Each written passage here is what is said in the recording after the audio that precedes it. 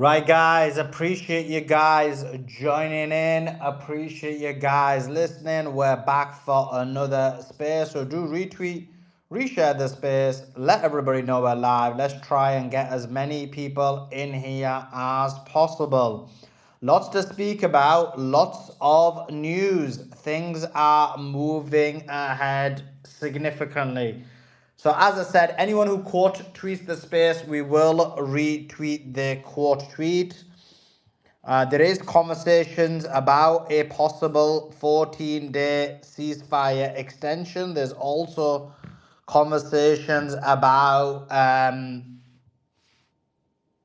what else are the other conversations about? The other conversations are about the Pakistani delegation has arrived in Iran for the ceasefire negotiations, and then Lebanon. Iran is saying Lebanon is going to be part of ceasefire agreement. This has been reported by Al Mayadeen, but then the Israelis said that they rejected the U.S. request. Oh, sorry.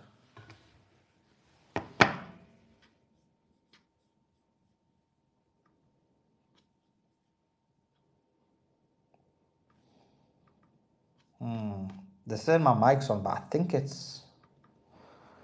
might have the YouTube on somewhere, but I don't know where it is.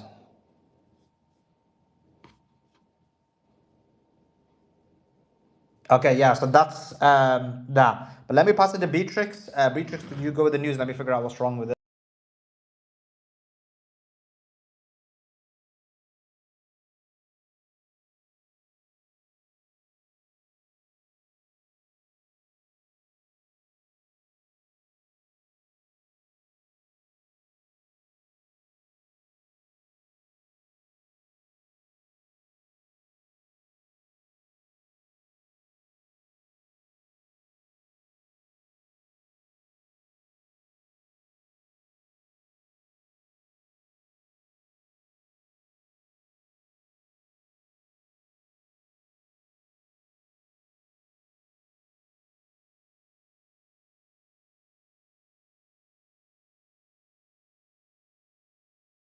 You can do that is just to the left of the purple pole, the little half a triangle sign with three little dots is just go to that.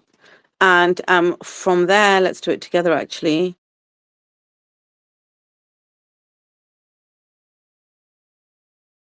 There and pin it to your profile so people know that we're live. Let's go through some news as well. Quite a bit of news actually, guys, today. So senior Hezbollah source told Al Jazeera, this is coming out of Al Jazeera, that there's a chance that Iran's control of the Strait of Hormuz could give them enough leverage to pressure Israel and America into agreeing to a ceasefire in Lebanon. So that's an interesting statement. They're saying they will have the control of the Strait of Hormuz, and they're going to use that as leverage to pressure Israel and America into agreeing a ceasefire in Lebanon. And you know what I think? I think they're putting out these sound bites to prepare us to see how we feel about it, what our reaction is going to be, as in the public, their supporters, basically. But outside of that, I think they'd be crazy if they trusted America and or Israel's word for anything. Israel's never been able to keep a ceasefire, ever. So there was something else I want to tell you, and then I'm going to get into the rest of the news. Suleiman did send this to me. Let me see where it is.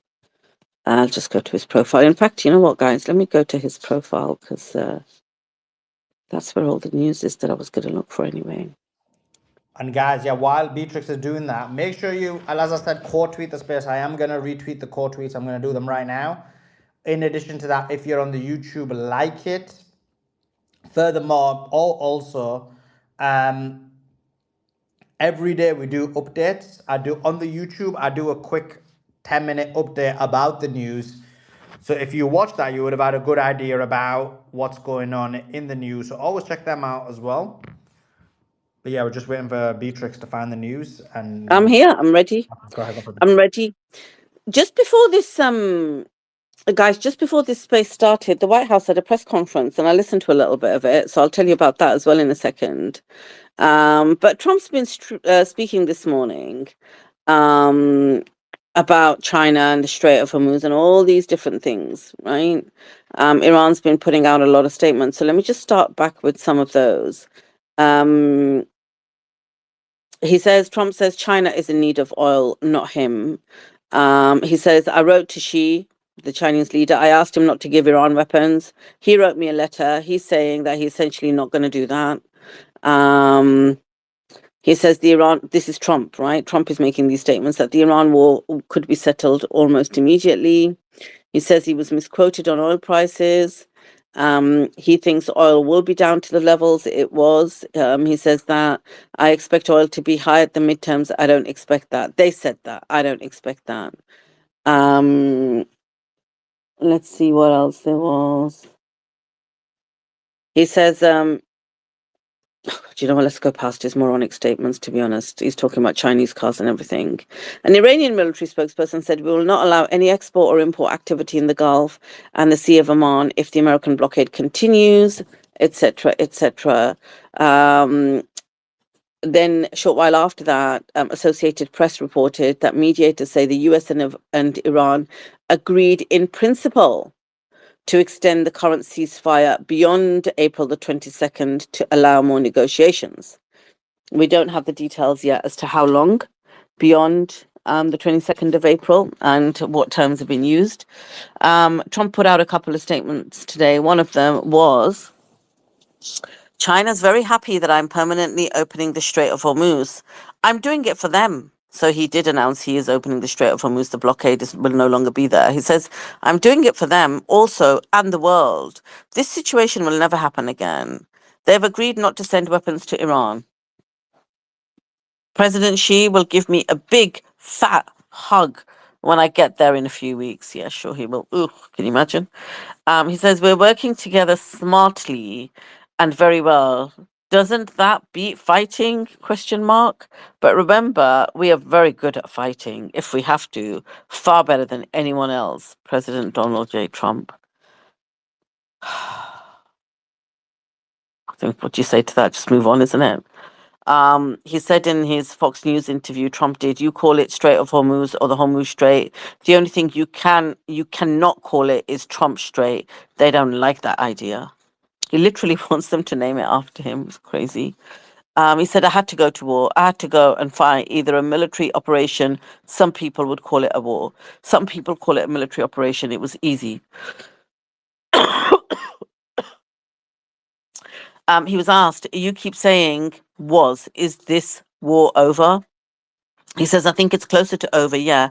I view it as very close to over. If I pulled up the stakes right now, it would take them 20 years to rebuild that country, and we're not finished. We'll see what happens. I think they want to make a deal.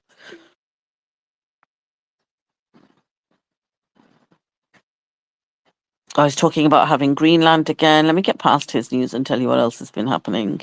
He spoke about high oil prices. He did make a post about Jesus again, funnily enough, as well.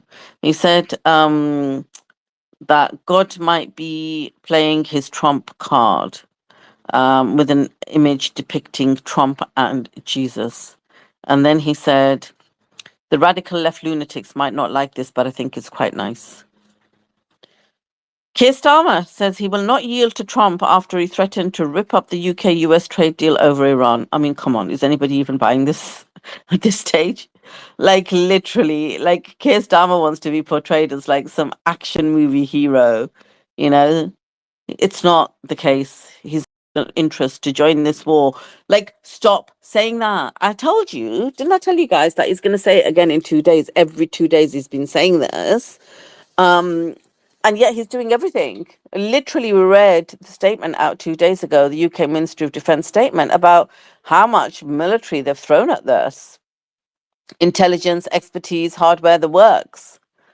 Yet here he is, Keir Starmer, the court jester. The Iranian foreign ministry spokesperson said the release of Iran's assets is not a concession in our view, but a right of Iran that has been violated. It's like a thief taking your property and then wanting to return it to you as a concession. This issue is clear and one of our demands that was raised there, but the reality is that we did not reach a final agreement, just as no final agreement was reached on other issues. So that's what he's saying. He's saying, look, you can't take our property and then, give us our assets back as a concession. You shouldn't have had them in the first place. Um, but he's saying we haven't reached an agreement. Now, what's interesting is that press conference that I was just listening to, the White House one before this space, it finished, by the way. It's not there, guys, anymore. There was a mixture of questions in there. I just thought, let me see if anybody says anything about Iran. And they did ask a question about Iran, right? And they asked about, generally about Iran's ceasefire, Iran's assets and stuff. And what we found out in the press conference is that America has said that because of Iran hitting, and it was Scott Bessent who was there, I think, today, in that press conference. And what he said was, I think it was him that was there, he said, Iran hit its Gulf neighbors. And because Iran hit its Gulf neighbors, that's now made it easier for us to have cooperation with the Gulf countries. He said, where now they are going to share information, financial information with us about any Iranian holdings they've got, any Iranian assets they've got. And basically, America's going to steal it all. Whatever belongs to Iran in those countries, they did it before. We did it before. The UK did it before. After killing Gaddafi, whatever belonged to Libya in this country, the government just kept it. They did the same with Bashar al-Assad. This is what they do. So now America's looking to do that. This is what they said in the press conference, right? With Iran. And then they said, and it's fine, whatever, but we're going to put secondary sanctions on any country, especially across the Middle East, that deals with Iran. No one can deal with Iran. No one can have any financial. So I'm thinking, what's the point? You're literally saying you're going to put sanctions back on them. And then they were asked, right? And he said this a couple of times, that we're going to put secondary sanctions on any country. We will find, basically, America will fine any institution in any country or put them on a blacklist or to stop doing business with them, stop the world doing business with them if they deal with Iran. This is the secondary sanctions. And then, like, in that same press conference, they were asked about, what were they asked about? They were asked about that's what they were asked about, the fuel. They said, Trump said that, or somebody in the government said, the energy secretary said it's going to be $3 again. And one of the journalists said, I can't see it getting to $3 by the summer. So when do you think it's going to get to $3? Because Trump said something different. He doesn't care. And Tom Besson said, oh, well, I think it will, probably not early summer, maybe late summer, and he was being really cagey, but then he was pushed. So he said by September, he thinks the fuel will be down to $3. But he said, this is so disgusting. And they made this point about 3 times. They said a lot of these illegal aliens have kind of self-deported, so we've got a lot more jobs. So Americans, we're going to make it, every single one of them, I think the press has said this as well. They said, we're going to make it easier for Americans to have overtime. So many Americans are asking for overtime. They really love working. They really want to do overtime. I'm not joking. This is what they were saying, right? And so we're going to make it easier for them to have those double and triple shifts. We've got these small manufacturing companies and factories and stuff that are starting to put more shifts on. And so, our American people who want to do that overtime, we should make it possible. And I'm thinking, this is disgusting. You're telling them that the gas is not going to go back down to $3 until at least September, if it does at all. And it might rise between now and then. The cost of living is going to rise between now and then. And instead of actually fixing this, what you're saying to the man who should be able to live off a 9-to-5 job and come home and spend time with his family and his wife and his children and have a normal life in some sense, you're saying, nah, we're going to make it easy for you to do double and triple shifts. And that's what you're going to have to do because of all the decisions we're making. The amount of time they went on about overtime, like it was a medal of honor. our patriotic Americans, they want to do this overtime. They've been asking, we need to make it easy for them. They get to keep more of the money in their pocket. And I'm thinking, this is disgusting. And then right at the end of the press conference, right, guess what? Guess what, guys? You know what Trump's doing? Because he said, the press has said that, it's because it's been 250 years for America to have existed this year. Trump's announced that he's going to have a Arc de Triomphe. Like we've got the Marble Arch here in London, and then the Arc de Triomphe in France. He's going to have one of those built. It's going to cost hundreds of millions. And he's going to put it, I think they said, I didn't catch just the last second of it. I think he said he's going to put it on some isolated island, and that's going to be the patriotism. It's going to show our achievements.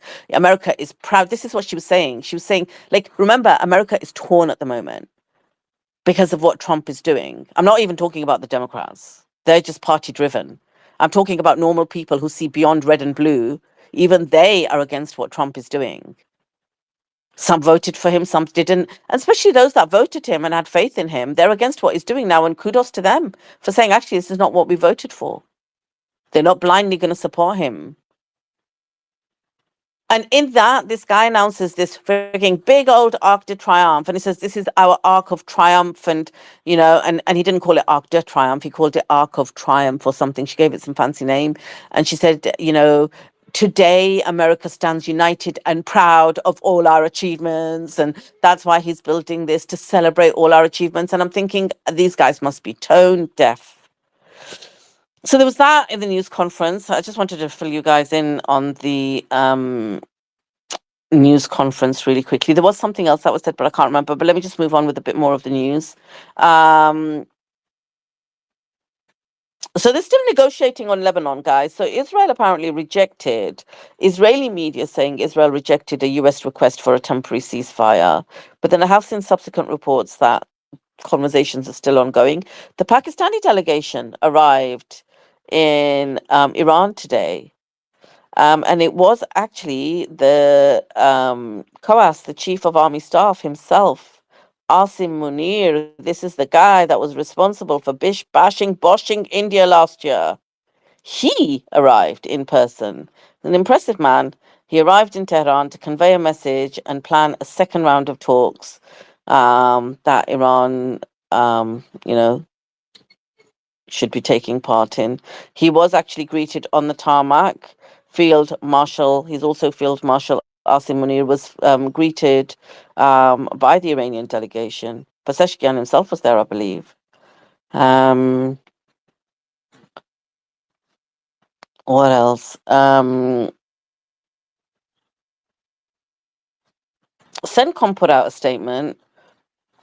I don't personally believe it, but they said during the first 48 hours of the US blockade on ships entering and exiting Iranian ports, no vessels made it past US forces. Additionally, 9 vessels complied with the direction to do a U-turn. Guys, you know what? I'm going to carry on reading the news very briefly for just a little bit longer, but Suleiman posted, so where CENTCOM saying, oh yeah, we stopped, this is what their statement says, that our blockade worked and nobody could go past us. Suleiman posted a video on his profile, on his X profile. You have to see it. It's hilarious. It's literally one of these memes, these like kind of video captions of one side being America and the other side being Iranian vessels, and how they actually did kind of, check those Iranian vessels. It's really funny. You'll know which one it is when you go down. There aren't many there, but it's funny. And I saw it because Brother Hussein responded to it as well. So announcement was made by a senior Iranian official that the ceasefire in Lebanon will begin tonight. And they said, following monitoring and pressure from Iran, a ceasefire in Lebanon will be approved starting tonight. The duration of the ceasefire will be 1 week and will extend until the end of the ceasefire period between Iran and the United States. So the ceasefire is until the 22nd for Iran and America, and the Israel-Lebanon one will be to the same time. And that was reported by Al Mayadeen. So that was good.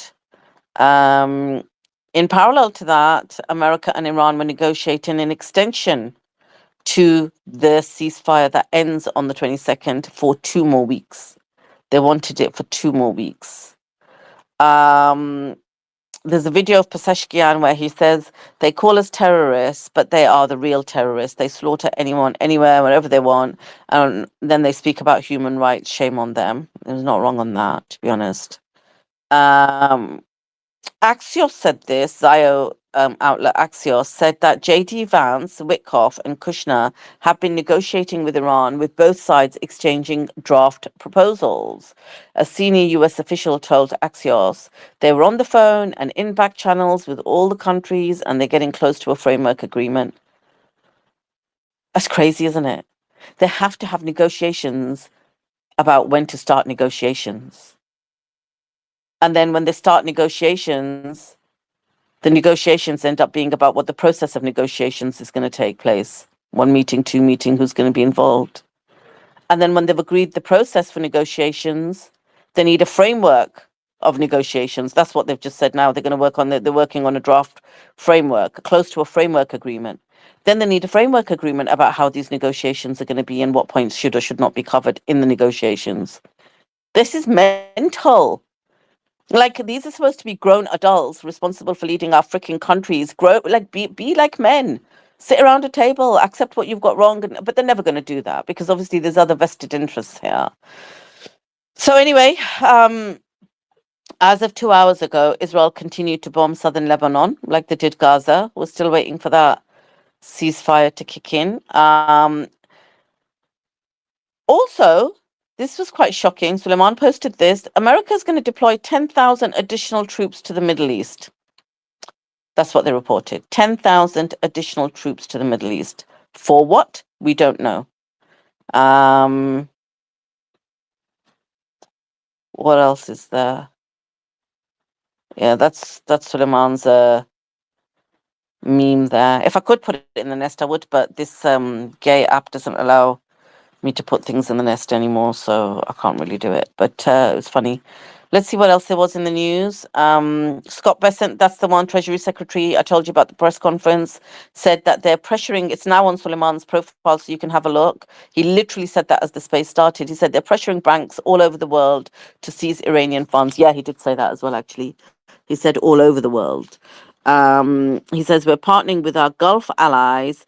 They're much more willing to share the bank accounts of members of the Iranian regime. We're reaching out to banks, including Chinese banks. Any Iranian goods purchased are forbidden. So, how are you guys? I tell you what. Let's just say, I'm gonna tell you what it is. Right? What it is this is negotiation American style. This is negotiation American style. How they do it is, on the one hand, they'd be like, yeah, okay, come on, we're going to open the Strait of Hormuz to you. Yeah, good. We're going to work on this together. Yeah, it's all right. We're getting forward. We want peace and all of these things. And then what they do is simultaneously, they're going to find out all your bank details, all your investments, seize all of that, make sure no company can deal with you or speak to you, or have any transactions with you. This is what they do. This is what they're doing. So yeah, and he said that at the press conference. I heard it's not even rumor. Literally, we're pressuring banks all over the world. They're going to seize all Iranian funds. We're going to bankrupt the country. They're going to not be able to do with any business with any banks across the world. We're reaching out to Chinese banks, and if you purchase any goods, that's against the law. It's illegal because America says it's illegal. There isn't a law, but because America says it is. So they're going to say that's illegal, and any country, and this is he said that a couple of times in his press conference. Any country that deals with them, he says, they'll be sanctioned as well. Crazy. Anyway, the message conveyed, this is breaking news, guys, by the Pakistani delegation in Tehran was that efforts for a ceasefire in Lebanon have been successful. Iran is now waiting for an official announcement from Israel before taking further steps. So if that's the case, then that's good news. Let's see what else there was. I appreciate everyone who's quote tweeted and retweeted the space. Do continue letting people know we're live, guys, please. It's important. I did just have a couple of other bits, right? And not necessarily even linked. Well, actually, let me just go through a few bits and I'll tell you what else was on my mind. This is a top Hezbollah MP. This is Al Jazeera saying this, has called the meeting between Lebanon and Israel's ambassadors shameful. Shameful, he says. Now, this is interesting because he's a Hezbollah MP, and he's saying it's shameful that Lebanon and Israel's ambassadors have met. So there's no way they're going to be taking any instructions out of that. And if they do take instructions out of that meeting from the Lebanese government, having called these discussions shameful, then you know that him just calling it shameful was just PR. Let me see what else there was. This is what I wanted to touch on, and touch on this, and I'm going to give it back to Suleiman. This is one of the questions that was asked in the press conference, right? And it was interesting that it turns out it's true. So what one of the journalists said was that she or he asked the question, I think it was a he probably actually, said there are now over 10 or 12 missing scientists, I can't remember if it was 10 or 12, tied to advanced technology and US nuclear and space research.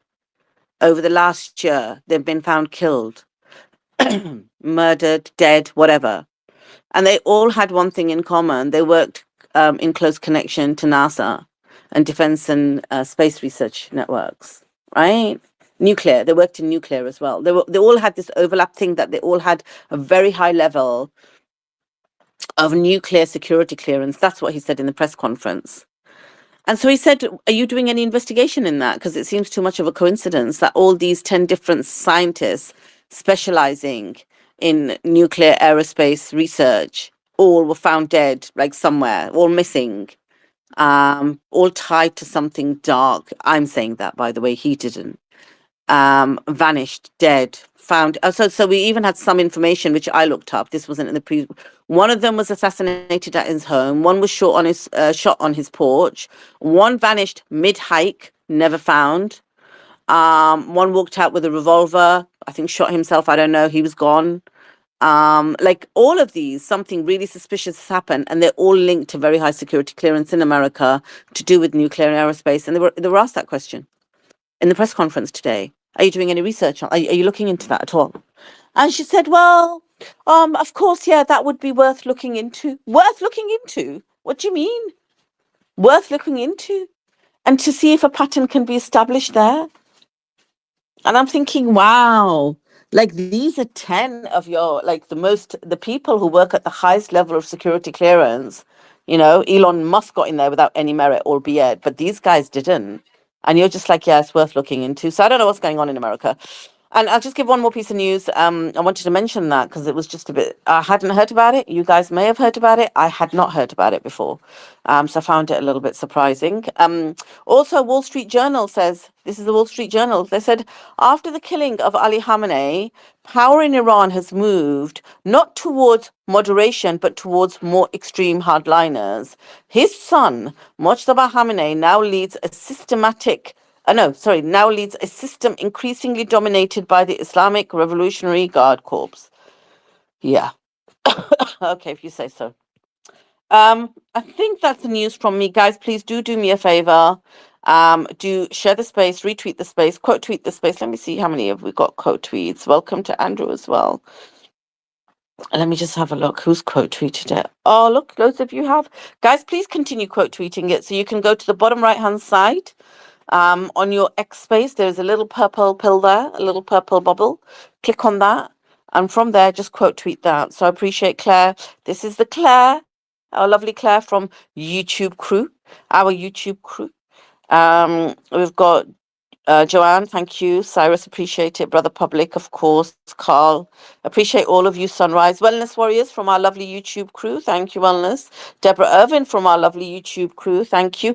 Guys, if you want to be part of our YouTube crew, right, go to the post in the nest. Above where you can see Suleiman and me, if you go just above us, there's a post pinned there. And it's YouTube, live on YouTube, and join the conversation. If you click on that, you can listen to the space here, but you can chat over there. That's where everyone gives their opinions and, you know, they kind of get into disagreements with each other. They have a lot of fun as well. But you can follow Suleiman's channel there. So make sure you go to his channel. It's free to subscribe. Press the bell icon. because that's where he does the interviews, right? Like Professor Morandi was on there yesterday. So instead of listening to the interviews there, you can actually watch Professor Morandi on screen with Suleiman on screen if you subscribe to his YouTube channel. So please do go and do that. And I'm going to go over and say hi to the YouTube crew as well. But Suleiman, I think that's it from me. I'll pass it back to you. Thanks for that. Yeah, guys, do retweet the space, reshare the space, let everybody know we're live. And we have got Lieutenant Colonel Daniel Davis coming on. Obviously, you know he has contacts in the White House, so it's going to be interesting to see what their perspective is. Do they think that war is going to continue, or do they think that this is a legitimate ceasefire agreement? This is what the conversation is going to be about. So yeah, if you're on the YouTube, make sure you like the stream. If you're on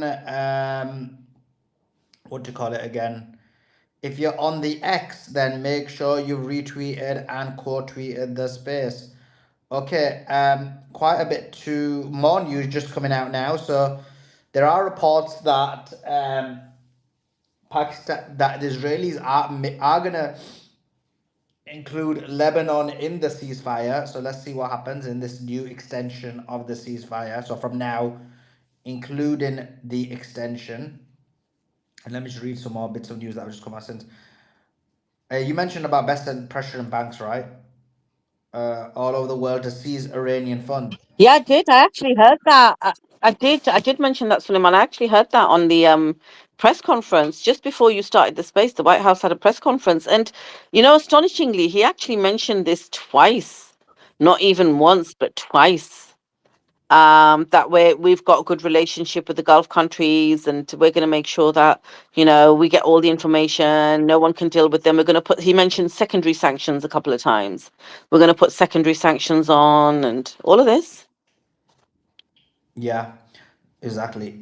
Also, the message conveyed by the Pakistani delegation at Tehran was that the efforts for the ceasefire in Lebanon have been successful. Iran is now waiting for an official announcement from Israel before taking further steps. So this time, we want Israel to announce it before we do anything, because last time we went ahead and then Israel pulled out. So that's what's happening there.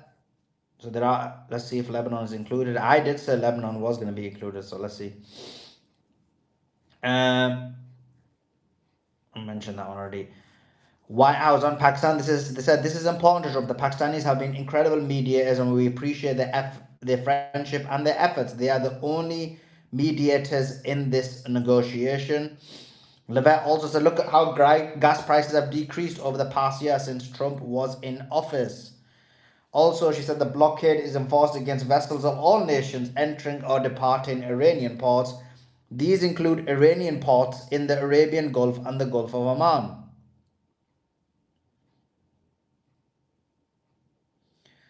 And US Treasury Scott Bessent said they hope the blockade will stop China buying Iranian oil. Well, that's a conflict too.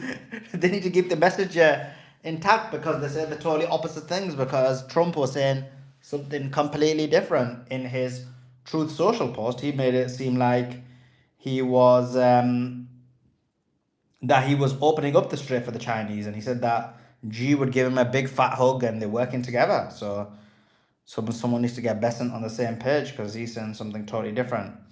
Um, let's go to Andrew. Andrew, thanks for joining us. Hope you're doing well. Give us your thoughts.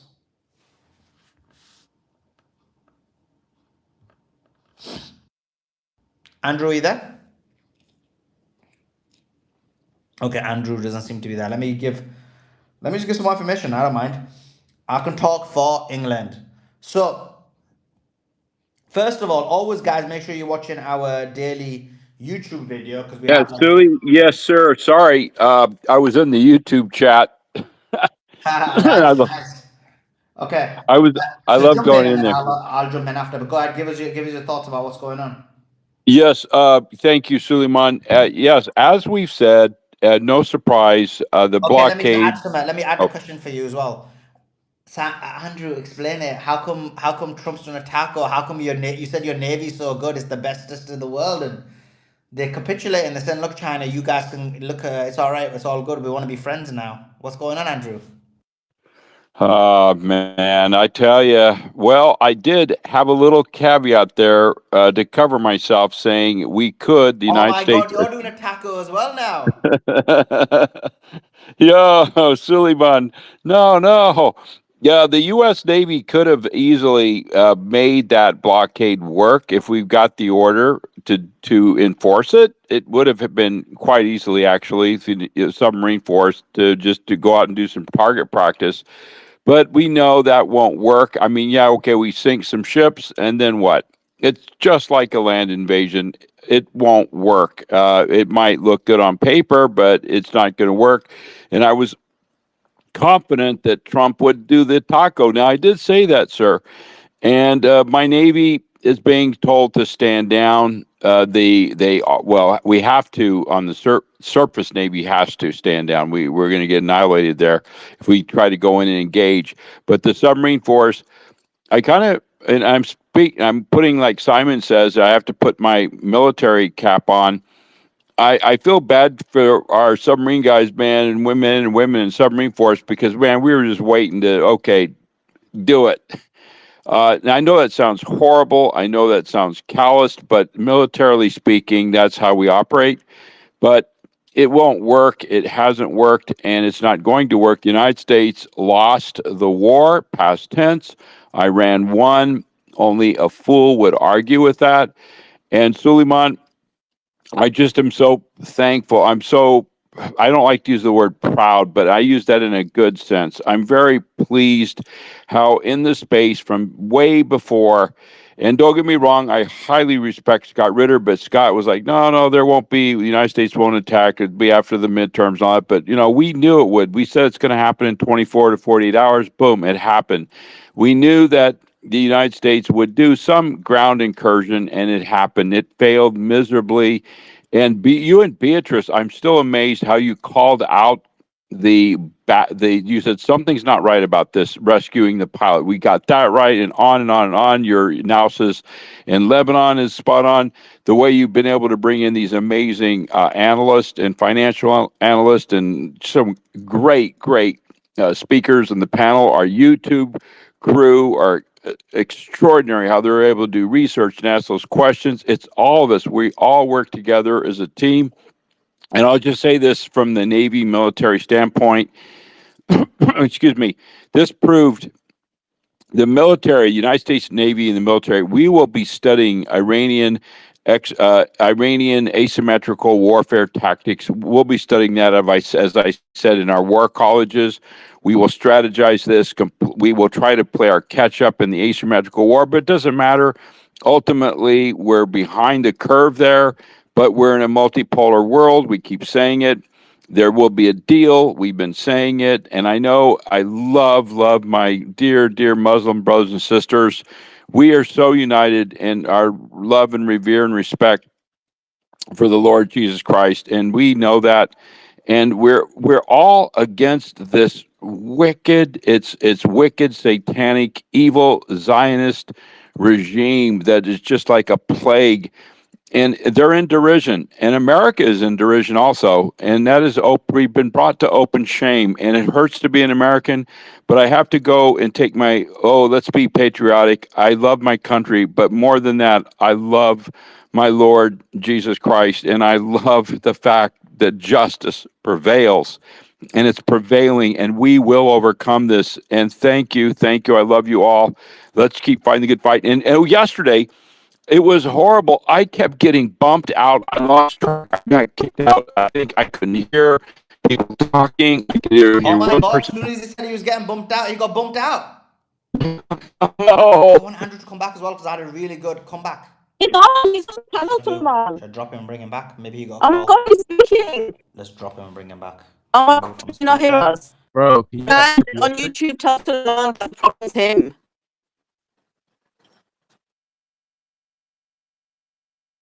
Suleiman, can you hear us? Oh, damn. Oh, is it me? It's you. hello. Yeah, Andrew, give me 1 second.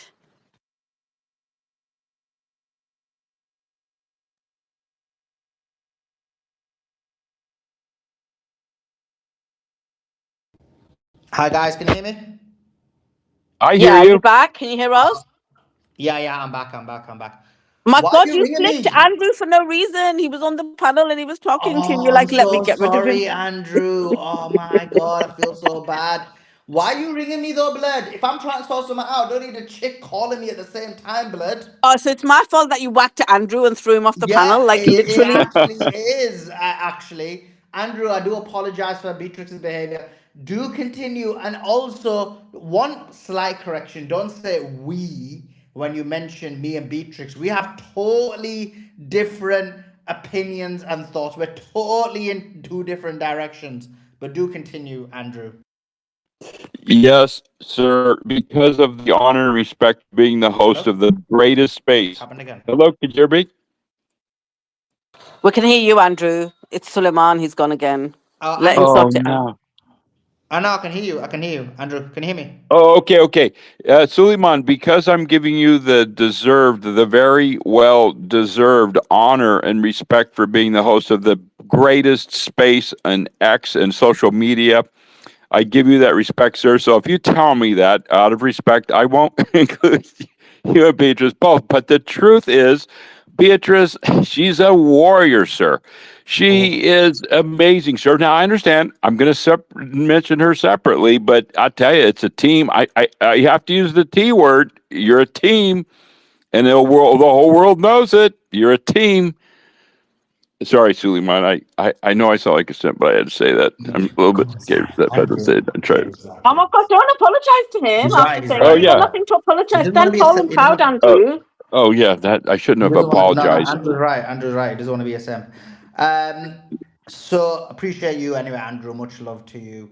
Actually, the chat is also saying sim time, so it's not looking good for you, that Andrew. But anyway, he said it's a sympathon. Someone's saying. But anyway, much love to Andrew. We always appreciate Andrew. Guys, some breaking news. Breaking news. Quite huge news. Netanyahu says there will be no ceasefire with Lebanon. So the extension of the agreement, the Lebanese said, sorry, the Iranians said Lebanon will be included. The Pakistanis flew all the way from the Islamabad to Tehran to say, let's guess what? Lebanon is included and Israel has confirmed it. And what does Netanyahu do? He comes out and says Lebanon's not included in the ceasefire. Is this the breakdown of negotiations? Is this the breakdown of the ceasefire? Will Iran agree to a ceasefire without Lebanon? If they do, I believe it's going to be completely wrong. Obviously, I disagree with them if they were to do something like that. Everyone knows I'm supporting Iran, but my support for Iran is within the situation of we're fighting against Zionism. And it's very, very important that that continues. And obviously, the day that Iran stops, if Iran ever stopped doing that, which I don't think they will, but if they ever did, then I wouldn't be supporting Iran. So for me, it's very simple.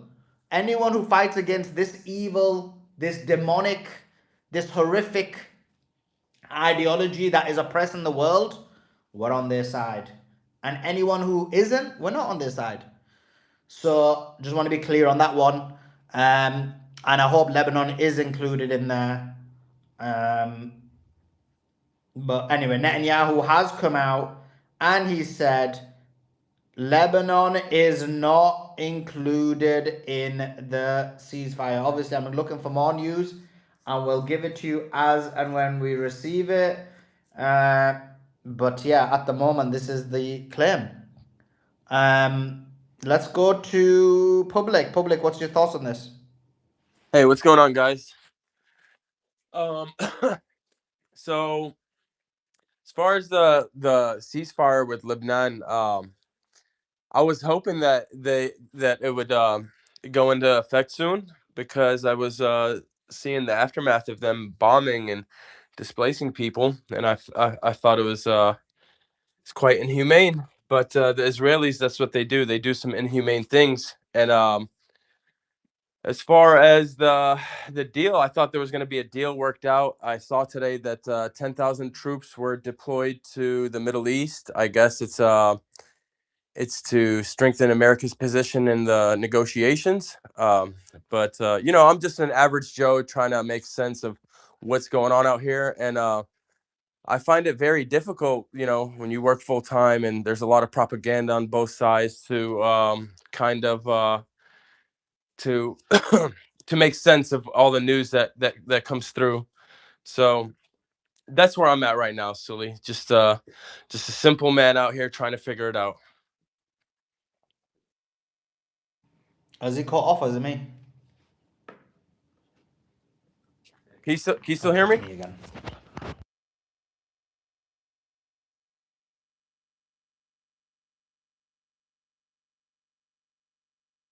Public, I hear you. I hear you, public. Oh, okay, good. Yeah, I know there was a little bit of background noise. I try to clear that. But yeah, and furthermore, what else has dropped news wise today? I saw that Patrick Bet David, going at the Catholics and stuff. I thought that was very weird, and I guess this is where we are today, huh? Yeah, thanks for that, public. The only thing I'd say is there's no propaganda going on here. We give the real news and the real information in real time, and we give you all perspectives. Um, yeah. So guys, do retweet the space, reshare the space, let everybody know we're live. Let's try and get as many people in here as possible. I don't know what they're doing. They keep throwing me out. They keep like flipping doing it when I can't hear people. It's shocking the direct attacks that are happening on this space. It's shocking, and thank you to the £25 super chat as well on the website. So really appreciate the support of the space. Um, so Cyrus, let's bring you into the conversation. Cyrus, what's going on? Trump Hey, tackled. Sulema. Doing good, Hey, yeah. first of all, great job on the Morandi interview, Dr. Morandi. Fantastic. You're very good at it, man. And just to recap, pretty much what he voiced, I've been saying since the ceasefire was announced, and even before that. Essentially, the U.S. is operating in an hourglass. Every day that passes on and they don't reach a deal, we're closer. We're edging towards a global recession. The pressure is on the U.S. to make a move. I think the extension they're requesting, it just shows that the desperation on the negotiating side of the U.S. side, that they're just scrambling. The first 2 weeks didn't pose a threat as far as rearming, but now extending into potentially a month, I am concerned that if hostilities do recommence, Iran would get hit a bit harder. So I don't like that part of it.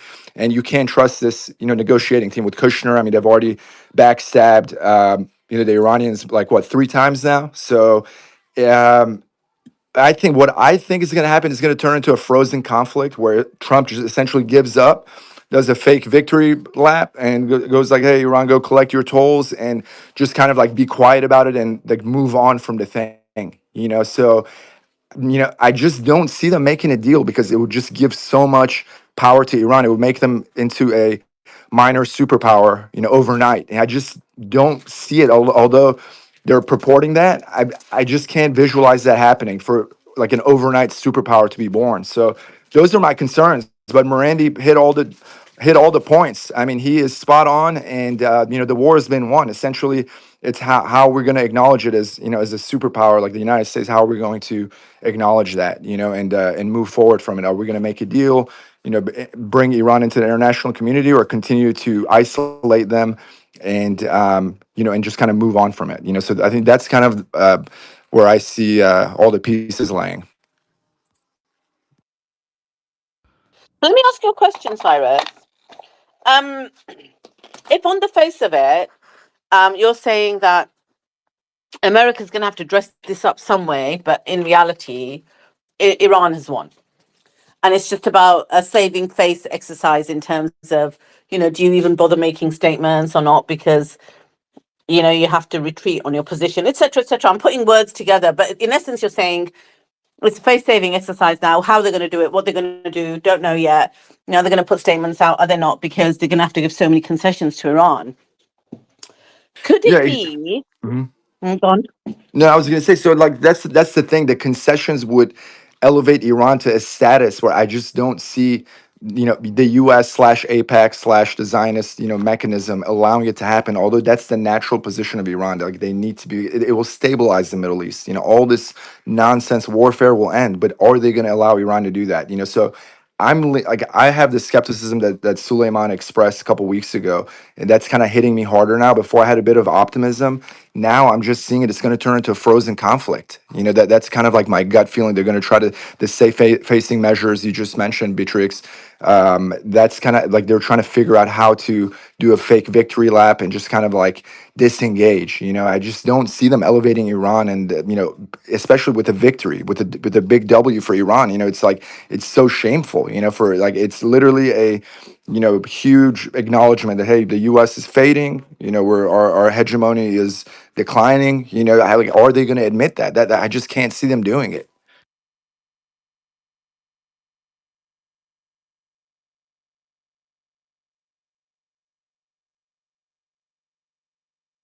Yeah, I understand. Okay, so I misunderstood you. What you're saying is you can't see them doing it. I thought you were saying they've already done it, but they don't know how to contain it because of the impact it will have on Iran. Exactly. I mean, there's two routes, right? One is to actually, the 10-point plan, give them at least 8 of them, right? And, that's the correct path, similar to the JCPOA. It would be JCPOA plus, right? Or JCPOA 2.0. That makes sense. That's the natural, organic route. But the counter current of, the Zionists is, I think it's just too powerful. I just don't see them conceding, so they just want this to fade into oblivion, just be like, hey, act like it didn't happen, go back to business as usual. But keep the sanctions on Iran. Let them make some tolls. Be like, all right, cool. You guys have the Persian Gulf for a while. Toll them. At the least, the one concession will be the Persian Gulf and the Strait of Hormuz. Iran's not going to give. I mean, that's in their realm and in their control. So Iran will collect tolls. And the blockade will end. It's just, and it's not sustainable, But to give Iran at least 8 out of those 10 points, I just, although it's the right thing to do, I just don't see them doing it with Kushner and the Manchurian candidate Trump. It's not looking good. So you know what? Why I was asking the question is because look at what the Treasury Department, America's Treasury Department, just announced in the last hour or two. Suleiman posted it. They said they're going to impose new sanctions against Iran, calling on countries that buy Iranian oil and Tehran's regional neighbors to take restrictive financial measures. They also said they're going to confiscate anybody who's got like these Iranian leadership that have got assets or bank accounts elsewhere in the GCC. They're going to get those details. They're going to confiscate all of that. They're going to put new sanctions on. I don't ever remember, like, if the full sanctions ever came off. And if they did, it must have been in this war. And I can't imagine that up until now, America didn't have details of these bank accounts of Iranian leaders, that they're now asking the GCC countries for them. I just cannot imagine they'd have done that. They've had 40 years, 4 decades of sanctions on Iran. So I think this is just a bit of, we're going to do this, knowing that it's always been the status quo. That there's always been these sanctions where no one can do business with Iran. They've always had secondary sanctions for Iran. So You why could say you're not be going to more do it right. now? You could not be more right. They have all the lists of all those people. You're spot on. This is just a charade. I didn't mean to interrupt, by the way. That's all I wanted to say. You're spot on. No, and I'm thinking, so why are they doing this? Like, are they doing this because on one side they've already given so many concessions, they have to show bravado, like we're still going on the attack after these big bad boys. So they're putting out these fake news statements because they've already had all of that. Same purpose as the secondary blockade, just to be like, hey, we can do something, just so like, hey, we still have options, but they're just empty. They're hollow moves. There's nothing to them. It does nothing for the strategic situation. Does nothing on the ground. I mean, anyone who's of any expertise sees right through it. It's laughable.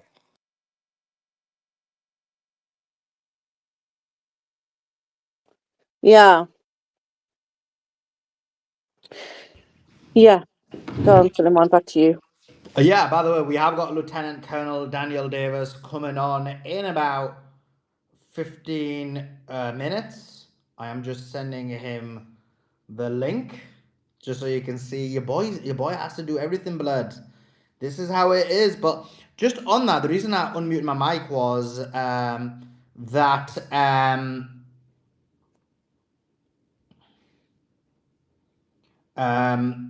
don't look. I know people are going to disagree with me, and that's fine.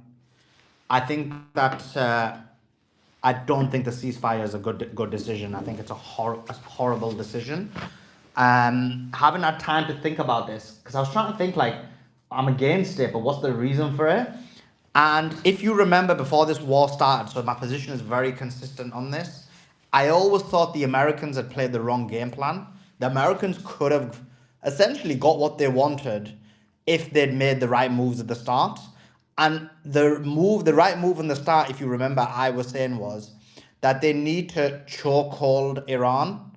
And what that means is if they were to do a proper blockade within Iran, do a proper sanctions in terms of all the things that they're saying right now of Iran at the beginning, Iran would have been over a very short period of time choked out and they wouldn't be able to respond. And Iran's strength was their military prowess. It is their hypersonic missiles, it is their ballistic missiles, it is their drones, it is all those things. And so by the United States of America starting an actual kinetic war with Iran, they essentially gave Iran what they wanted in the sense of Iran didn't want the war, don't get me wrong, but if Iran was given a choice, you know what, you can fight this out, or you can you can fight this out, or B, you're gonna be choked out. They're gonna stop supply coming in and out of Iran. I know this affects the globe to an extent, but it also impacts Iran as well. People in Iran will struggle as people in the world would. But you choke Iran out, you freeze their assets, you don't allow them to trade, you do all those things to them. That would be a move that I think would put the pressure more on Iran over time. And I think what would have happened was the people of Iran would have psychologically start turning on the government. There was already protests about the economy. By bombing Iran, you put the power in Iran's court. The people united and then they fought against, and they united and they're ready for any kind of pain because of the American empire. So I'm making this point to come around to this point over here. So that was a mistake made by the US. Now, I am seeing people saying, oh, look, this is just a smokescreen for a ground invasion. If that's the case, then I think America, then this issue kind of is a bit irrelevant of what I'm saying. But if this isn't, and this is going to be what America's going to do now, as opposed to go to a physical, kinetic confrontation, and they've managed to shift the war to this, which would have been the right move to make at the start. I think what that results in is that basically, in a way, puts the ball back in America's court, because now Israel's not being bombed. The Gulf states aren't being decimated. Iran is being choked to an extent. We can disagree on the level it is. Iran said this is going to allow some tankers out. US is saying they're going to watch some of them, whatever it may be. There's going to be a bit of posturing in that regard. China is going to start pressuring Iran because they've got oil, but there's only a certain supply they have. Some of US partners may pressure US, but I think US is like, whatever, we don't really care. You've got to deal with it. So I think right now, as the ceasefire continues, the ball is moving more towards the American court. This is why I was against the ceasefire, and now I'm thinking that if there is an extension and it doesn't lead to a permanent ceasefire or an agreement where they agree to America's demands, America was on its knee. As I said to Scott, they had the boot on the neck of the Americans and the Israelis. Yes, they did. But now they placed the boot off the neck, and what's happened is I think they've risked a lot. And I think it was a very bad decision, a very bad move. And now when I look at it and I think about it, it's going to be problematic. I think when you look at it now, the 14-day extension, what will that achieve? Well, America can resupply and be ready for a kinetic war, get in a better situation. I know the claim is Iran is doing it as well. I know that they've basically got they've been getting some of their sites that were hit, a few of them that were hit, they're basically digging those out and bringing them back into operation. So both are readying themselves for the next phase of the kinetic war, if that's the case. But actually, the best move for America would be that there is no kinetic war. They continue to do what they're doing. And over time, people in Iran will start getting stressed about the economic situation. Um, and this time, they're getting stressed about the economic situation without bombs hitting them. That has a different psychological impact than unity when bombs hit. So this move by America is, I think, a good move. I think it's a smart move. It's the move that I always thought they should have done at the start, and they made a terrible decision because of the Israelis. And I think the Iranians have made a big mistake. And if the Americans win, Zionism wins. Pax Judaica wins. They're going to control everything, and there's nothing that can ever stop them. So this is bigger than we think. This is bigger than we thought. This fight is huge, and this is why I've got huge concerns about what's happening right now. And I don't think there should be an extension. I know some may disagree with me, and I'm more than happy to hear from you if you think that the foot war, the ceasefire should be enacted. Then yeah, let me know your thoughts. But okay, let's go to anybody want to jump in on that. If not, we'll go to Trevor. Just real quick, I agree with you, Suleiman. What you've just said, I think it's obvious. I think you laid it out very well. Thank you, Andrew, as always. So you're saying they should have continued fighting? Yeah, yes, because we had Iran had the boot on the neck. Sorry, Scott. They had the boot on our neck badly, and there was they did badly. It was bad, militarily speaking, geopolitically speaking, economically speaking. It was really bad, and so what happened was they let off the gas, and now we're now playing, and this is what I said. I think it was day three. I said, well, the U.S. is not going to fight, cannot fight, will not fight the war in the Persian Gulf. We can't. We'll lose. We'll move out into the deep water, come out and play with us. We'll run our blockades. We'll run a second series here. And but now they're playing our game. But here's the thing. Okay, we win this militarily, but the global impact will be catastrophic. So now we weigh it back and forth, but now it's going to affect Iran now too. So yeah, I think Suleiman laid it out very well.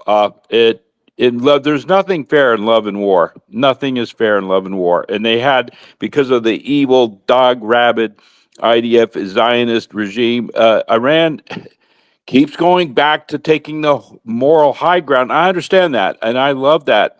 But it comes to a point in war when you got to take the gloves off.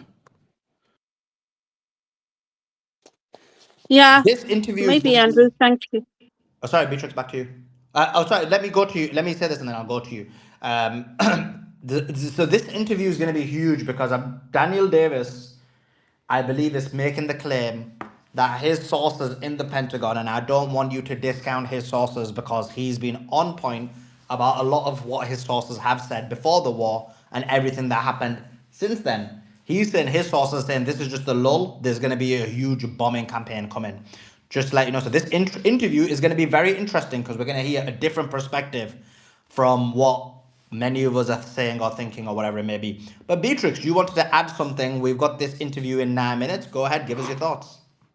Yeah, I ain't going to take 9 minutes. I love the way you emphasize that because I'm about to speak, right? I see the undertones, but don't worry, I'm on to you.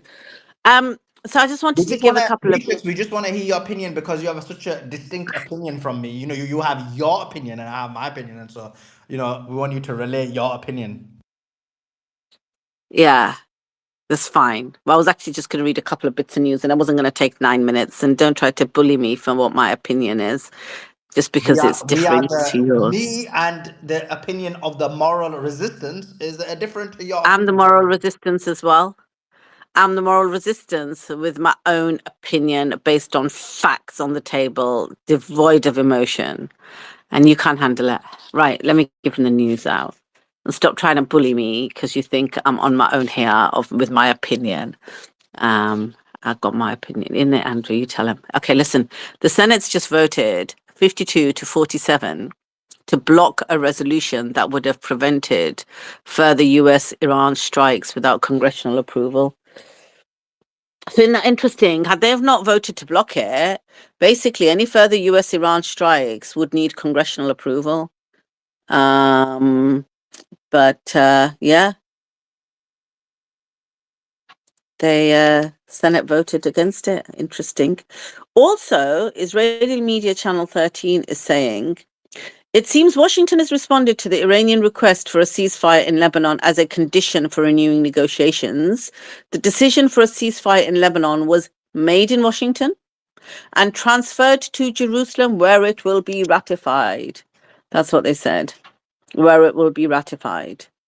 So decision's been made. And Netanyahu in parallel is giving out crazy statements saying, I ain't going to do it. Let's see.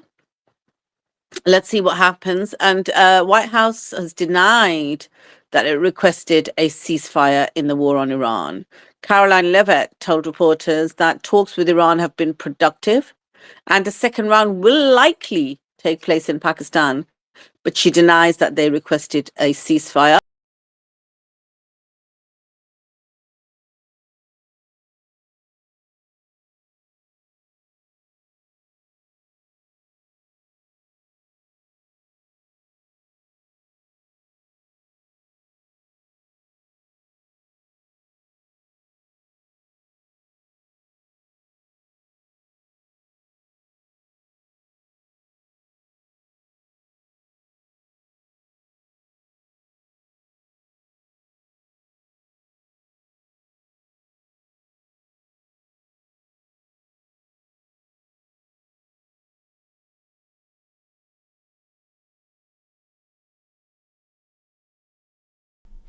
Okay, guys, on the YouTube, let me... Oh, one second, put the mic on. Oops. Why is it doing that? Need a shot, yeah. Okay, guys, on the YouTube, let me know if you can hear. Hopefully, you guys can hear. Let me know. Wait. We are going to have Lieutenant Colonel Daniel Davis coming on. It's going to be fire. So make sure you're ready for it. It's going to be really, really good. Let me quickly just get this tweet ready because I'm going to tweet it out again when he comes on. But yeah, Lieutenant Daniel Davis is coming on. I think it's going to be, well, I know it's going to, it's always a great interview with Lieutenant Colonel Daniel Davis. But what's going to be interesting is to hear what he's got to say. He is a big believer that this war is going to continue. And what I mean by that is not just on a financial perspective, but in a specifically kinetic perspective. He believes the Americans are arming with significant firepower in order to attack Iran. So this is going to be interesting. We're going to see it. So make sure you're ready for it. But yeah, Lieutenant Colonel Daniel Davis is coming on in a few seconds in order to give us his information on that. So looking forward to him coming on. Join now. Okay, have the tweet ready so I can tweet it out. You know what? 50% of the chat when you have a guest on these days is about the politics, the ceasefire, the guests, the discussion, and 50% of it is about your hair. Literally. It's because I can't get it right, to be honest, but I think it's looking all right now. What do you guys think? But yeah, I think okay. So put Sully in a what? Sort yourself out, simp. Okay, we are gonna have Lieutenant Colonel Daniel Davis coming on. It's gonna be fire. It's gonna be an awesome interview. Just while he's coming on, because he'll be coming on in the next 2 or 3 minutes. As I was stating, and this is some of the conversations I'm gonna have with him. These are some of the questions I'm gonna ask of him. Is how serious is the USA about a ceasefire? Is there gonna be kinetic war? What is happening militarily in terms of causing the blockade? We've seen a lot of confusion in that regard. No, I don't have a mirror. So we're going to be talking about all those things. So it's going to be good. It's going to be interesting. He's a lieutenant colonel. He's served. So I'm really interested in what he's got to say. So those are just some of the questions I'm going to ask him. Well, seeing as you ask, so I have the camera right here. The mic's here. This is the big screen that I've got. So the person I'm speaking to is here. So I have to look at him sometimes, but I try and look at the camera. So when he's speaking, I listen to him, but I'm looking at the camera. Then I have another screen there when I'm watching, like making sure everything's working okay. And then I have your guys' comments here, just so you ask, I'll let you know. Behind the fourth wall, I take you. Behind the fourth wall. Don't say your boy don't show you no love. So you can get some photography lights and reflectors. I've got a light there, and I've got a light here. Are you saying there should be another one? Are you saying there should be another light? Is that what you're saying? Put the camera over your screen. So what? What do you mean? Like, as in the camera is on the screen? Yeah, but I've got my laptop here, you see.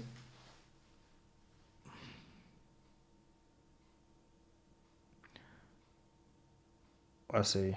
Too many shadows. Interesting. Yeah, there is a shadow there. But I have got a camera. I've got a light there, one of those lights there, but it's without the umbrella. They need to, I think they couldn't figure out how to put the umbrella. And then I've got another one here.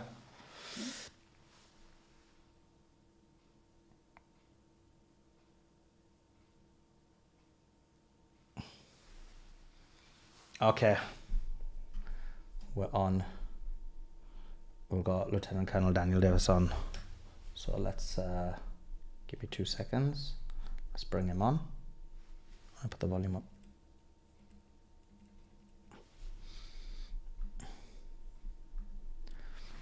Can you hear me?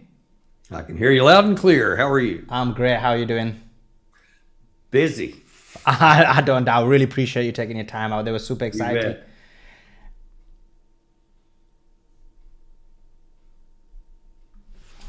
I just want to welcome Lieutenant Colonel Daniel Davis onto the show. We always love and appreciate having him on. And if there's one person who's had his predictions on point for the last 3 or 4 months, is without a shadow of a doubt Lieutenant Colonel Daniel Davis. Thank you so much for taking your time out to join us. How are you? Thanks for having me on, Suleiman. Always a pleasure to be here. It's the pleasure's ours. Now, Lieutenant Colonel Daniel Davis, I need to get right into it. I just read one of your tweets. Obviously, everyone should be following your X page because you're always giving important insights. And you said, according to 2 military sources that you've spoken to, they are telling you that the United States of America is loading up on firepower in order for a huge bombing campaign against Iran. This is in the middle of ceasefire negotiations. Indeed, yes. I obviously can't talk about those sources. I don't want to put anybody at risk.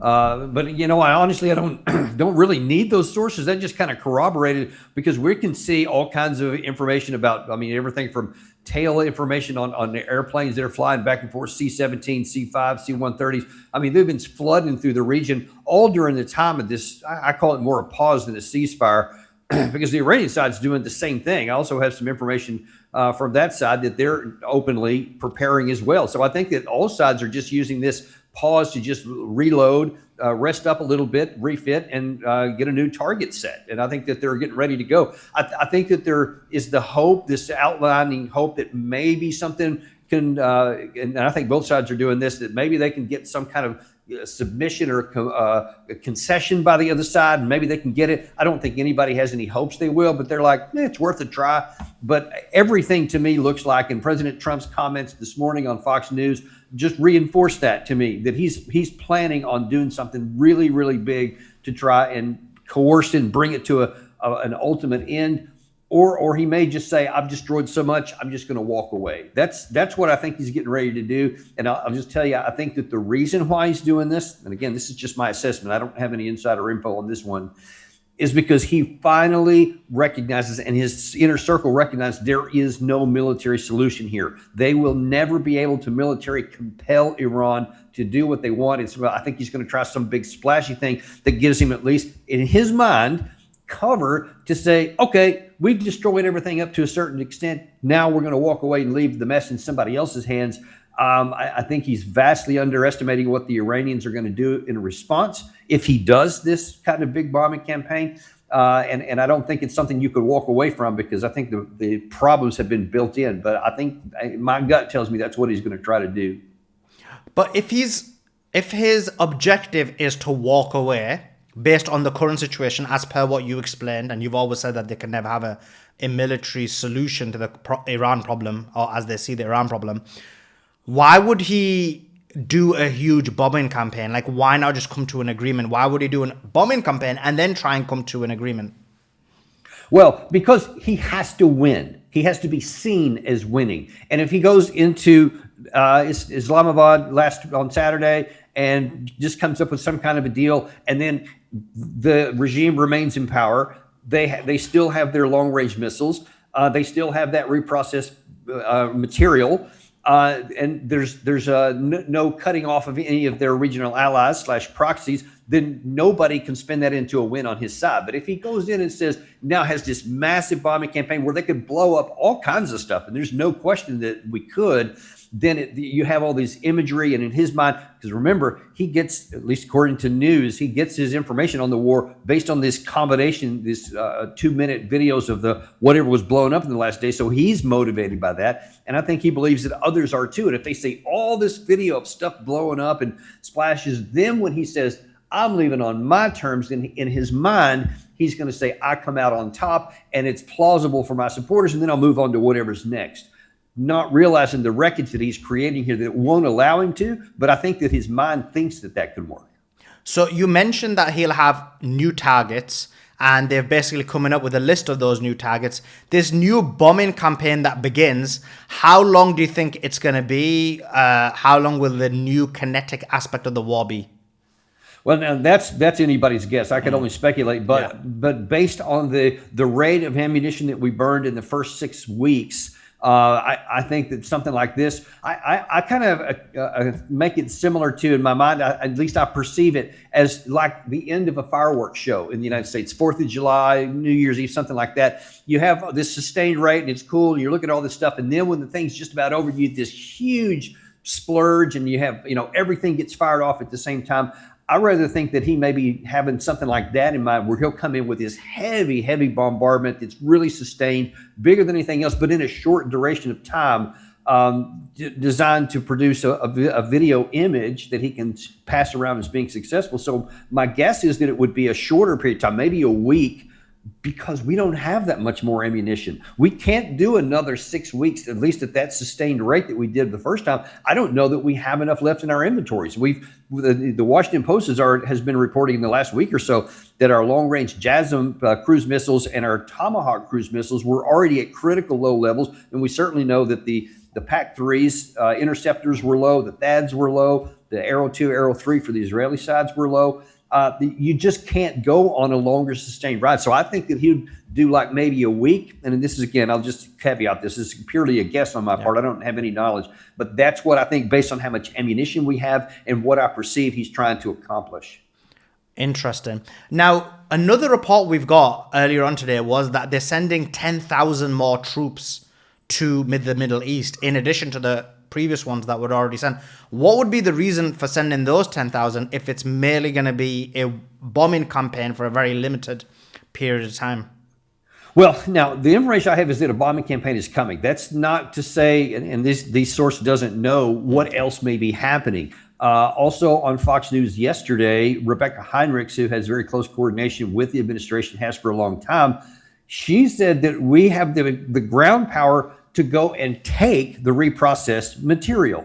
Now, that would be an insane, just self-defeating operation if we did it.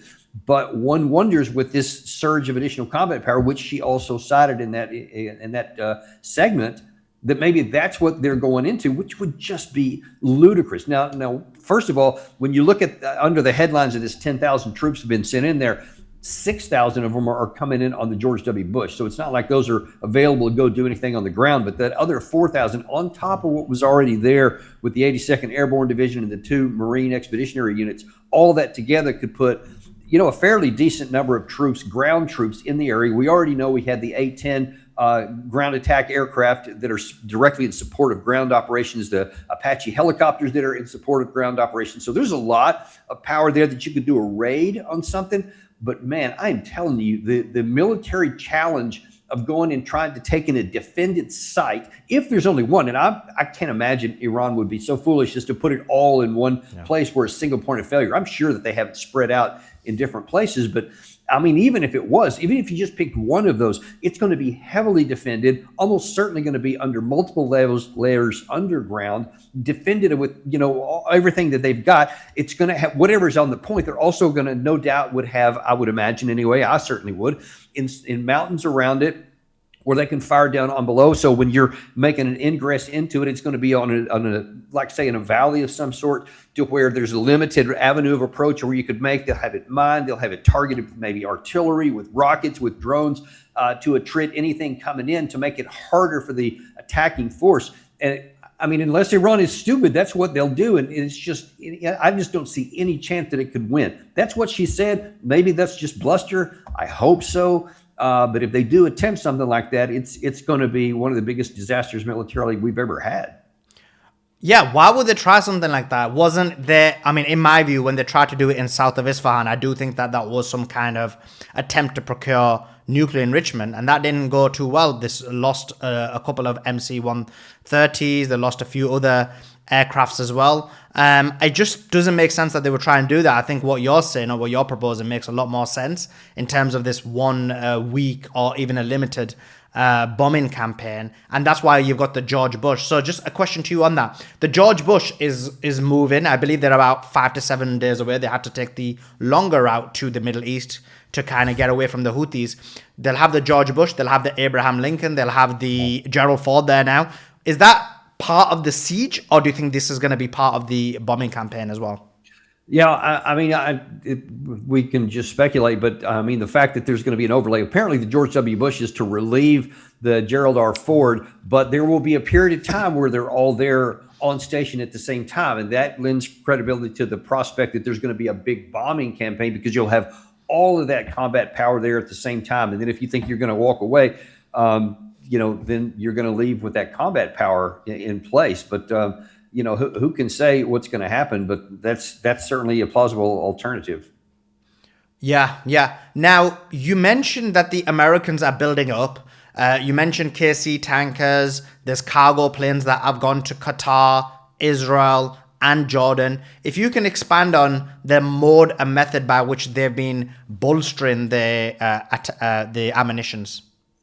Yeah, because a lot of that, especially in the C5, the C-17s, that's what we did before this started. When we saw a lot of this similar kind of traffic that was being put out on a lot of these websites that track the tail numbers of these aircraft, we were seeing the exact same thing. And because during the buildup, like the month and a half or so before this started, you could see that they were moving it all over the place. So they had interceptor missiles that they were stocking up at many of our bases. You had certainly the cruise missiles and the JASSMs that were located at certain bases. A lot was on the aircraft carriers themselves that they brought in. Some of the other missile carriers had those kinds of things. Well, we've used up somewhere around 14,000 total of these offensive missiles of various kinds. So you got to replace those. And so the easiest way to do that is to fly them in to certain locations where you can transload them either onto launchers or maybe even put them onto the ships, et cetera. So it's a complicated maneuver, but that's from what the anecdotal evidence that we have, that's probably what's been going on like it did the first time. Okay. And you also mentioned Iran. You said Iran is now resupplying, bolstering up, going to their different missile launch sites, recovering them. What's your information on how Iran is proceeding in this ceasefire in order to be ready for a kinetic war?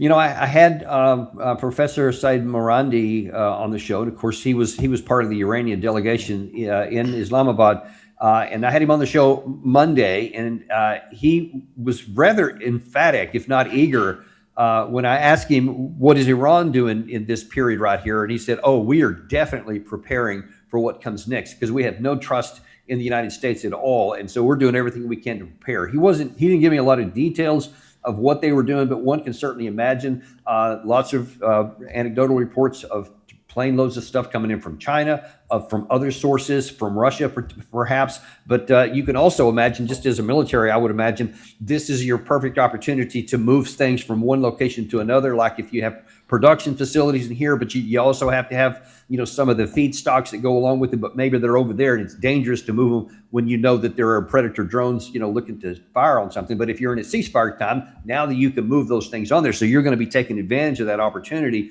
to get things where they need to go, to distribute stuff. Like I've got a bunch of missiles over here, but we didn't use as many here, and so I need them over here, so I'm going to transload them over there too, something like that. But they're definitely taking advantage of this opportunity, maybe redoubling on their defensive capacities, et cetera. And I would also imagine, to the extent they can, they're going to increase the production capacity in these underground missile facilities of additional replacement missiles, so that every day they haven't had to use offensive means that they can build their stockpiles back up. And I think that's one of the biggest things why they were willing to have a ceasefire, because that gives them the opportunity to build their stockpiles back up.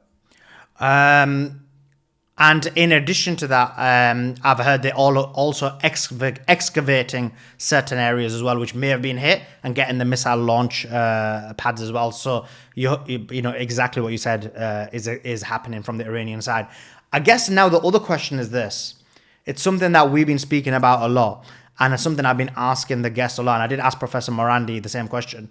Why would the Iranians agree to the ceasefire? It seems like they had the Americans and the Israelis where they wanted them. They had, they had them in a tough spot. Why let up and allow this ceasefire to occur? Because now you've allowed the US to kind of make some other moves that maybe make a bit more sense. Yeah, it's a 6 of one, half dozen of the other kind of situations. So it's a pros and cons. So the cons are what you just mentioned there, but there's definitely pros for the Iranian side too. By having this, that gives them a chance to move things around, to recover, some of these mountain locations where the exits or the silos may have been damaged, and that gives them a chance to clear that stuff off without having to worry about another missile coming in while you got the crews out there to try to fix that. But then, the other issue I just mentioned, there is a big advantage to where you can continue your production, whether it's drones or missiles, to say, let's keep building up the stockpiles that we have, so that when this thing resumes, we're able to go back further. We can extend the range and the amount of time that we have to strike. But there are some downsides to that. But to me, the downsides are like about here, and the upsides are over here. Because at the end of the day, the Americans are still going to be there, and we could have not had a ceasefire and still moved all these missiles in and replaced them. We could have done that even during the time, because Iran's obviously not going to be able to shoot the planes down as they're coming in. So there wasn't a whole lot of loss there from what they would have had otherwise. And it always leaves the possibility that maybe China, maybe Russia, maybe some of these other people can find some way to convince the Americans that they can't win. And so let's have some kind of negotiations that Iran can live with. I think it was worth giving it a shot. I think they had every expectation it wouldn't work, but they could say, hey, why not? I mean, maybe it'll work, because they can see that there is no military solution for the U.S. and it is irrational and illogical for us to do this. So maybe they're just thinking, hey, maybe just by buying a couple of weeks, some sanity can seep in by accident or something. I don't know. I'm just guessing on that part, but all we know is what they did. I can only guess at why they did it. And the reason I asked this question, because I do want to talk about the blockade in a second, but the reason I asked this question is they've essentially allowed the US to kind of shift gear more to a non-kinetic war and more of a kind of economic war. And what I mean by that is the blockade they've put in, some of the sanctions they're saying they're going to be putting on the Iranians. Now, we're going to talk about the success of that in a second, but I was always a big believer that before this war, if they'd gone down that road, that actually would have made a lot more sense. You basically choke the Iranians out, and their people over time may turn on them, especially when they've not been bombed, because they were already having protests about the economic situation. So it seems like what they've done is realize that's something we should have done. Let's shift to that. It may be too late to do that, but there may be some kind of impact. And so there is a possibility that if this doesn't happen, what you said in terms of the kinetic warfare, that they've kind of allowed the Americans allow them to shift gear, got moved more towards a kinetic war. What's your thoughts on that? Yeah, so there's something that mitigates against that, and this could maybe go back to why we have the issue of what was the motivation for the Iranian side to have this negotiation. All the time of this negotiation, while the bombs haven't been falling, the pressure on the West has been accumulating. So they don't have the luxury anymore of just waiting this out like they would have in the scenario you drew. The problem with that one is Trump doesn't do long term. Trump doesn't do medium term. He wants an immediate reaction right now and something he wants a win today. He doesn't want to work on it, whatever, anything that's going to be some number of years. It can't be specific. He doesn't want to do that. So maybe that would work, maybe it wouldn't. He doesn't want to try. He wanted to blow him up like he did with Maduro, because he keeps thinking back. He keeps talking about that. He still does, like I did with Maduro. He said that, I think, yesterday, or this morning, rather, in that interview with Maria Bartiromo, which is a problem because he's thinking that immediate action, counteraction result, bam, we're in and out, we're done, I'm a hero. He still wants something like that. While this ceasefire has been going on, however, the pressure on the United States, because of the absence of oil coming out at I think it's 10 to 12 million barrels a day shortfall that can't get out through other means. That is a major compounding problem that is continuing to increase the pressure. And as I talked about on our show earlier this morning, I mean, you're having fertilizer problems in America right now, in Asia, in Africa, other problems with diesel in Europe. You see what's happening in Ireland. That's in part a problem to this, and maybe a moniker of what's to come as these prices continue to go up. So it could be that the Iranians said, you know what, let's just let that cook a little bit.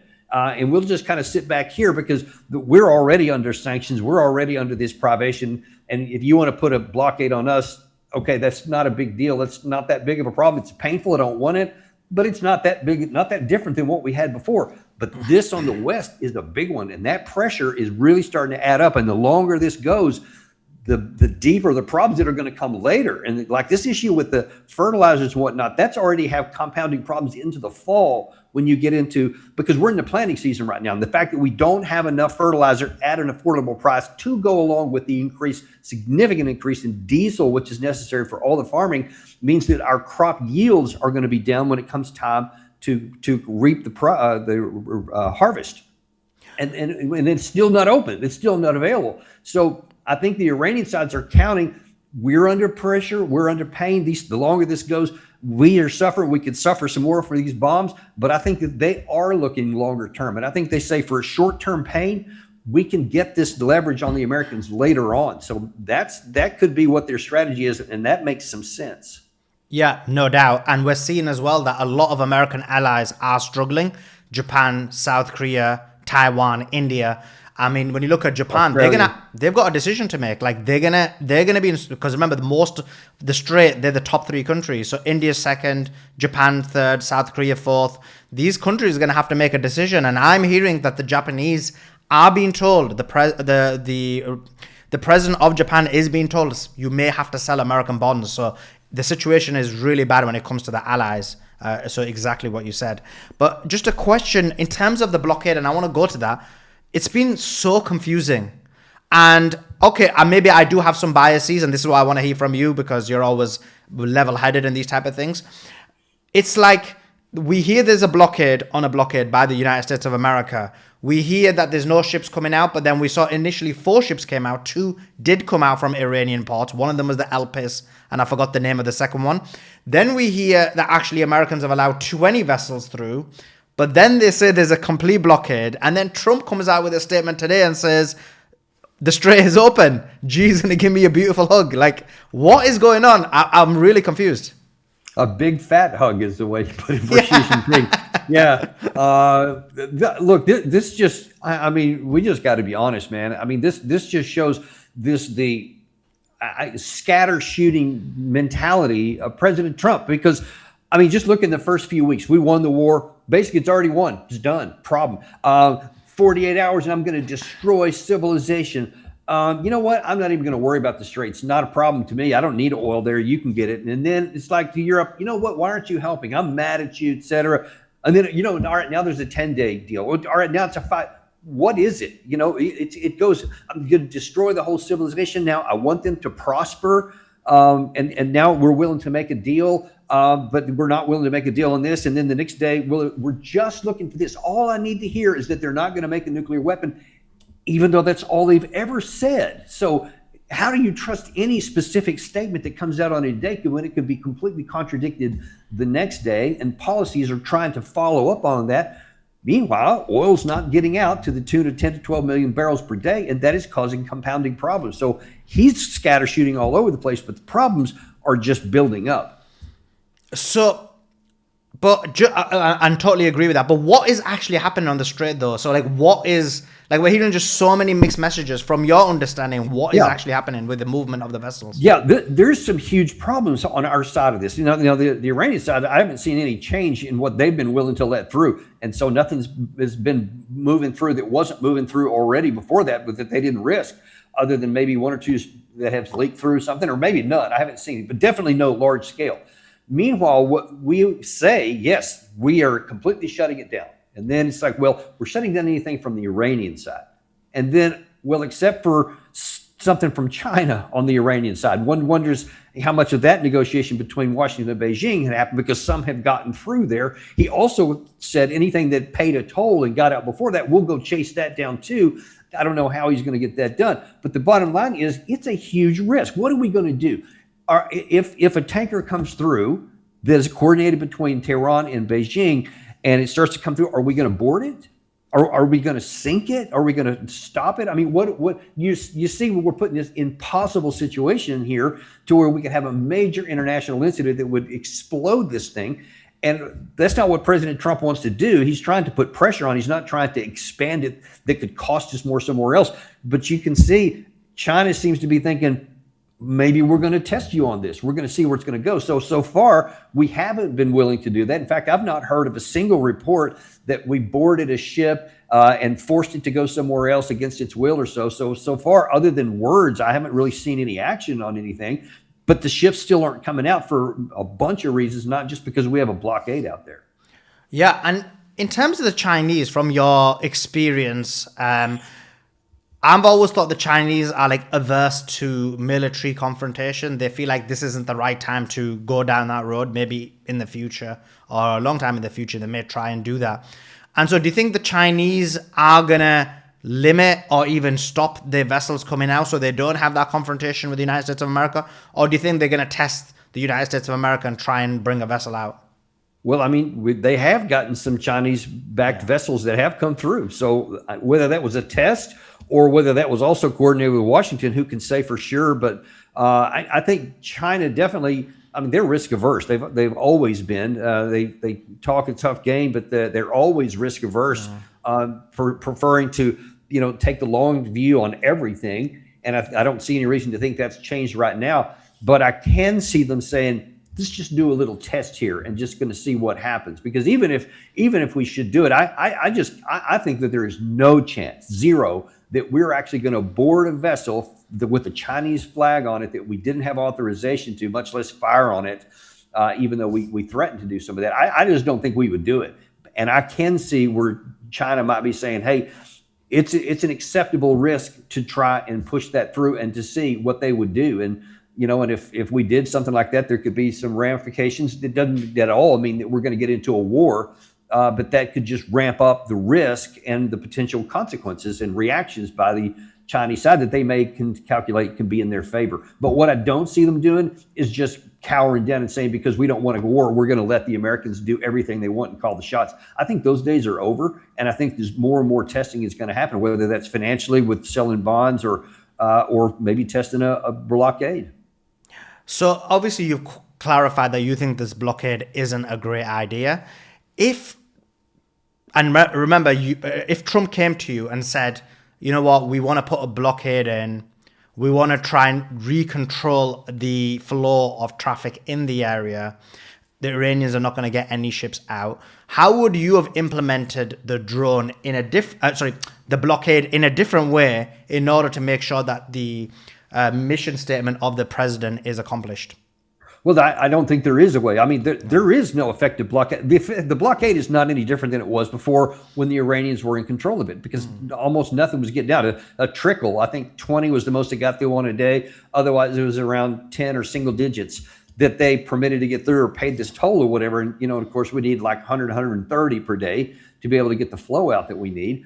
So as long as Iran continues to hold their end of the blockade up, it doesn't matter what we do out here. So there's not a good way to do it, because what has been the effect? If we're talking here, there wasn't traffic before. There hasn't been traffic since. So what has really been blockaded? So I think that it was just a bad idea. There's not a good way to do it. Okay. Now, I want to shift gear to the negotiations. I know you're highly respected within Washington, were considered within the intelligence apparatus. What happened with the negotiations? What went wrong? We're hearing reports that obviously J.D. Vance had to speak to Netanyahu. He had to report to Netanyahu. And obviously he spoke to Trump, which is normal. But what's your thoughts about the negotiations in terms of the way they were conducted and what actually went wrong? Well, I don't know that anything went wrong, because I think they came out exactly the way everybody expected them to, because you had hard positions on the Iranian side publicly going in. You had hard positions on the American side publicly coming in. So I viewed these ahead of time, and I think I said it on my show, that I figured this is going to be like the May 2025 first meeting between Russia and Ukraine, with their first direct negotiations, where everybody came in with a hard position. And that was going to be the start of a process. And of course, it never materialized into anything, as we have to this very day. And the positions were equally hard on this side. So I thought that this is just an opportunity for the United States to say, to our domestic audience, well, we're trying to find, we have the open hand of diplomacy. I've heard a few pathetically say here in the Western media, that are friends with the administration. And I think the Iranian side was saying, I don't trust you as far as I can throw you, which I'm not even going to attempt to, but we're going to go through this kabuki dance anyway, because it makes us look like we're the reasonable ones. And I think that this is, the whole thing was designed by both sides to try and extract as much public relations benefit as they can. And I think that, I think it's very possible, and we won't know until after the fact, years later probably, but I don't think that anybody thought this was going to lead to any kind of negotiated settlement, and both sides were willing to use it to help themselves militarily prepare for what's coming next. And so you have to have this fiction for the American people and for the public, that we're at least trying, even though I don't think that there even is. So the idea that there may be another one here in a day or two just probably implies that one or both sides has not yet gotten all the military stuff that they needed. We've already seen that happen. That's what happened before this. Remember, it looked like this was going to kick off in the middle of January. Yeah. Then it looked like in the first third or so of February, and then things keep shifting in and more stuff keeps coming in. And then all of a sudden here it comes on the 28th, when it did, in the middle of negotiations. So I think that this is kind of an old playbook. So I don't think that it went wrong. I think that everybody's just playing a role that nobody thinks it's going to result in anything. That's interesting. So you think that the negotiations that may happen on Thursday, the Pakistani delegates in Iran right now, there is claims that there could be a negotiation on Thursday. There are reports that there could be a 14-day extension and Lebanon could be included, although Netanyahu just came out 20 minutes ago and said, we're going to continue bombing Lebanon. But the claim was that they'd already got assurances from the Israelis. So what do you think happened there? Actually, let me ask that specific question rather than be vague. There is reports right now saying the Pakistanis went to Iran. They said, guess what? We've got an agreement from the United States of America. We've got an agreement from Israel. Lebanon is now going to be included in the extension and for the rest of this week. Iran said, we need the Israelis to come out and confirm that. Netanyahu came out and said, we're going to continue bombing Lebanon. What's your thoughts on what happened there? Yeah, I can't say why anybody in Pakistan. I mean, honestly, if what we say you can't trust anywhere, why would we have the same thing for the Israeli side, who routinely does the same thing? Maybe that's where we learned it. But I mean, you had this whole situation here where the Pakistanis thought they were dealing, with reasonable people, and they said Lebanon was included in it. We said Lebanon was included in it. That was obviously part of the. That leaked draft, so-called, that was put out initially by the Pakistani Prime Minister's office. Everybody knew that it included that. We knew it included that. And then apparently, according to reports anyway, Netanyahu just freaked out about it, went angry like 4 hours later, and basically told Trump, yeah, not only no, but hell no. And then, of course, had that massive, biggest ever, as a really in-your-face that I'm calling the shots here. And we'll have a ceasefire when I say we're going to have a ceasefire. And then now here, apparently, I didn't see this until you're mentioning it. Apparently, it's happened again. Yeah. If there was some commentary to the Pakistani delegation that we were willing to extend the ceasefire period in order to make sure that Lebanon is included in it. And then if Netanyahu did what he did there, he's still calling the shots. So you make of that what you will, but it's, until the president of the United States decides he's calling the shots for the United States, and he's going to put Benjamin Netanyahu in a box if he steps outside and impugns on our international interests, then this is going to continue to happen. And Israel doesn't appear to have any interest in this to be over. I think they don't care what happens with a lot of the second, third order effects, as long as U.S. bombs and missiles keep raining down on Iran. I think he is just obsessed with that, and I think he'll continue to sabotage things. And the question is, will Trump ever stand up for American national interest? So far, he hasn't. Yeah, that's been the biggest concern. Now, from Iran's perspective, I've been reading quite a lot and speaking to a lot of people, and there is starting to be a bit of dissenting voices against the current government. And what I mean by that is they're not happy about the negotiations. I know you mentioned that you felt like they were being hardline. These people feel like they've been too soft, that they gave too much movement when it came to the nuclear enrichment. Apparently, they were willing to have a pause for like 5 years. They were willing to deplete their 60% uranium. They were willing to go all the way down. We don't know the exact figure, but they were willing to go really all the way down in terms of the nuclear enrichment. But the Americans were like, no, we want 0%. And so some of these forces within Iran are saying maybe the reformists are having too much power. There's too much concessions going on, especially after they killed our supreme leader. Especially Suleiman, I'm sorry, I can answer this real quick, but then I have to run. I'm like 1 minute away from having to be somewhere else. Oh, of course, yeah, go ahead.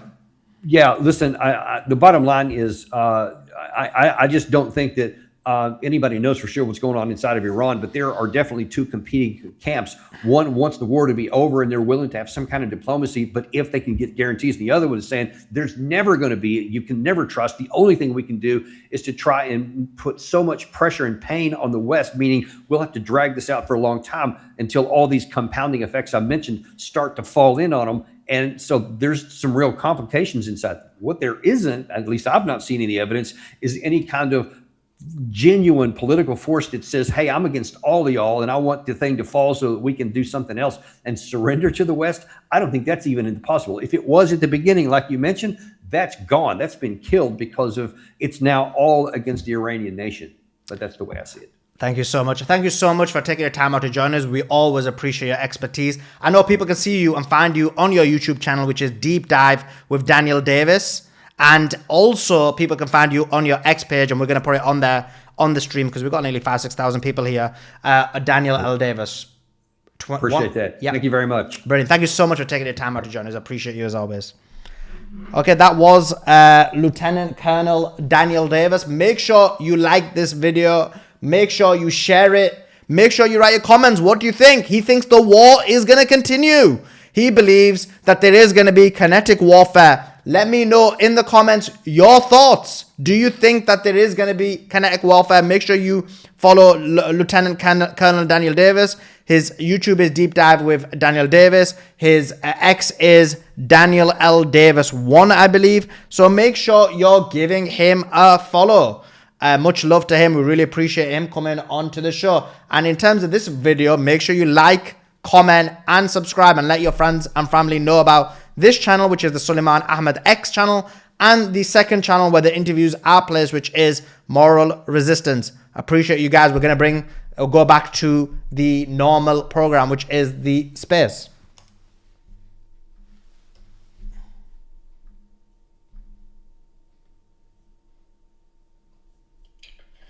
That was such a good interview, Suleiman. It was really good. I forgot it was an interview. It just sounded like a chat between two people looking at different perspectives. It's a shame you have. That was such a good interview, Suleiman. It was really good. I forgot it was an interview. It just sounded like a chat between two people looking at different perspectives. It's a shame he had to go. Yeah, it was a shame he had to go. Yeah. I thought it was, but we really appreciate him giving us his time. It was great. Another perspective, he's saying the war is going to continue. His sources within the Pentagon are saying that the war is going to continue. And if you remember, he was telling us before the war that this war is going to continue. And he ended up being right. Like, a lot of people give their kind of analysis and they were wrong. But him and Larry Johnson were on point about the war. So yeah, he is amazing. Do let me know in the comments, is it working? Can you hear the space?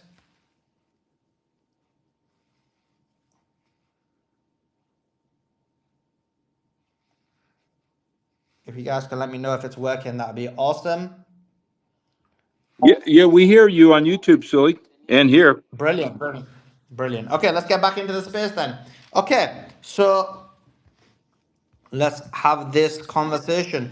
So, Beatrix, what's your thoughts on it? He thinks the war is going to continue. Quite a distinct position from your position, right? What's your thoughts on that? Quite a distinct position from what? You got cut off, probably a blessing in disguise, but Quite from a what? distinct position from your position. I mean, he's thinking the war is going to continue. Yeah. And so you don't understand my position. That's your problem, Suleiman. That's why you try to box me in corners, right? And you try to bully me to saying things, and you try to press me. I said to you, okay, that they've come close to a deal a couple of times. Either side is backing down, but it is a deal in the making, right? You don't think it's a deal in the making. And when it's a deal in the making, then things are going to happen. Like, for example, one side might try to push something a bit more because they think they can get a better negotiating tactic. How do they do it? Do they do it on the economic front? Do they do it on the military front? There might be a little skirmish here, something there, like the whole cheating over Lebanon, for example, using that as a pawn in the negotiations. Let's face it, Hezbollah is being used in this negotiation extensively. Okay, so on that path, you're going to have probably, a couple of days of bombing here or there, but you want it to be black and white. If you do not believe this war is going to continue, like, as in continue what? Are we talking Iraq, 20 years? Are we talking 12 months? I definitely don't think it's going to continue for 12 months. So it's not, I think the intention is not to have war. The intention is to find an agreement, a common agreement. And that's the war mechanisms are being used for that. Now, you don't understand that position. So you always look to attack me and you try to bully me and box me into corners. So I'm saying to you, look, at the end of this, they'll have a house. And then, yeah, I don't know. Yeah, I think that's just, I'm just hearing a lot of backtracking there. Now, guys, some more breaking news. We have, I just want to welcome Myron onto the stage as well. I'll just bring Hassan up as well. It says heavy fighting is reporting ongoing between Hezbollah and the IDF in Beth Jabil in southern Lebanon. If you heard earlier, if you were listening earlier, you'd have heard that they are like Netanyahu was asked about, there was claims that Lebanon would be included in this new extension of the ceasefire deal. The Iranians asked for Israel to announce it first, and Netanyahu came out and announced that he's going to continue his war with Lebanon. So that's the latest news on that. Just want to welcome Myron onto the stage. Myron, hope you're doing well. How are you? Hey, what's up, man? Can you guys hear me good or no? Yeah, we can hear you really well. Okay. Yeah, no, no, I'm on stream right now. I figured I'd come in. Somebody asked me in my chat to join in on the space.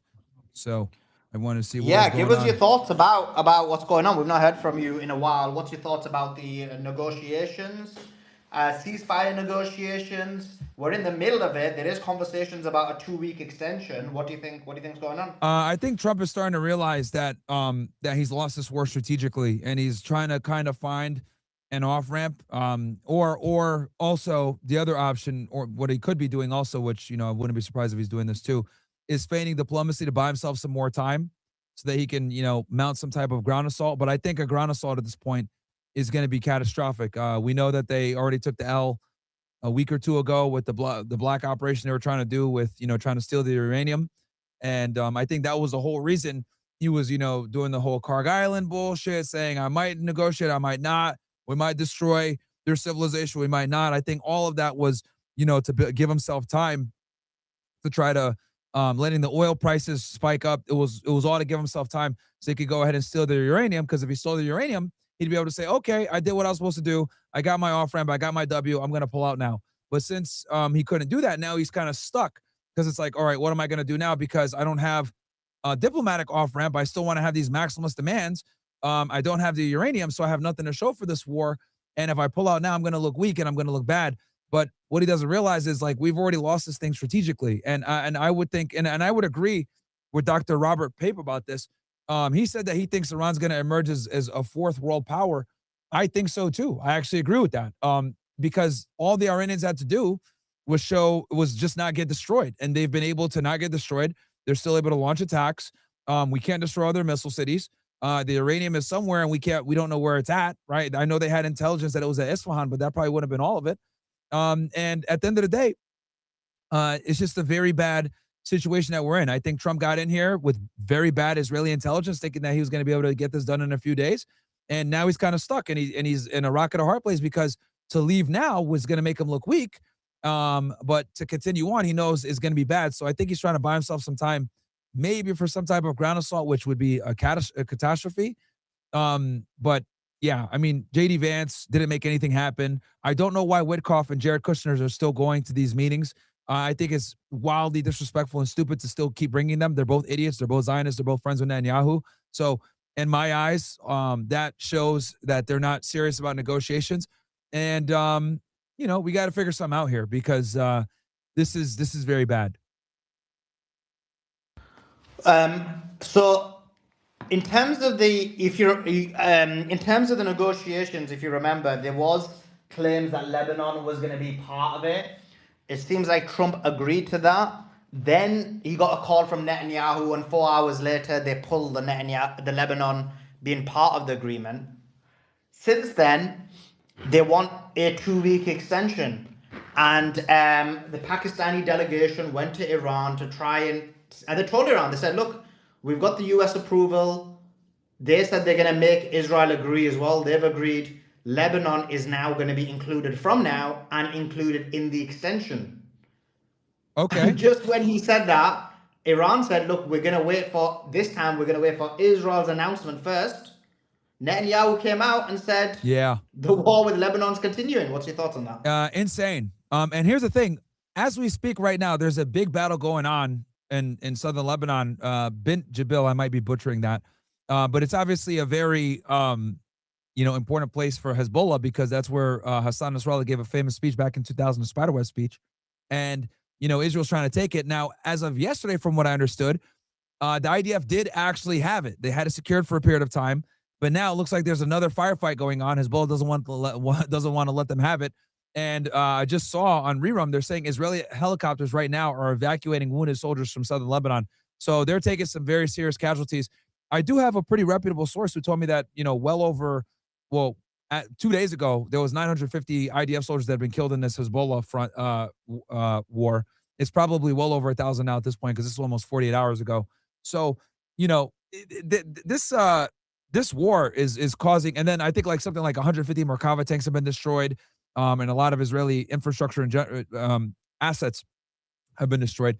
So, I mean, look, what I've realized about the Israelis is they can't last long when they actually start taking serious casualties. So who knows if it will force Netanyahu to the table to negotiate with them, kind of like they did back in 2024. Because, even though they killed Hassan Nasrallah, yes, they did the Patriot attack, etc., and they were able to bomb Beirut and assassinate some people, they were still getting killed on the ground. They still couldn't take the Litani River. They couldn't make it to Beirut. I mean, Suleiman, me and you had a whole discussion about this, about the failures of the ground assault.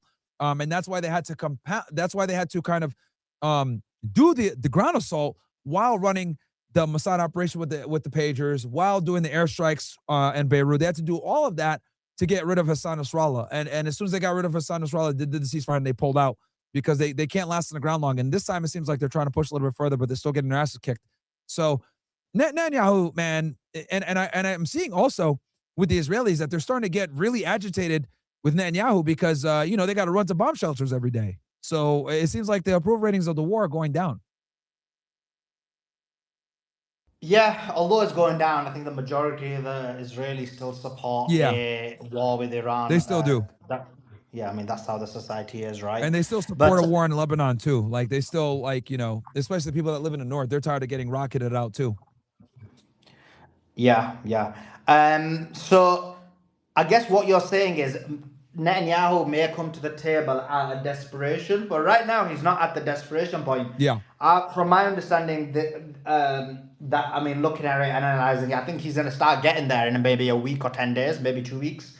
They're taking a lot of but this casualties, deal needs man. to be done now. I think they're well over 1,000 now. I'll have an update for you in about an hour from a pretty good source of how many IDF were killed, but the last time I checked, we're in the 900 range of 48 hours ago. So we're going to probably be well over 1,000. Okay. So in terms of coming back to the point, do you think that there's an extension for the or no? I'm just reading now reports saying that the meeting between the foreign minister and the Pakistani delegation led by the army chief has now concluded. Tomorrow, Tehran will discuss with the Pakistani delegation the messages exchanged between Iran and the United States of America. So, an Axios reporting that Trump would welcome an agreement to end fighting between Lebanon and Israel. But that's kind of where we're at the moment. What's your kind of anything you want to add on that? Yeah, I mean, I know Marco Rubio yesterday, if I'm not mistaken, was leading talks between Lebanon and Israel for the first time in almost 40 years or so. And, you know, they're trying to do something, but the thing is that Hezbollah has a significant amount of influence in Lebanon. And I honestly, I think people probably support Hezbollah more than they support the Lebanese government, because they look at it like the Lebanese government is cucking to Israel. And, you know, Israel, you know, says, oh, yeah, we want this buffer zone. We want this the security zone in southern Lebanon. Translation, we want to steal more land like they did with the Palestinians. So, you know, and then there's 2 million Lebanese right now that are displaced. So it's like, you know, I think the Lebanese government is trying to come to the table, but, you know, the people are like, no, fuck that. We don't want to disarm because these guys are going to keep taking land from us. And if Hezbollah is disarmed and they get rid of, you know, what's to stop the Israelis from having more aggression and attacking Lebanon?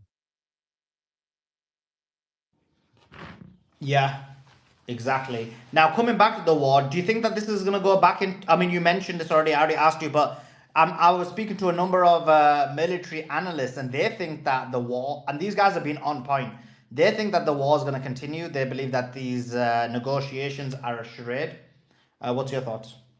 Yeah, I mean, like I said, I think Trump is kind of wrestling with the fact that like he strategically lost, and the only thing he could do at this point is, which kind of is horrible, is launch some kind of ground invasion or continue to bomb them and see what happens. But he's got to get some type of W, because his uranium operation failed. So, and we know he's not going to leave, so he's going to have to get some type of W. And I do think that this is the war will inevitably start again. He's trying to bide some time, because the problem with the U.S. is like they don't understand is like you don't have the leverage anymore, dude. Like the Strait of Hormuz is closed. Your allies in the Gulf are getting completely pummeled. You know, they could shut down the Houthis are probably going to come in and get another 10% of the world's energy, you know, held hostage again. And it's like, you know, the U.S. is the one that called for this meeting. The U.S. is the one that wanted to come to the table. The Iranians have there's really no benefit to them negotiating at this point unless they get all their demands met, because they need that, and that's why they have these requirements. Like, you know, we don't want to get attacked again by Israel. We don't want you guys to attack us again, and we're gonna make money off the Strait of Hormuz. That's how it's gonna go. And I would argue that our behavior has, if anything, justified and made them say we need to get a nuclear bomb even more so. Like this aggression is going to make them rush towards a nuclear bomb even more so. It's like the complete opposite effect of what they're trying to do. Yeah, I agree with you. What's your thoughts on Iran agreeing to a ceasefire? Do you agree with the decision from the Iranian perspective, or what's your thoughts on it? Some people think that it wasn't a great decision. Others think it was a good decision. What's your thoughts? I'm surprised they agreed to it, but they probably want to get I understand, from what I understand, that they've been getting some support from China. China's like been getting them some resources, some of the rocket fuel and some other stuff has been coming in. So I think for them, since they've been getting hit really hard from an infrastructure standpoint, they probably needed it. But I'm surprised they even came, because honestly, they just keep attacking Israel, and Israel can't really, you know, what are they going to do? Just bomb things above ground more? Like, they could keep attacking Israel, and Israel, is running out of interceptors. And I would be shocked if Israel had even more than a month or two of interceptors left. Yeah. I mean, they are definitely running out. And so I guess from Iran's perspective, though, because I've obviously got quite a lot of sources on the ground in Iran, and also I've been reading up quite a bit on what's going on. And there is a bit of dissent about this ceasefire agreement. People are not happy with it. People feel it's weakness. They feel that in the negotiations that maybe Iran has been too weak in agreeing to too many of the American demands. And it's the Americans who have been very like, you know what, our way or the highway, and not wanting a real agreement. I mean, from that perspective, do you think it was a good decision by them to agree to the I don't see, like, I can see why the Iranians are mad, because they're out for blood. They lost a lot of people. The school got blown up, right? Trump made the comments about we're going to destroy their civilization, or a civilization might go down. So obviously, the Iranian people are very angry. So I can see why they're doing that. But I think tactically, there's nothing wrong with rearming, regrouping a bit, getting your missiles in order, and being ready for the next part. Because at the end of the day, you're going to be able to manufacture more drones and missiles than they're going to be able to manufacture interceptors. So this period of time, I think, they're going to be able to rearm themselves to a higher degree than the United States and the Gulf states, and Israel is going to be able to rearm themselves on interceptors. But I can see why the people are pissed off, because of obviously all the disrespectful things that Trump has said. And I know a lot of Iranians are pissed off about that too. Like, hey, keep attacking them, keep attacking them. But we'll see what happens. I think both parties probably needed a break. Now, in terms of the blockade, what's your thoughts on the blockade? Retarded. Trump. So stupid, dude. Oh my God. Like, I don't know. Like, in my head, I'm like, yo, this is like putting these destroyers at risk. Like, the Iranians can literally shoot, like, spam them with drones and missiles and sink these things. Like, they're sitting ducks. I'm like, what are they doing? What the hell is going on here? Yeah, they could if the kinetic part of the war restarts. But if the kinetic part of the war doesn't restart, then what do you think about this blockade? Ridiculous. It's stupid. It's all it's gonna do is just set up more pain for the Gulf states. It's like every time the U.S. does some act of aggression, the Gulf states deal with the consequences of it. So they're gonna just shut down the ports, or if they strike them or they blow something up, they're gonna blow something up over there. And then obviously, if we do get back to kinetics, like, the Iranians absolutely have the ability to, like, sink one of these destroyers easily. They can spam it with drones and then shoot a ballistic missile, and they won't be able to take it all down, and it'll go down. And, like, we're talking about sailors dying for what? Like, for what? Like, for this stupid blockade that's completely unnecessary. So, it's just not. Yeah, I don't know who the hell's idea was that. I don't know what the fuck they were smoking. I think Marco Rubio got drunk at UFC and said, "Hey, you know what we got to do? We got to fucking blockade the blockade." Trump was like, "Oh, that sounds like a good idea. Let's do that." It's just like, bro, come on, man. Yeah, I mean, what's your thoughts on the blockade in terms of how successful do you think it's been in the last 24 hours? Do you think the Americans have managed to stop any ships going through, or do you think they've been successful? There's been a lot of mixed messages, basically, hasn't there? Well, China came through, if I'm not mistaken. The Chinese ship went through no problem. They can't maintain this blockade forever is the thing. So it's like, you can do it for a bit, show some aggression here or there, but they're not going to be able to do this long term. And the longer they do a blockade is damn near like an act of war. So it's like, they won't be able to maintain this forever. And I think it's putting our troops in serious danger for, like, very little reward. I'm just my position on the war has always been that America made a mistake going to and moving towards a kinetic warfare. And what would have been the smart decision to make is to actually choke out Iran. Now, it's a lot more difficult now because they're trying to do what they should have done earlier. But what they seem to be doing is to try and choke Iran, trying to seize all their assets, and to basically begin a financial war against them rather than a kinetic one that they were losing. What's your thoughts on them realigning that and now going for that? Do you think it's too little, too late, or do you think it's still a smart decision to try and choke Iran out, so in the hopes that the people turn on each other? I think at this point, there's no way that the people are going to turn on the regime or the Iranian government at this point, because Trump has made himself so unfavorable to them that there's no way that they would accept any type of Western leadership. They've already hated Netanyahu, right, since the beginning. No one in Iran likes him whatsoever. And then as far as like Trump goes, saying we're going to send him back to the Stone Age, saying that a civilization might die tonight. Obviously, now they're starting to see that the United States and Israel were behind the riots where a lot of people died, supplying them with arms, smuggling in Starlinks, crashing the Rial, bombing them, and I mean, it just goes to like when they bomb when they bomb and the people are on the streets protesting, they cheer and they say God is great, and they say Allah Akbar, and they cheer and they say, yeah, fuck Israel, fuck the United States. So it's like there's no way we're going to be able to get the people on our side or Israel's side. They're going to side 100% with the government, because even the people that don't like the government are going to say, you know what, we have our grievances with the government, but right now we're going to unite and stand around the flag, because these people are trying to destroy us. Trump doesn't care about us. It's all bullshit. They don't care. And honestly, the only people that even believe that Trump cares about the Iranians are like the stupid ass monarchists who are a bunch of retards anyway. They're all stupid and live in Beverly Hills somewhere. There's nothing dumber than monarchist Iranians. Like, they're so fucking stupid, it's painful. Like, it actually hurts talking to them. They're fucking retards.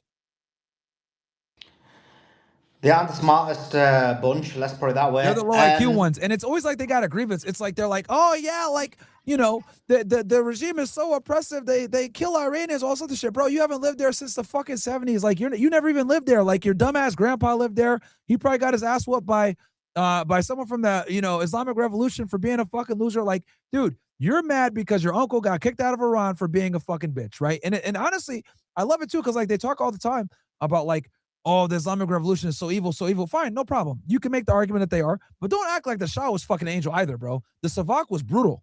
They were fucking brutal. They were kidnapping motherfuckers and killing them, and they had their own secret police. Anytime you got secret police, you already know things are going to be bad.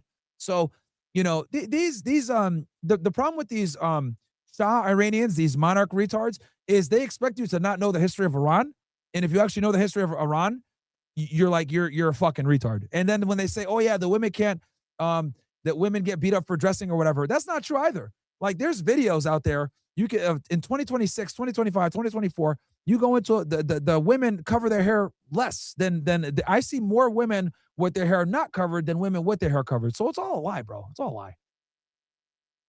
Yeah, even if women cover their hair, who cares? What's your problem? That's their own country. That's their own decision. Yeah, because they try to say that the women get beat up and shit, and that's not true. And it's like I see more it's women with their hair uncovered. It's not true, but even if it was true, like what's your problem? So, like, my point is this: like, let each country run their country however they want. It's not right. I don't agree with it. But our point is, like, this whole idea that you need to be the police of the world, Yeah, and you need to tell people what values they should have, when many of the values in the West now one doesn't agree with as well. So it's like, who is the moral police? It's just stupidity in itself. Yeah, And bro. people have shown, and they have no ability to be a moral police when they've just murdered so many people and killed 168 children. Them girls would what? You prefer the girls dead rather than being beat up in the future if they really were beat up? So it's just stupid. Yeah, no, and I agree with that. Like, yo, this is why I don't like intervention. I think, foreign intervention is the dumbest thing that you could do. I don't think we should be doing it. It's not our business. Let them live the way that they want to live. Like, if these, and honestly, these monarch chicks, these monarch Iranians are whores anyway. So it's like, you look at them dancing on TikTok and Instagram, like they're fucking big ass sluts. So it's like, all right, whatever, bro. It is what it is.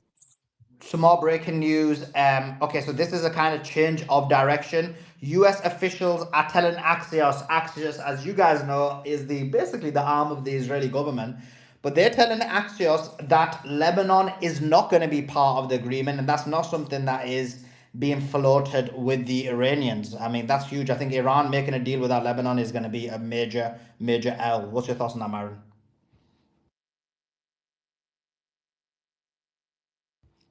Myron, you there? Is it me or cut out again? No, we can hear you, Suleiman. Okay, cool. It's just Myron. Okay, cool. So that's it. That's huge news. I'd love to hear what Hussein's got to say about that as well at some point when he wants to jump up. Because he is Lebanese. He's from South Lebanon and is very passionate about about this in terms of the decision making in regards to Lebanon. Suleiman, you were right. What? You nailed it. Exactly what Colonel Davis would say, and he said that he came in and said exactly what you thought he'd say. And yeah, I'm with the whole thing. Is of course there's a deal being worked, but yeah, we're going to see some more stuff. We'll see some more theater. I know we don't like, but Simon says, but we'll see some more bang bang. And Colonel Davis said it's like the end of a fireworks show. One more little blow up, and it'll be bombing some stuff. I don't think any significant targets. And it's all in Iran's favor. We've been saying this since day one. You really think, though, that there's likely, like, America could possibly, from this stage, with everything that's happened from here now, even possibly be considering a ground invasion? Do you No really think? way. Absolutely not. Consider it, maybe, but it's not going to happen. And I'll admit it if I'm wrong, but it won't, can't. Absolutely, Beatrice, because any war game scenario, and this is the military ground forces speaking, not but from my experience and watching how the Marine amphibious works, it's unthinkable. And I've talked to three very reputable personal close friends of mine. One, Air Force, 25 years. He stated emphatically, and this is what he worked on, but he said emphatically there's absolutely no air superiority established by the U.S. And this is a 25-year Air Force senior NCO, and it worked military air ops. And then I've talked to Marine Corps, and then an Army colonel. They are like, this is great. And then we've heard Colonel Davis, and then McGregor, even if he gets right, but Scott, all of them have agreed it's beyond, and it's unthinkable for ground force. Yeah. I want to bring, and someone just asked that, one second, I'm going to think at the same time. Someone asked as well, oh, flipping, there's only two messages as well, so many things I need to do. That is Lebanon included or not? This is what we're telling you, River. This is why you follow the space, because we're giving you real news as it's happening. So some people are saying Lebanon is included, others are saying it's not included. Some are saying that the Israelis want it, some people are saying that they aren't. So this is why we're speaking to you. This is why we're giving you the news. Hassan, I will bring you in the conversation. What's your thoughts about everything that's going on? And this is because you've been quite open-minded about a lot of it. What's your thoughts? Yeah, I mean, so I believe that the objectives are stated objectives, and there's actual objectives. Just give me 1 second. Yeah, sorry about that. So yeah, there's stated objectives and there's actual objectives. The stated objectives, they say, for example, they want to do regime change, they want to do, they want to open the strait now, they want to remove the uranium. This is what they tell you they want to do. And then there's actual objectives. It's not too dissimilar to what happened in Gaza, where they said, we have these stated objectives. We want to destroy Hamas. We want to, retake parts of Gaza, etc. They state these objectives, and then there's actual objectives. So obviously, with Gaza, the actual objective was to genocide and to ethnically cleanse the population. With the Islamic Republic, the objective is to destroy the country. The objective is to incapacitate it, make it impossible for it to function as a society, for ideally to break it apart into regions, to control it better, to weaken its armed forces, to weaken its ability to defend itself, and to ultimately turn it into Gaza. To be honest with you, gradually, but over a long period of time. They've already done that with Lebanon now. So the Gaza model is now being implemented in Lebanon. We see with different villages being wiped out, and so that objective hasn't changed.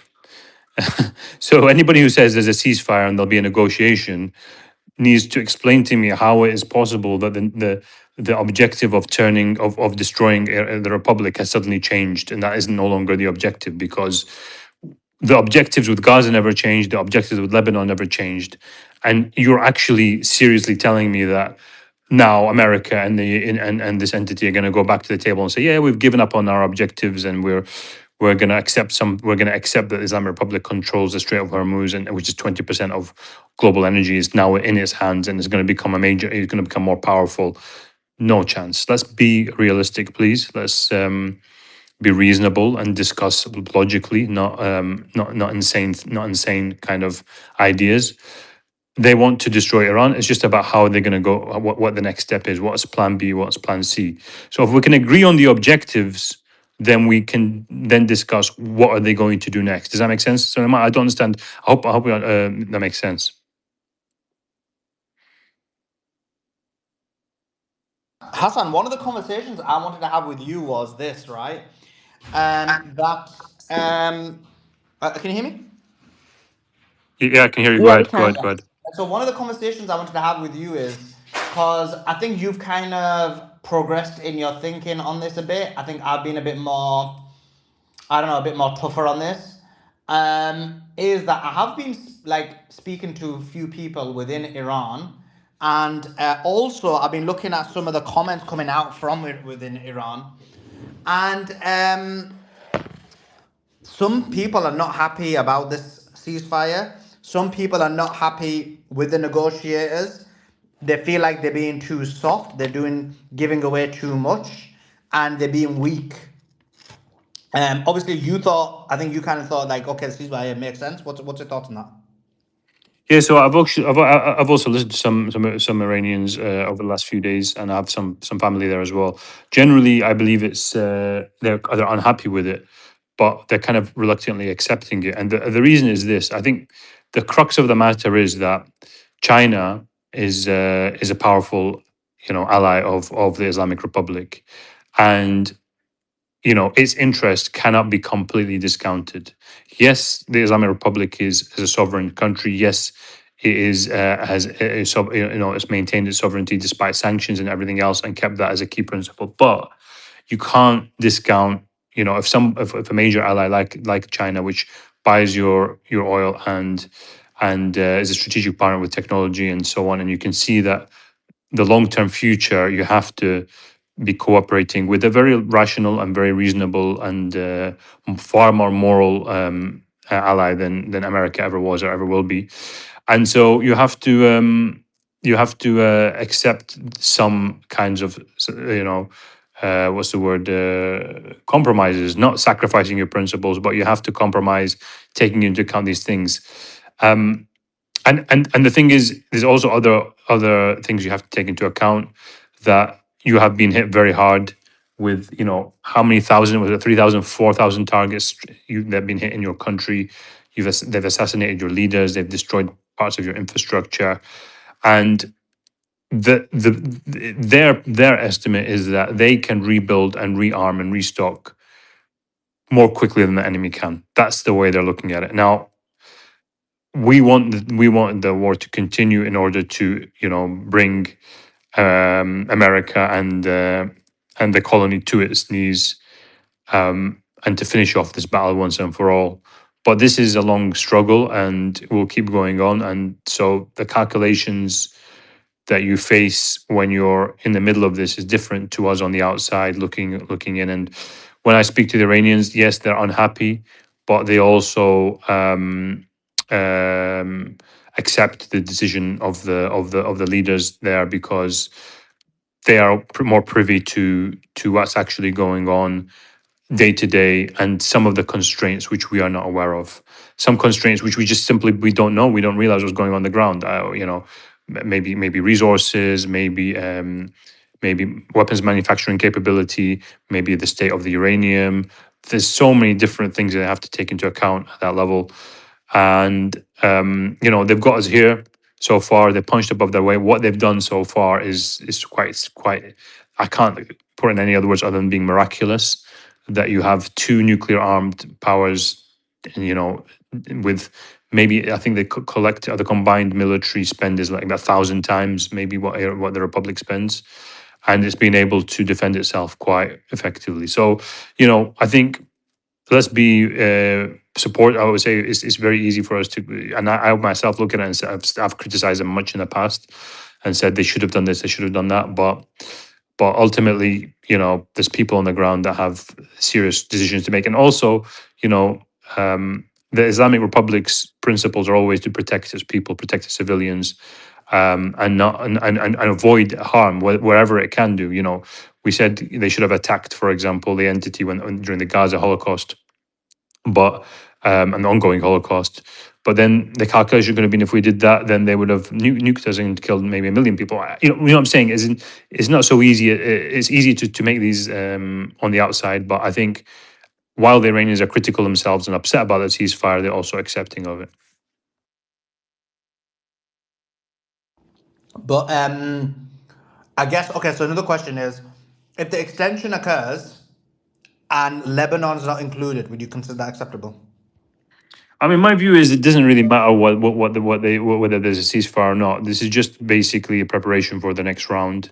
And like I said at the start, the objective is to destroy Iran and destroy the republic, destroy its infrastructure, destroy its society and country and sort of functioning. So that remains the objective, and it's about how it can stop that objective being realized. So the ceasefire, whether it happens now for 2 weeks or a month, what does it matter? Like they're in the middle of it, they'll breach it anyway if they want to. When America and the entity decide that now is the time to hit again, they'll just do it. Doesn't matter whether it's the middle of a ceasefire or not. I don't think it makes a difference. Yeah, but that's the point, isn't it? The entity, as per what you said, is already hitting Lebanon, right? And I know they're fighting back or whatever, but one of the new conversations we've had is that they're talking about Lebanon being included. And if the Iranians once again kind of cede on that, I do think it looks like a bit weak, especially when you say that you want to get rid of. Yeah. I mean, look, this is what they've done is this Hassan Ahmadian. I don't know if you've heard of him. He's made comments about it. They did ask him about this. Really good commentator, Iranian commentator, who speaks Arabic very fluently, more fluently than probably 99% of Arabs. He said that, look, what they did in response was to keep the strait closed, and that is their biggest card. So they could have attacked, but it wouldn't have caused as much damage as just simply closing the strait. It would have been like wouldn't have made any difference to the equation really. That's their assessment, and that is also damaging the Islamic Republic, at the moment by doing this. So that is, from their perspective, they've tied the ceasefire to the opening of the strait. So or allowing more ships to flow up, paying the toll, as soon as, and that's what we're seeing now, where America is applying pressure to the colony to say, you have to stop now, and they're refusing. So you can see their object. I think the strategy of Iran is to over many attempts to gradually weaken that bond between America and Israel, and to make it and break it apart. So it's trying to find a way to do that. Whether that strategy succeeds or not, we don't know. So far, it hasn't really. I can understand why people will be critical of that, but this is what it's trying to do by making the interests of America force the hand of Israel and Netanyahu, and make them stop the war. So they're trying everything they can, and I believe this is the approach that they're taking, and they feel that there's a maximum way that they can achieve their objective. Well, right now there's a financial war, right? Because America claimed to put a blockade on. We're not really sure how successful that is. It doesn't seem as that successful. Scott Bessent said that they're pressuring banks all over the world to seize Iranian funds. He said, we are partnering with our Gulf allies. They are much more willing to share the bank accounts of members of the Iranian regime. We are reaching out to banks, including Chinese banks, and any Iranian good purchases are forbidden.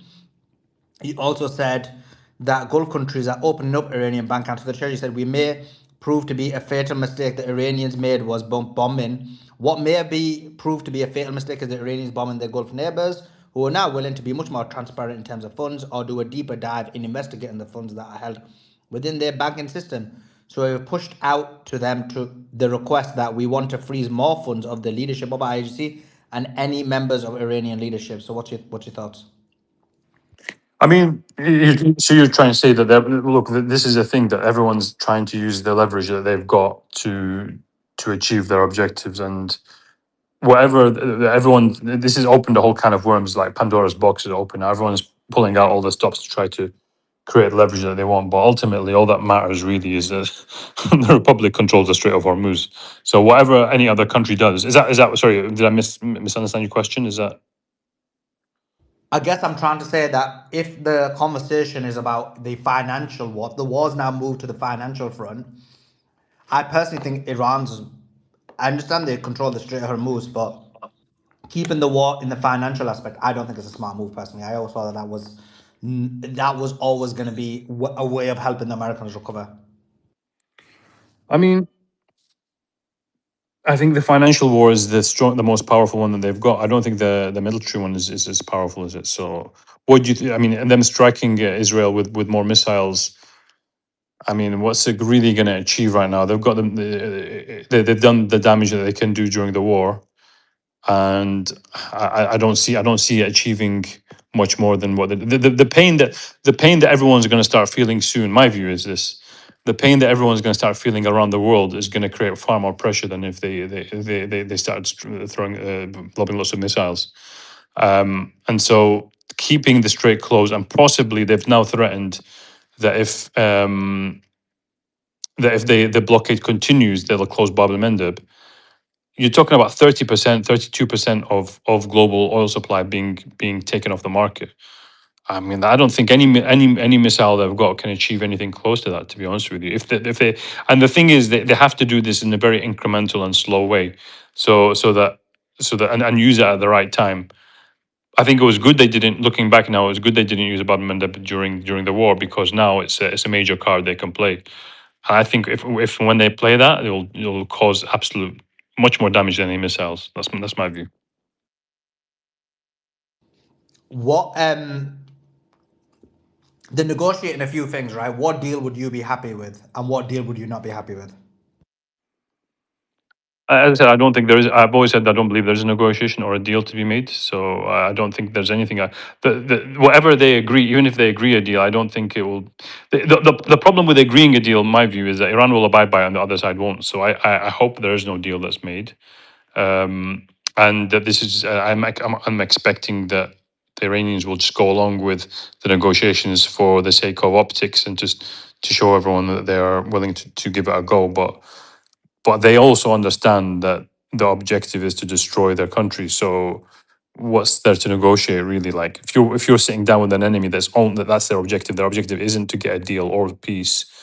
It's to find the next opportunity to destroy your country. Why would you there's no benefit of a deal, I don't think.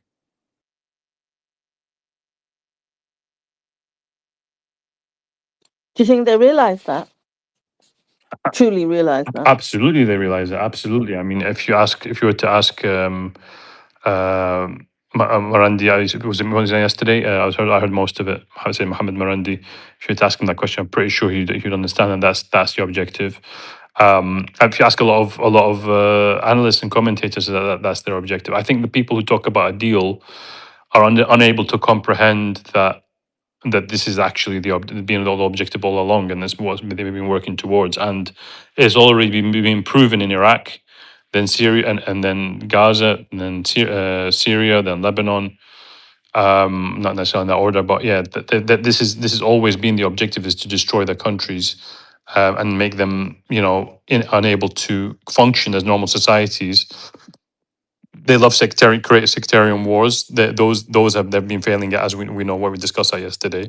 So the next objective is to flatten and destroy infrastructure, make countries impoverished, and just break them apart, basically. So that's why they started going after the infrastructure of Iran. But the thing that stopped them was the leverage they had in terms of escalation dominance. And so otherwise, if that wasn't there, then there was no reason for them not to start destroying all the infrastructure, all the power plants, desalination. They did it with the universities already to a certain level that they thought they could get away with. But they can rebuild all those bridges. We saw them. Why would you destroy a bridge? The whole of, if people need to understand what the objective is, not forget the stated objectives. What is the actual objective? We know the objective in Gaza was to genocide to mass slaughter hundreds and thousands, to kill everybody and ethnically cleanse. That is their actual objective. Lebanon, we've seen the same thing now, where they've ethnically cleansed effectively up to the Litani. And the next phase after that will be up to Beirut and then onwards from there. So this is the expansionate objective of this entity.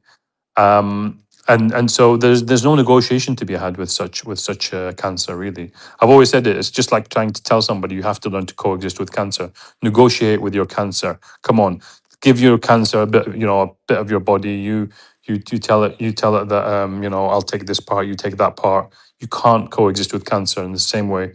This entity is a existential threat to all of us, not just to the people in the region. It's a global threat, and once they're done, Iran is just standing in the way. Basically, they'll come to you. They'll come to us when they're done.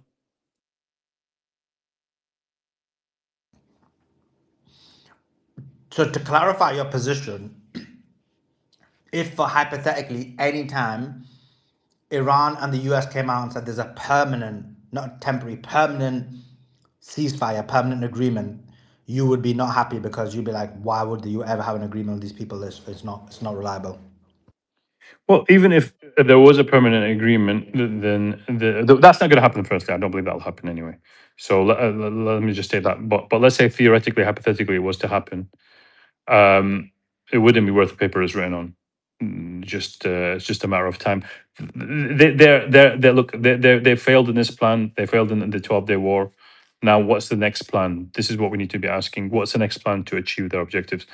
There's no way on earth that this entity will accept a rising power like Iran coming to dominate the region not in a way that it dominates it, in terms of through just being a rational actor that acts morally and reasonably and does deals and just gets on with life without massacre and terrorism. It's not going to accept that. So it's about what is it going to try to do to survive in this region and become a power and try to get the upper hand. It will not give up. It will simply not give up. So then, what's the objective in a ceasefire, in a permanent ceasefire? I don't think there will be a permanent ceasefire. But the only reason that they do it is for deception again. That's all. That's the only reason. Cyrus has got his hand up So this Cyrus has got his hand up for a this while. Do you want to jump in? I don't want to hog the oh space. just 1 second, brother, saying this Suleiman, I've just sent you some breaking news. This is a Galabaf. Do you want to read it out? Or do you want me to read it out? Yeah, I'll read it. Let me check what it is.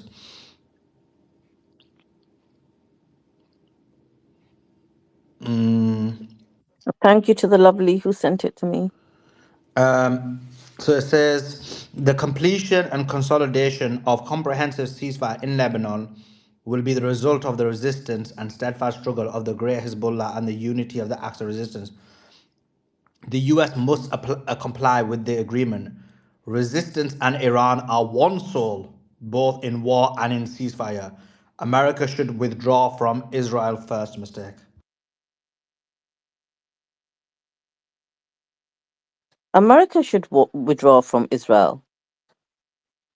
Yeah, he's basically saying America should withdraw from the Israel first perspective, is basically what he's saying. Ah, okay, got you. So it's Okay, basically yeah. saying that Lebanon needs to be included in the ceasefire. Like you hoodwinked last time, but this time it's not going to work. Lebanon has to be as part of any agreement.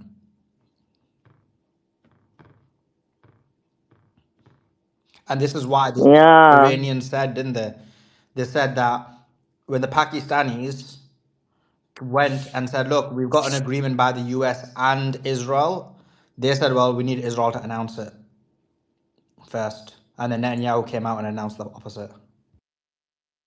Yeah, I heard you. I heard you earlier on when you asked the lieutenant in the interview that question. The way you put it to him in terms of, the Americans said this, it was like chapter after chapter. So then the Iranians said, okay, we agree. But then the Iranians said, no, we need Israel to confirm it. Then Netanyahu came on and said, yeah, we're going to carry on bombing Lebanon. It just sounded like crazy, honestly. Yeah. Casey, thanks for joining us. Hope you're doing well. What's your thoughts on your country being Israel first, as per what Galibaf is saying? I mean, my thoughts on that is that he's right. So, I mean, that's been my thoughts before he said it. So, I mean, there's nothing else. Like, and there's my thought. Like, I mean, he's absolutely right. I mean, America last always, Israel first. It's what it's always been. There's no nuance to that whatsoever. And oh, thank you guys for bringing me up. And I'm glad to see everybody. Thank you, Suleiman, Beatrix, for the space. Beatrix, definitely, for being the cornerstone of the space, holding it up. And everybody, please hit the like and subscribe button. Subscribe to both channels, okay? Make sure your notification bells are on. We just watched that really good interview with Lieutenant Colonel Daniel Davis, who, Suleiman, when you asked him the questions, he always like breaks it down where I feel like things make sense again, you know? So thank you for that lovely interview. And so that's why you guys should be definitely supporting Suleiman by subscribing and hitting that notification bell to both channels. But yeah, so there's that. And this is why I do believe that this war is not over. One thing I will say that I believe it's not over because America can't pull out. They're not allowed to pull out. And this isn't just Netanyahu. Like, I don't even really like using his name because they both work for the same, you know, operation. You know, the people behind the scenes are the ones that we don't see. And I'm not trying to make it sound conspiratorial, okay? But like, really, you know how it goes. It's like a boardroom, right? So those people, they want Iran, and they don't want Iran just to be like, okay, fine, we'll just kind of do a little bit of what you said, and we'll work with you with this straight. No, they want to balkanize Iran. They want to like go in there and destroy Iran. They want all of Iran. So that's why I think it's not over. Yeah, and I think that all logical thought processes of like, yeah, it's not logical to try to do a foot soldier invasion of Iran, but these people don't care. You can't think logical with these people. If they were logical, we wouldn't still be in Ukraine, you know, proxying that war in Ukraine. There's no reverse gear. We wouldn't even be in this war if they were logical. There's no reverse gear with, you know, the entity that's controlling all of this. I hate using terms like that. I really do. But anyway, there's no reverse gear with those kind of people. So, you know, and I think it was Lieutenant Colonel Dan Davis who said that the negotiations is just PR, maybe even for both sides. And I definitely can see what you mean, what he meant by that. And I think that for America, for J.D. Vance, I think he thought it was going to be brilliant PR for him, but it ended up back slapping him like back. It didn't work for him because he looks really bad now.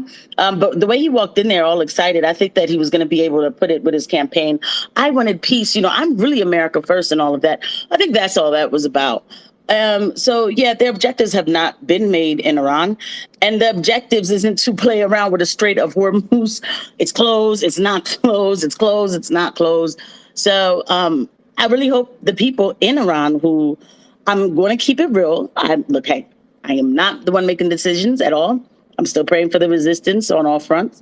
But I hope they really understand who they're dealing with here, that these people won't stop coming after them and that they shouldn't be logical with them. And me personally, you know, I think that they should have responded back to Israel after what happened in Lebanon, but that's a personal feeling. I can't tell them what to do. Maybe they needed to, you know, get all of their weapons together and everything. I totally understand that. But there has to be an answer. Israel's not going to stop. So there kind of has to be an answer. And it's not going to be America that's going to stop Israel. That's out of the question completely. Not going to happen. So I just pray in the next coming months when things get a little more kinetic again that Israel pays for what they did. And yeah, this is what I'm sitting back watching, you know, both sides and seeing how everybody's moving and seeing how it's going. Not losing hope at all, but realistically looking at everything.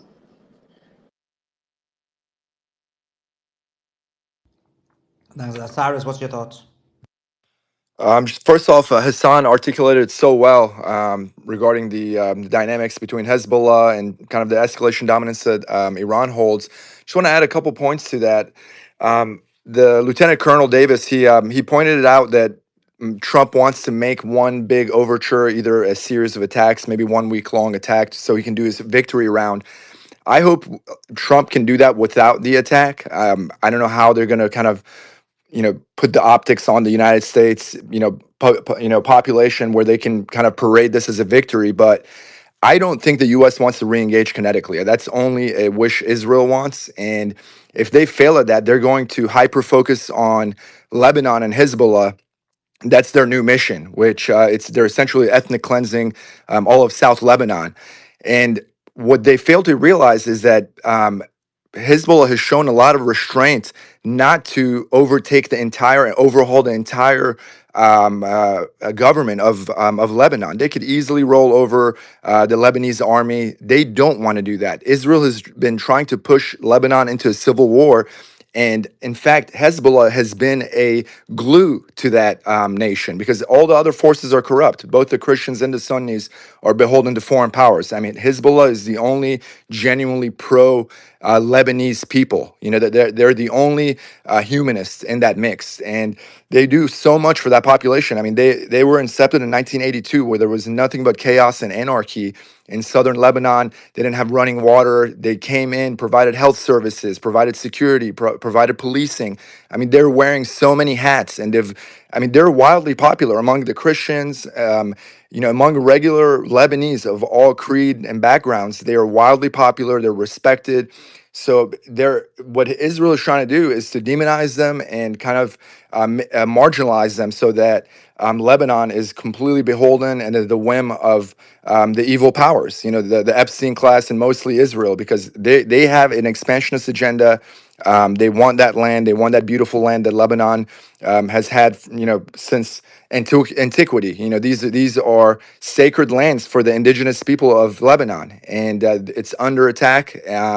And they're not winning. I mean, Iran, no matter what, even if this turns into a frozen conflict, they are the regional new power. The United States will back off, and Israel will not be able to hold out. Ultimately, when a group is popular amongst the people, you cannot get rid of them. I mean, you're not defeating a militant group. It's an ideology, and it's a very popular ideology. So there is no winning for Israel. It's downhill from here on.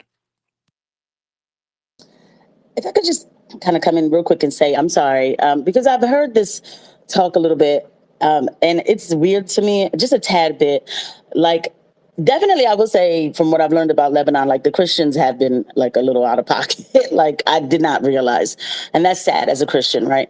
But I don't know that I've ever heard Hezbollah talked about in this like sectarian type of fashion lately that I've been hearing, and I don't think that they even look at it like that. Like, I don't think that Sayyid Hassan Nasrallah ever talked about the resistance that way. So I don't know. Like, I just don't look at it like that, because Hezbollah is made up of all different types of people. I mean, they're telling you who's been martyred, and there's all kinds of people in there apparently, which God I bless would them. So disagree with you, Casey, and I'm not saying this because I'm sectarian in any way or form. I get what you're saying. I know, because of No, no, no. regional things, but I No, no, the just realized. Palestinians look. In terms of Palestinians, obviously there are not. They're all Sunni Muslims that are sacrificing. But when it comes to the people who are dying, all the soldiers, and you see them, their names appear on. They announce them every time. They're not. They're always they're the Shia of the South. That's the reality of it. Really, it's odd, because I've That's just seen that's Christians, and I've I'm seen not like telling you this. I'm not telling you other, this for to be like kind of like take sides or be right. sectarian. I'm just telling you the reality of it. This is just whether I like it or not. I wish I wish it was different, or maybe that's just their policy to only recruit from that particular demographic.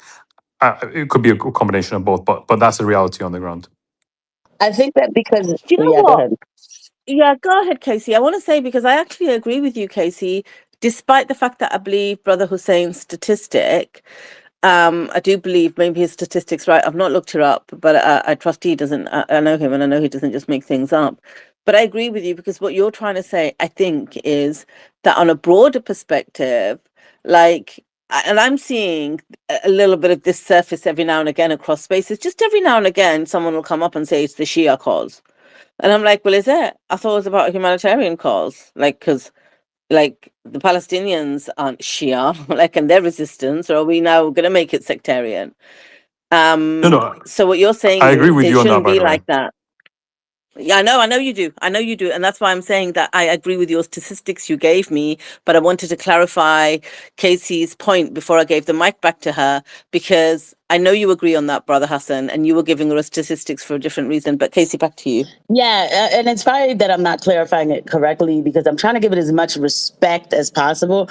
I definitely understand, like, geographically how that happens, right? Like, obviously, like even geographically, like there might, of course, there's a location that has a certain amount of a demographic of people who certainly, yes, they've come together. I'm not taking that away at all from anybody, but what I'm saying is that.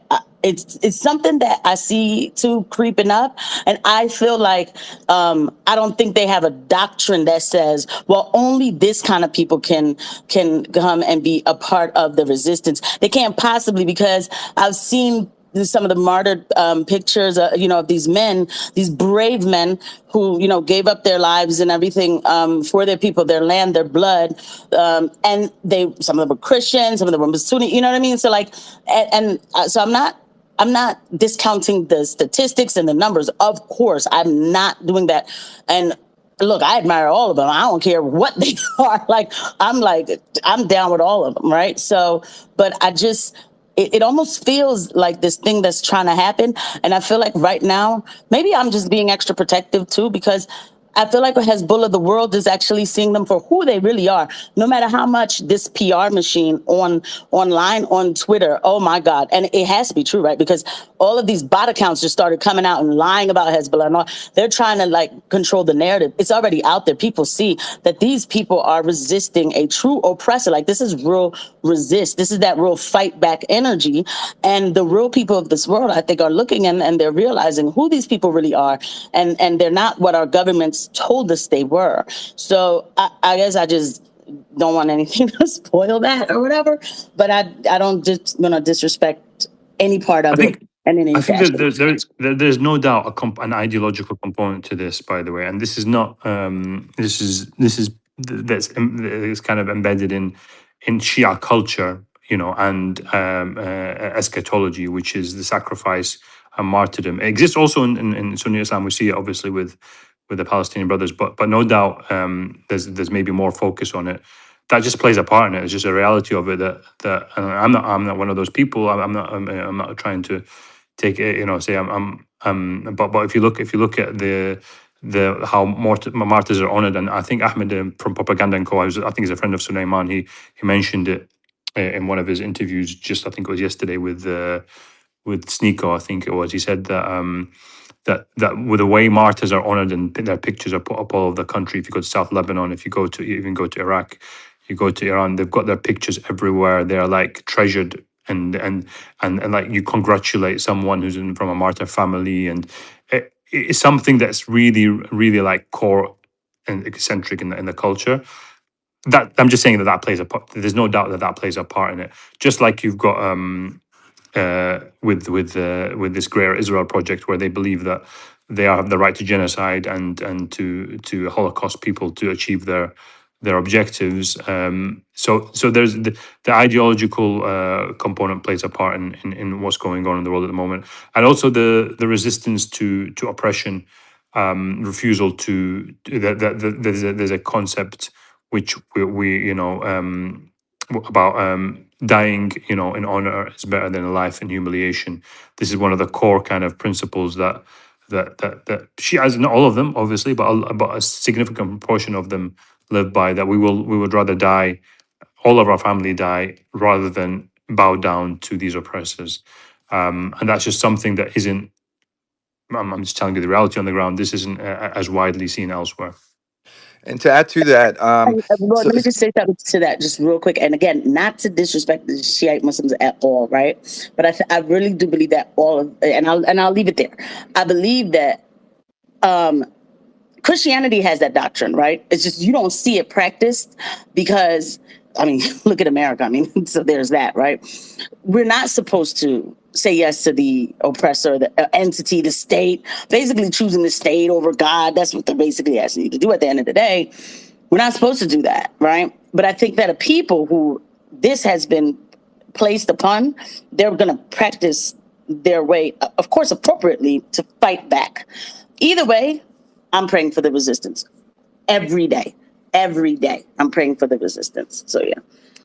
I just want to make one comment about what Casey said earlier. First off, well done on your research. There have been Hezbollah Christian fighters, and they've fallen in martyrdom, and they've been hailed as martyrs and as heroes for Lebanon. So Oh my God, you sound so patronizing when you say well done for no, your no, real. Most people research. don't know that. I Stand No, was no, a star. trying to no. tell That you, was You, I was a like, little what? silver I star for was being you, complete. I was Casey. not Well being at done. all sarcastic. Most people don't know that. I mean, like she's, most people don't know there's Christians fighting for Hezbollah. But How do you know that she didn't write books about it?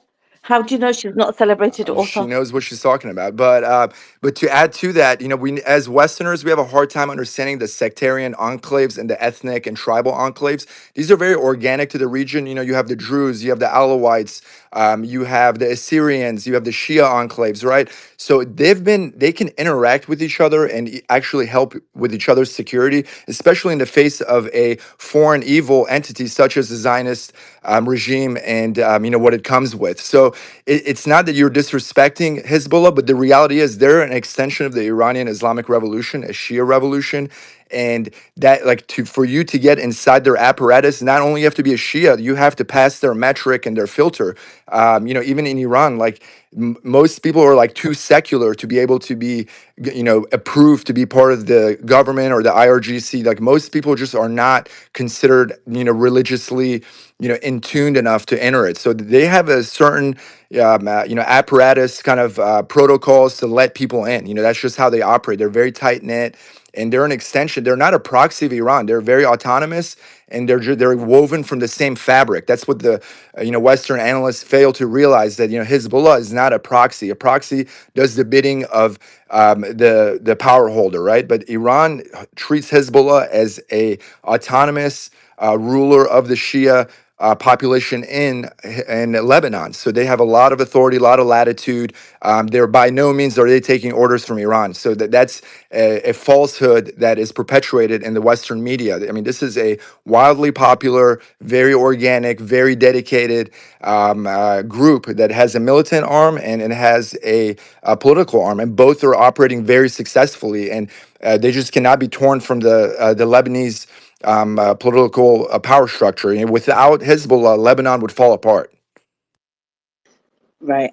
When I've heard people talk about Hezbollah before this particular time, they themselves didn't want to make it sectarian at all. Like they didn't, because they knew that was the weakness that will, mess things up in the region and all of that. You know what I mean? Like that's what America and Israel play on or whatever. So I guess for me, when I've So heard Casey, representatives talk about it, I'm not saying, again, I'm not trying to believe me, I'm not trying to take away anything. There's a way to do this where you don't take away anything from the people on the ground. It's just that I've never heard those people be so like seriously hyper focused on that, because they didn't want to be, because they know that America plays on division. Israel plays on division so much. So that's why I just don't ever so disrespect them. so no doubt, Casey, that they view their cause as a humanity cause, and they defend all Lebanese equally, and they're fighting against sectarianism. And if you listen to their the speeches,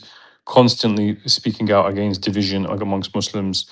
And I think it's an identity thing. It's like just like having a Catholic identity or a Protestant identity. It's not to try to divide, to offer superiority in any way, shape, or form. I assure you that, I've said this before, in Iraq, we've been through the sectarian wars that were brought in by externally, and it's to the point now where you're not even allowed to mention the sects in Iraq. Nobody discusses it or mentions it or even utters the words Sunni Shia in Iraq. So look, there's a difference between promoting sectarianism and just understanding the reality on the ground, understanding who is, what's happening, and that's what I'm trying to differentiate here. Like I said, the Palestinians are the ones who sacrificed the most amongst all of the axis of resistance, and they are not Shia, so it's not a sectarian thing. But when it comes to discussing Lebanon, it is only the Shias who are actually fighting on the ground and dying, and that's just a reality. It's not not trying to say they're better than others, just what's happening on the ground. Can I add in here also? When I was there in '82, when we were trying to sort out the who is who, where is what group, what is happening, I would when they were doing the strategy, when the U.S. forces set up over there, we were given the United States. This is '82 Civil War. The U.S. We were given the airport to secure. And I heard, and I wasn't active in them, but I would hear them discussing it. And then when I actually had to get involved, when I was actually on patrol as a boat officer, it was pull your hair out. It was what in the hell? Who's on first? Meaning, okay, wait a minute. Is this a Drew faction? Is this a I'm sorry, a Shia function? Is this a Christian militia function? And there was like three other groups involved in there. I'm sorry, I can't remember each group. And it is a mess. So what we quickly realized is if it moves, we're not going to identify it, even though those groups kept trying to identify themselves as separate and distinct. But militarily, when we were looking at it, we were like, you're all the same, meaning you're all moving your combatants. I hope I'm making sense here. It is really for anyone to come into this mess that doesn't grow up there, that doesn't understand it. Like, Casey's really digging in. I heard what Cyrus was saying. Casey does her homework here. If you don't really go in and study this stuff, I mean, really study it and really take the time to figure it out, no one has any business. That's why it's so ridiculous. Why you got, Kushner and Wetkoff in there. It's a slap in the face. They're not diplomats. They're not experts. They're two real estate Zionist Mossad agents. And this is why I think it's such a slap in their face. So I'll land it there. But I'm listening to this. And I'm learning a lot, guys. Thanks. Yeah, look, I just want to add something. So yeah, I don't agree with a lot of the comments that have been made on the space. Because what the claim that was being made is because of a certain prospect. And with me, I'm very honest about my opinions. I don't have different opinions in the public and like different opinions in private. Now, in terms of, and so why I say that is to make this specific point, that I don't think it's actually something that is unique to Shia ideology, because you kind of made the claim, oh, guess what, martyrdom is unique to Shiaism, and therefore that's the reason they're fighting back. You have similar concepts in Sunniism, you have a similar concepts in Shiaism, and in reality, what it is it's that over time, different groups get manipulated in different ways and they get misdirected, and sometimes they'll be on the right side and sometimes they'll be on the wrong side and whatever it may be. And so, for example, evidence of that is Azerbaijan. Azerbaijan's Shia, and yet it doesn't have that concept. It's got literally a deal with the devil. And right now, yeah, I'd say nearly all the Sunni states, other than Palestine, are and have made a deal with the devil. But Palestine is, and the Palestinians have been resisting on over a longer period of time against the Israeli oppression. And there's never been a time in Palestine's history when they've made a deal in that way, in a long-term manner, with the devil. And so I don't think it's something that's based on religious ideology in the sense of one direct link, like X goes to Y. Because you can find these ideologies or these positions in different sects, different religions, different groups, different ideologies, philosophies. But what it is who at what time is fighting against the evil powers. And right now, of course, yeah, if you look at Iran, it is a Shia theocracy. If you look at Hezbollah, it's a Shia group. If you look at the Houthis, a Shia group. And if you look at Hamas and the resistance in Palestine, is a Sunni group. So if you say like 3-1, yeah, that's true. But I don't think it's the religious, as I explained, it's not the religious thing that does it, because if it is, then it would be all people or all countries that follow that ideology would have that position. But Azerbaijan is a good example where it doesn't. And with the Sunni states, you've had different instances where these Sunni states have been the main fighters against Israel, For example, when Egypt hadn't sold out, Egypt was the big main rival of Israel through different stages. Jordan was. So it's more like what time, what situation, who it is. So if the argument is, yeah, right now the Shias are basically getting the job done for the world, 100% agree with that. If the claim is it's uniquely in the ideology, then why wasn't it before when it was Egypt who was doing the lifting? Because it's not unique, it's that all the ideologies have it, but some unfortunately don't follow the ideals of what of their religion, whether it's fighting against oppression or fighting against these evil powers, and some in different times do it. So I think that's what the reality of how I view it is. It's not something unique to any sect, but right now it is definitely, largely speaking, one group who's doing it. I think I largely agree to that. I think maybe I came across a bit wrong how I was saying it. Although it's 4-1, brother Suleiman, you've got the Iraqi resistance as well. Don't forget them. But what I'm saying is that I think the martyrdom, there's a specific martyrdom culture which is unique to the Shiism, but doesn't mean that only martyrdom is unique to Shiism. There's a difference. What I'm trying to say here is that there's sometimes more of an emphasis on it, and I think it stems with how much of a focus there is on the events of Karbala. I think that is the slight difference. But again, They have martyrdom in Sunnism, and yeah, actually and as I said, you have for you have them example, both. Salafis, when you look at the Syrian rebellion, one of the things they kept talking about was being martyred, although we think they were in the wrong in basically becoming almost doing the actions of CIA. But if you look at it, they all talk about how they were being martyred, and largely speaking, when people attack Islam and say, "Oh, martyrdom," they want to martyr, they want virgins, all that kind of stuff. They're not talking about Shia Islam. They're talking about Sunnis, because this was the idea that these guys had this ideology. And I'm not someone who thinks it's always positive, because I think that when you say to people martyrdom as well, you can be manipulated and you can use them for the wrong as well. And for example, Syria was a good example of that. So again, I don't think that's something unique to Shiism. I think what you maybe mean is, just to steelman your argument, is and I do believe it's found more in Shia Islam rather than Sunni Islam, although I think there should be a value within Sunni Islam. But the people who kind of directed Sunni Islam now are the main proponents of it, are kind of more Salafist. But maybe you can argue, but then again, the Hamas falls into this category where they're Sunni, but you could argue that resisting is maybe a concept that is found within Shiism because of the support of Imam Hussein, because he resisted against the oppressors of that time.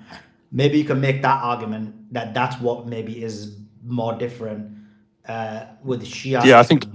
I think But that's then kind of what I was that's kind of what more I was saying. It's the resistance element, and there's a concept of victory through martyrdom, even if you are outnumbered and destroyed, yeah, and you Sunnis don't have win on that the position. This is battlefield. why you find in, for example, if you find some extreme Salafi books, they'll even say, like, they'll support that in even basic situations, not even in outnumbered situations. So my point is, you find that in everything, and even resistance.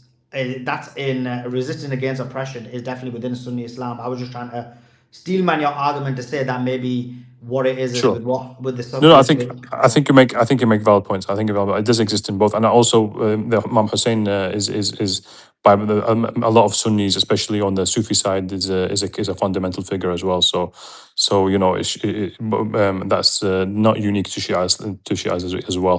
But I think the manifestation of it in this modern day and age at the moment, nobody can doubt, is that has become central component to the way that the In current resistance has been. times in Yeah. 2026, yeah, it's in current times in 2026, it's majority disproportionately Shia. That bit I agree with. But over time, that's changed. Like I said, in the 60s, it was Egypt, and it changed over time. But yeah, in 2026, it's right now it is, yeah. But sorry, Suleiman, just to say to you, like, for Westerners and like Americans and like Christians, we're just like, oh, the Muslims got it. Like they fighting back. We don't say this kind of Muslims got it. Like those of us who see it for what it is, and not to like romanticize any of this, right? But obviously, I mean, come on, I live in America. Look at what this Christian infrastructure looks like in America. I mean, it's just been embarrassing, right? But so I mean, for me, I'm like, shout out to y'all, all of y'all. So that's why, again, like I just don't see the point. I think a lot of my friends have reached out, and this is a common thing amongst my friends, is that they criticize the Sunni leaders. They say the Sunni leaders are not representing us. So the Sunnis want to be more involved in resistance, want to be more involved in it, but they're finding that there's not. Correct me if I'm wrong, Suleiman. They feel that there's this kind of vacuum at the moment of Sunni resistance leaders, other than obviously the Palestinian resistance. But outside of that, they're not finding any leaders that they can say, "Oh, this guy is leading the resistance." In terms of fighting back. Is that something that you'd agree to or not? The problem you've got is when it comes to Sunniism, if you look at the vast majority of uh, Dawa guys or social media personalities or people with big names, they mainly are people who support the Gulf states and support Saudi Arabia and have that kind of ideology. And so the problem you have is that most people, and this is why you end up getting sectarianism, because they believe in sectarianism, and maybe when they hear some Shias talking, they're like, oh, it's all about Shia, and then they think like, okay, we're all about Sunnis, these guys are our enemies, and that's why you've always had sectarianism. So actually, people, when I've spoken to people over the last year or two, they've always seen Iran as a problem because of their religious leaning. I think this current war, up until the ceasefire, I think there was a big shift in thought and ideas, a huge shift, in the sense of people are actually now we have, actually Iran's doing things. This is amongst the laity. And then they were saying that, but now I'll be honest with you, with the ceasefire, the thing's shifting again, where people are thinking, is Iran doing things in their own interest as opposed to really to combat Zionism and really to combat Israel? So that's starting to shift. So the longer this ceasefire goes on, and if Iran ends up making a deal, I think that'll shift back again.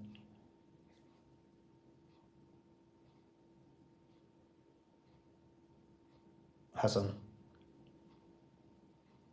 Yeah, no, I get what you're saying. I think you're right. It's I think just from the personal conversations I've had, especially amongst Pakistanis, like we were discussing yesterday, a lot of them are very pro-Iranian, and they wish that, for example, Pakistan was supporting Iran more like Iran and so on, because they just feel like everyone else is just selling out.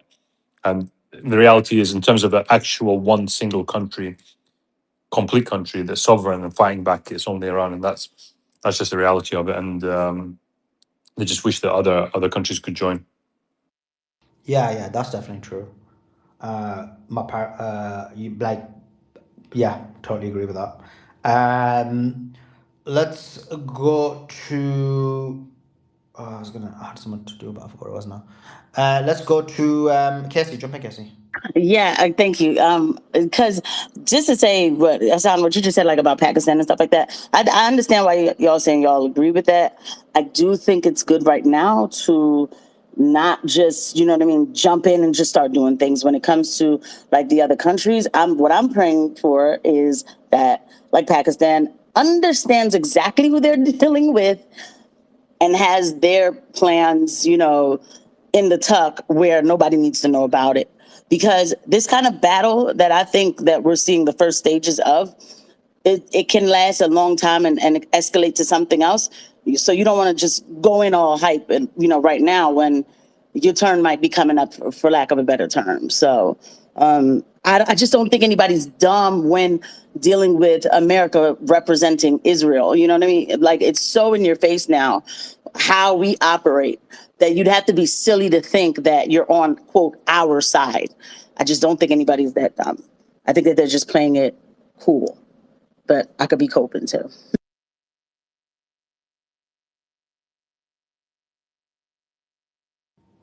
Cyrus, where do you think things go from now? Before I get to that, just one last piece.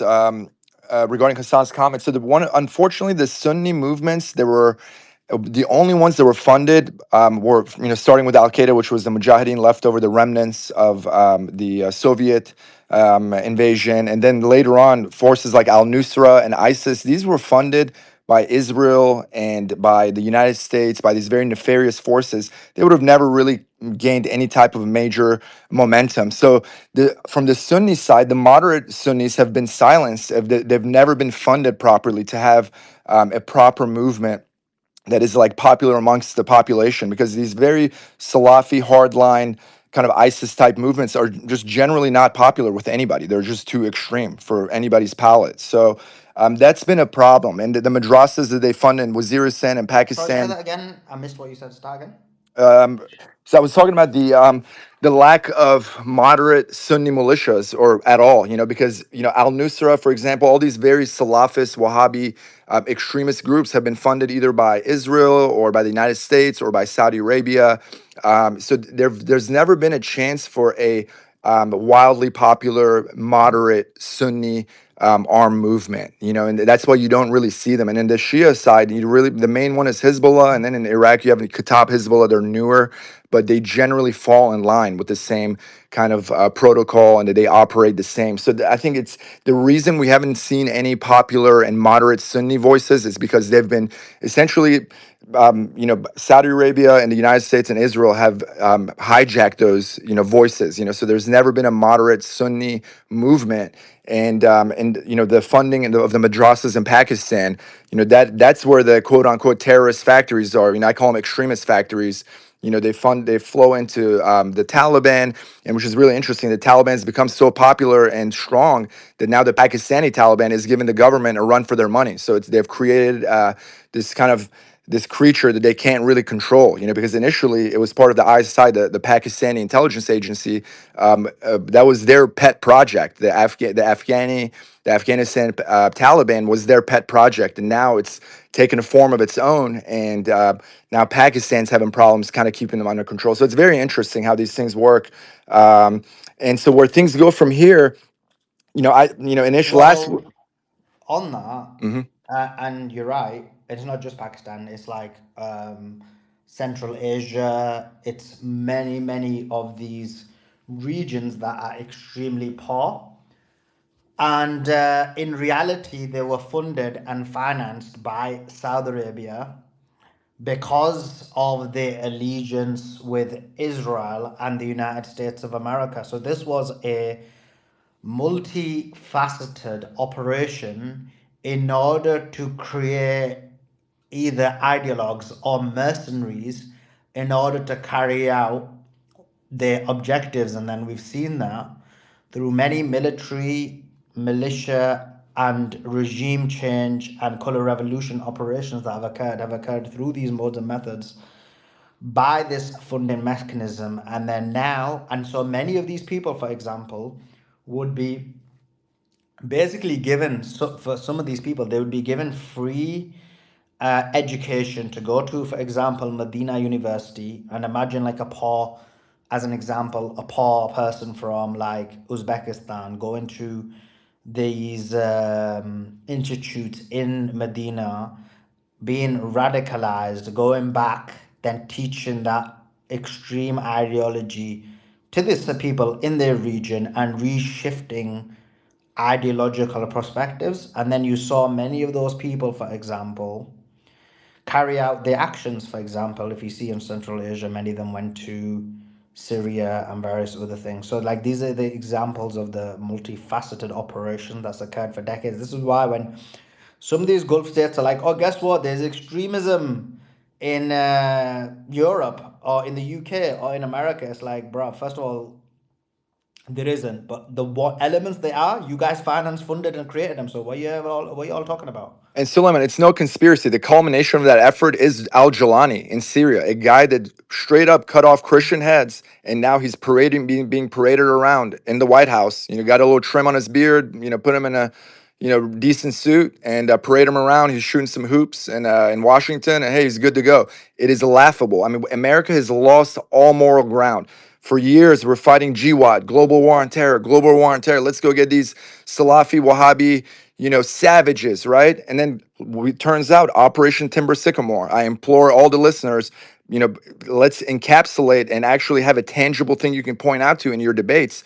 It's called Operation Timber Sycamore. It's a joint operation between Mossad and the United States to overthrow the secular Assad, who had a hijabless wife. That these are like modern. This dude's a doctor, right? I'm not saying they're not authoritarians, right? But so is China. So is half of the world. So everyone who doesn't have a democracy, we should roll in and with terrorist forces to overthrow them. I mean, it's laughable, right? I mean, well, so is So America, by the way. But go ahead.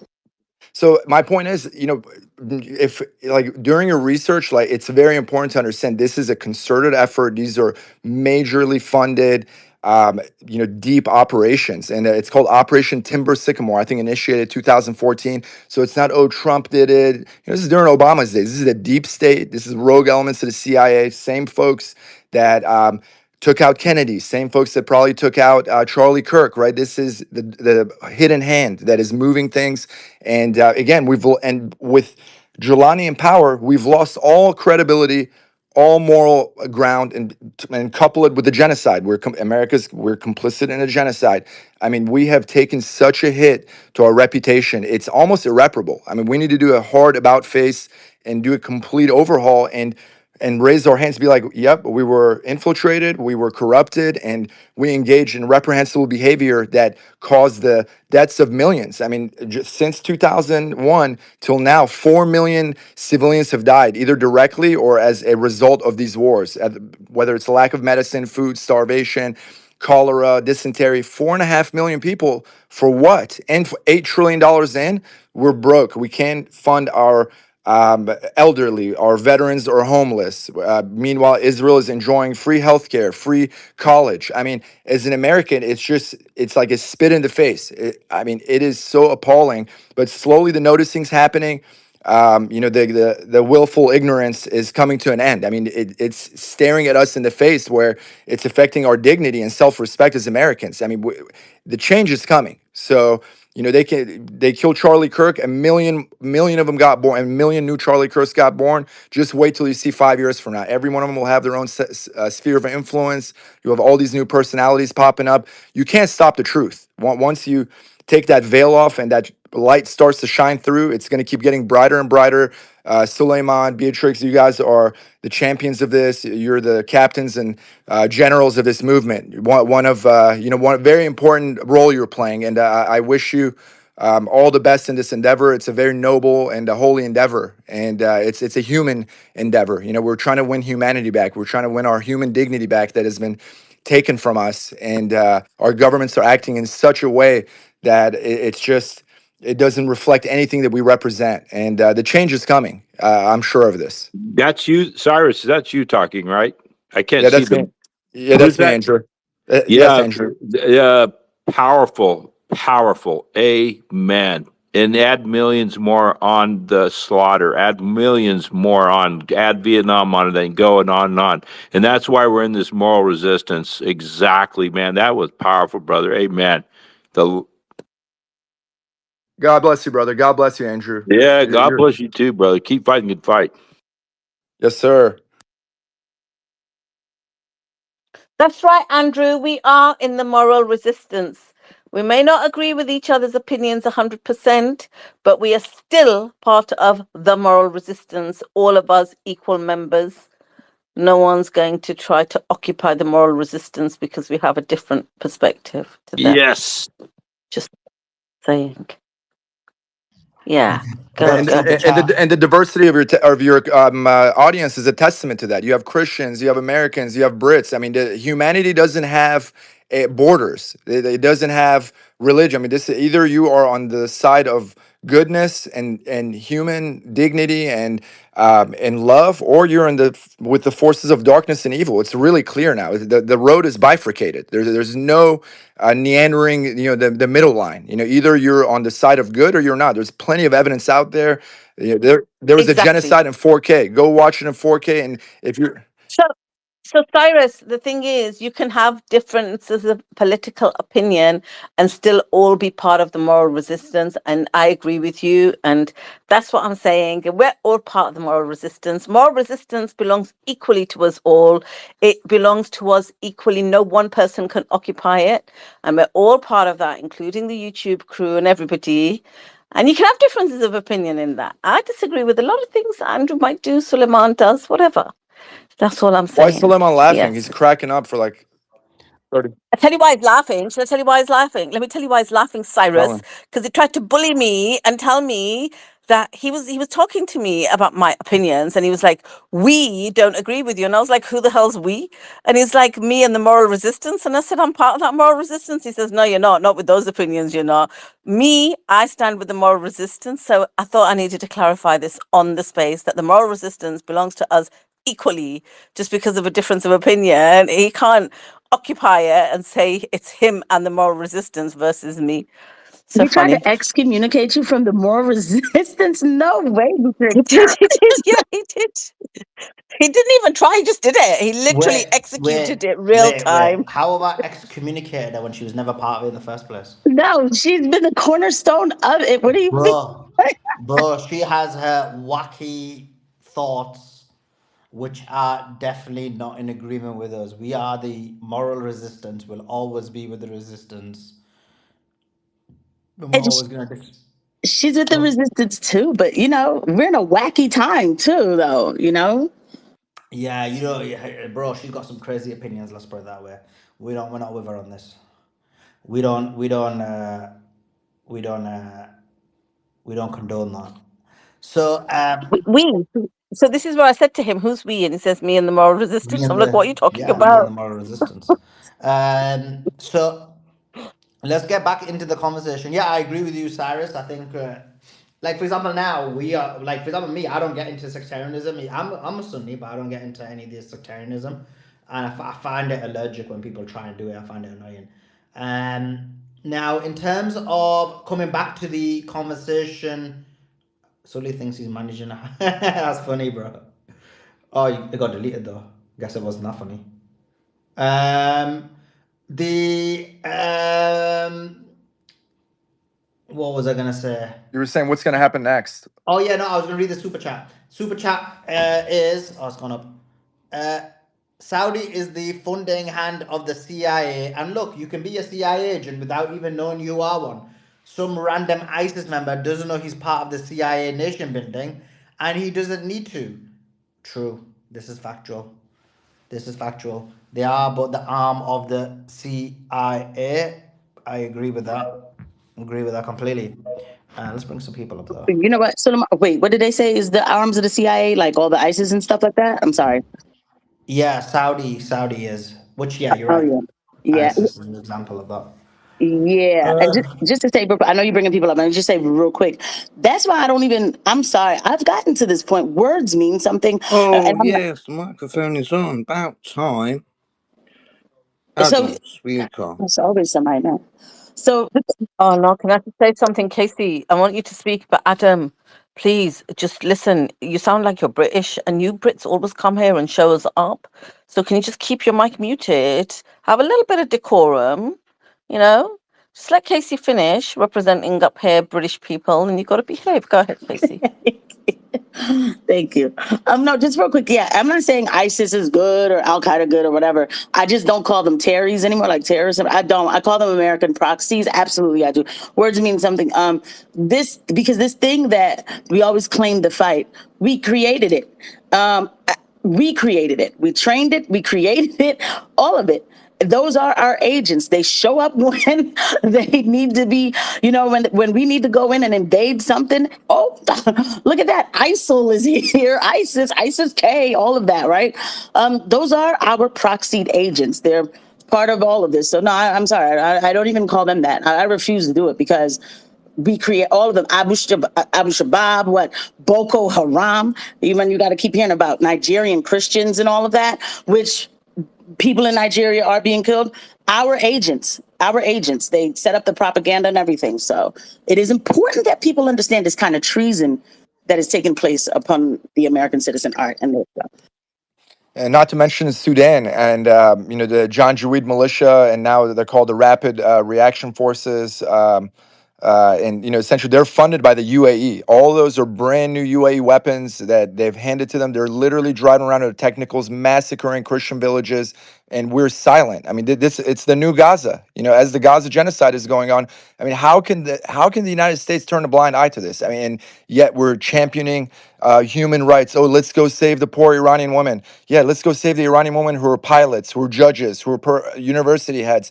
They don't seem like they have it that bad. The Christian women in Sudan, on the other hand, they seem like they have it really bad. Where's the real crime happening? Why are we silent on Sudan? Why are we silent on Nigeria? I mean, it makes no sense. Where, Spyrus, that's 1 second. Why are you doing propaganda? There's no Christian women in Sudan being In attacked. You're South in, talking in about South Sudan, what are you talking about? South Sudan. So yeah, be South accurate. South. I did. What I did say South Sudan. oh, did you mention? I thought you said just No, no, no, Sudan. South Sudan. I said it. The John Jaweed militia and these reaction forces. They're all in South Sudan. They're funded by UAE. Yeah, in South Sudan separated from Yeah, Sudan. I In know. Sudan, Yeah, I know. I know. 1 second. Oh my God, bro, you just. So, England's got something to do with that as well. England Sudan. funds. England does fund. England's have got the navy on the coast. England's are. Yeah, so Sudan. I was saying. Oh my God, he sounded like a drunk Piotr. I swear he sounded like He did. Piotr. He did, didn't he? England's got something to do with that as well. Oh my God. Anyway, sorry, Suleiman. Yeah, I was saying about Sudan. What was I saying? South Sudan is separated from Sudan, you were telling us, because I didn't know that. Yeah, South Sudan is a totally different country to Sudan. So when they say Sudan, I heard him say Sudan, so I don't know, maybe he said it before that, because I wasn't listening. But Sudan specifically was separated from South Sudan. South Sudan is an autonomous country. Sudan has a huge amount of civil war and civil unrest. Not civil war, let me rephrase that. That is the UAE backed genocide that is occurring in Sudan. And so many people say Sudan, this is happening, but in reality, it's what you call it again. It's been funded by the UAE, and Sudan is just Muslims, and it's just one group killing another group, and it's some of it's based on racial lines. Some of it's no. Now Sudan separated from South Sudan. Yeah, that was based on a number of factors. Some say it's because of religious and various other things, but yeah, there was a multitude of factors on that. So yeah, I just wanted to clarify that. And in terms of Nigeria, yeah, there is extremists like the Boko Haram who abuse everyone, Muslims and Christians, and anyone who doesn't have the same type of ideology. And we've done many spaces on Nigeria. We've done many spaces on Sudan. So you don't need to, relay the CIA talking point on that. But so back to you, Beatrix. But can I ask you a question, Suleiman? Unless he's busy, because if the UAE funds, or maybe anybody could answer, but if the UAE is funding this in Sudan, and I know somebody's going to say that, oh, you just hate America. No, but I need to know how much I'm involved.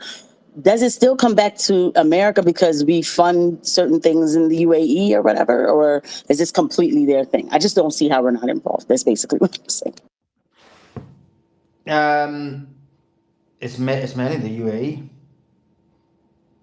Interesting. We're, Wow. we're involved to the Shocked. sense that we don't say anything to them. We let them get away with it. Maybe we're not buying the bombs like we do for Israel and dropping it on kids, but hey, we're totally giving them a free pass. Hey, cool, go fund these rapid reaction forces and yeah, go slay these poor villages. I mean, it's insane. I mean, how are we not able to control a small GCC country? We could easily do that. One phone call America can make, it will be shut down, and they're unwilling. And also, you mentioned South Sudan. Who's killing in South Sudan? Can you explain?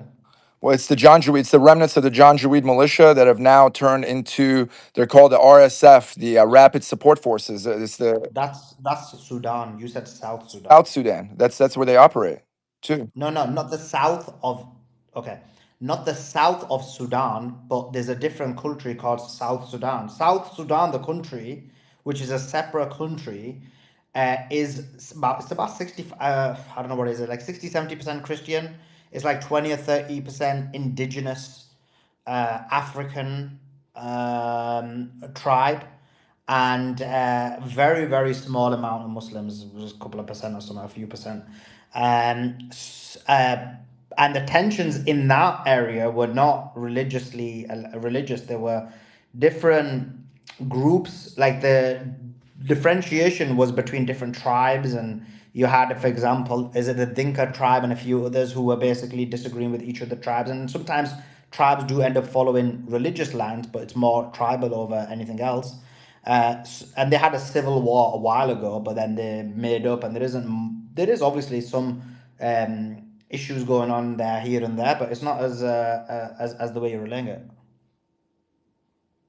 No. So I'm not talking about the south of Sudan, because obviously, yeah, the Janjaweed were the RSF. The RSF were funded by UAE. UAE did finance and fund and the murder and genocide of all those people. They killed the people in Darfur specifically because of racial reasons, abused the women, but they were all Muslim, but the people in Darfur were like basically Africans, and it was mainly the Arabs doing it. But that being said, in other aspects it was a mixture of different tensions.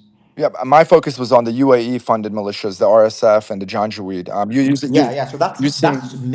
that's Sudan. That's not South Sudan. South Sudan's a different Thanks country. for making a But maybe you distinction. mean, maybe you mean the south of main Sudan, which is so the country of Sudan. You maybe mean the southwest of it is probably what you meant. Maybe I'm guessing. You're correct, Suleiman. It's a good distinction. Thanks for clarifying that. You're more studied on it. I'm just sorry. I've been focused on strictly the UAE's involvement and what these folks are doing now. But No, UAE is a demonic evil thing, and you said in a past tense, it's ongoing. You said they were funding them. yeah, good point. They are. You're right. They are a demonic evil thing. They continue to fund it. Yeah. They do it for gold. Yeah, we've done many So spaces on this, really interesting. Cyrus. Thanks for that, Suleiman. Hmm? Because I didn't know as well that there was a country called South Sudan. So yeah, it's a good distinction. Thanks. And see, when you make a distinction, Cyrus says, "Oh, you're well read, you're well Oh, studied." he's right. He's right. When Casey makes a distinction, he says, "Oh, good research there. I Yeah, said well I'm done." impressed by the research. Most people don't know there's Christian fighters in Hezbollah. I wasn't being sarcastic. Oh, this is really I stupid. was What you genuinely don't impressed. But when you did Cool. say that, I was like, "What?" No, all right, sorry. Yeah, go back, Suleiman. Sorry. Yeah, why is it I keep bringing people up and they keep dropping? I don't get what's going on. Like I don't know what's going on with the space. They And the can't space handle the is attacked greatness. as well. So something weird going on. Let's go to Paul. Paul, thanks for joining us. Give us your thought. Actually, just before you do, it says, despite the ceasefire in Gaza, Israel hasn't stopped. Now will they honor anything the US agrees with Iran? What's the solution, Suleiman? Well, me and the moral resistance hold a position which is distinct from others' positions, which is that we need to continue resisting, and Iran will continue resisting, and Iran will hopefully be the axis that defeats them. It says the Israelis had a security and political cabinet meeting that ended without a decision on a ceasefire with Lebanon, according to both Israeli and Lebanese analysts. They're saying that Netanyahu wants to capture Beth Jabil before agreeing to any ceasefire, and Israelis estimate a few more days of battle to capture the town. So that's kind of the situation in terms of the ceasefire with Netanyahu, which is really interesting. Let's go to Paul.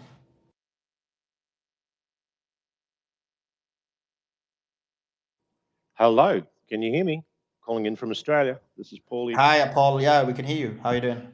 I'm not doing too bad considering the price of fuel still way up. The worries we have here in the West are I guess seem quite selfish and minuscule when you compared to the injustices being committed in the name of Israel around the world and in the name of Uncle Sam.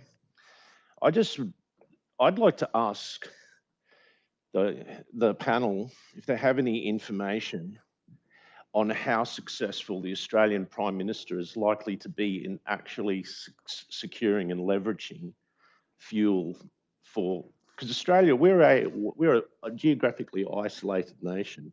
and we are one of the one of the youngest colonial outposts of the old British Empire. So when we have a Labor Prime Minister trying to secure fuel and energy trade deliveries on behalf of us, this little diverse post-colonial outpost, how likely is he really meant to be taken seriously when our Uncle Sam Trump superpower that we have this intimate AUKUS and ANZUS related treaty with ANZUS, you must remember, also includes New Zealand, the treaty that binds us as a fraternal international sort of alliance. What sort of hope do we really have of our Prime Minister being successful in making things better and for us here that are suffering? And we're looking down the barrel of a big economic recession / depression here. And America, if it's true, and some of the information I believe it was Simon the other day was making a note that it's not just the oil that's at stake, it's the price of, it's the availability of urea and fertilizer stocks coming out of this, which is also being choked off, that can actually cripple a nation that depends upon trucking, and nations such as Australia and most nations around the world depend upon trucking. So a lot of the old diesels a lot of the diesels in fleets today have technology which requires the admixture in Australia we call it AdBlue. So how likely is our Prime Minister to really be successful when basically there's it's not just with moving goalposts around the world, when we have no good faith from our superpower big brother, Uncle Sam, world cop protector? Handing the mic over. Thank you.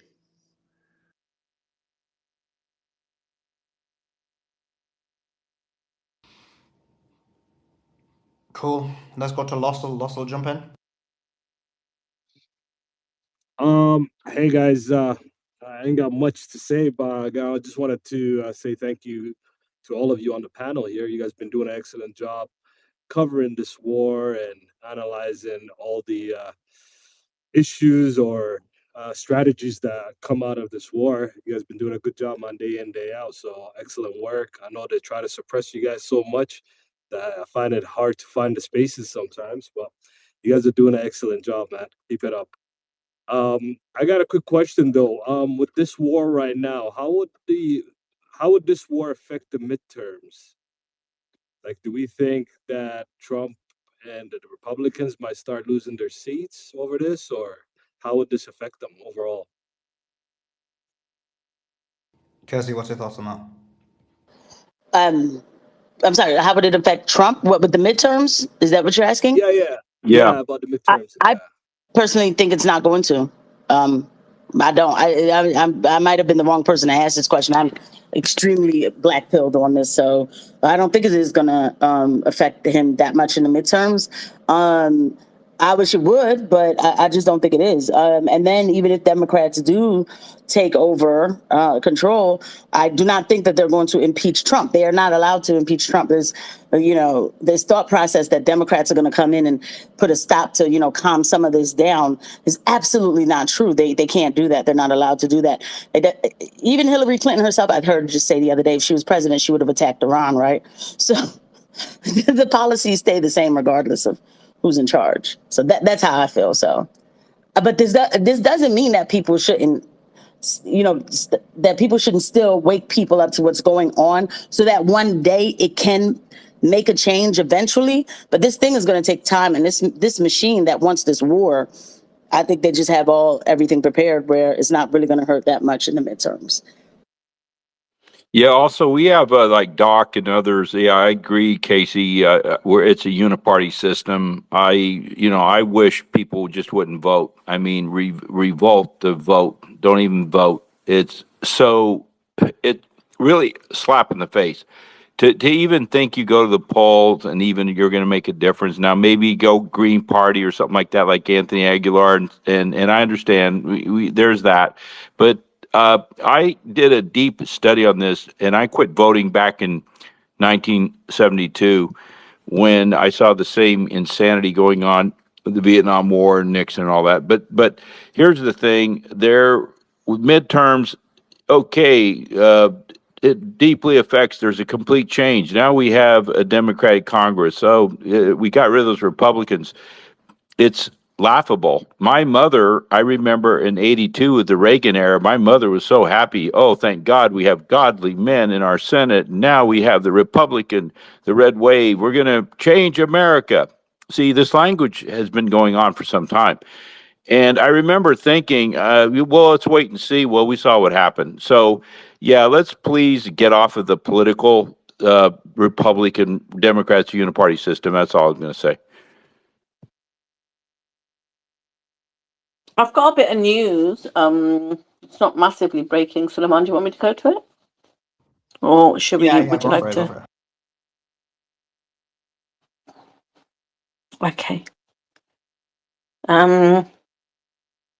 So this was put out on the official page of the Deputy for Communications and Information of the Vice President of Iran.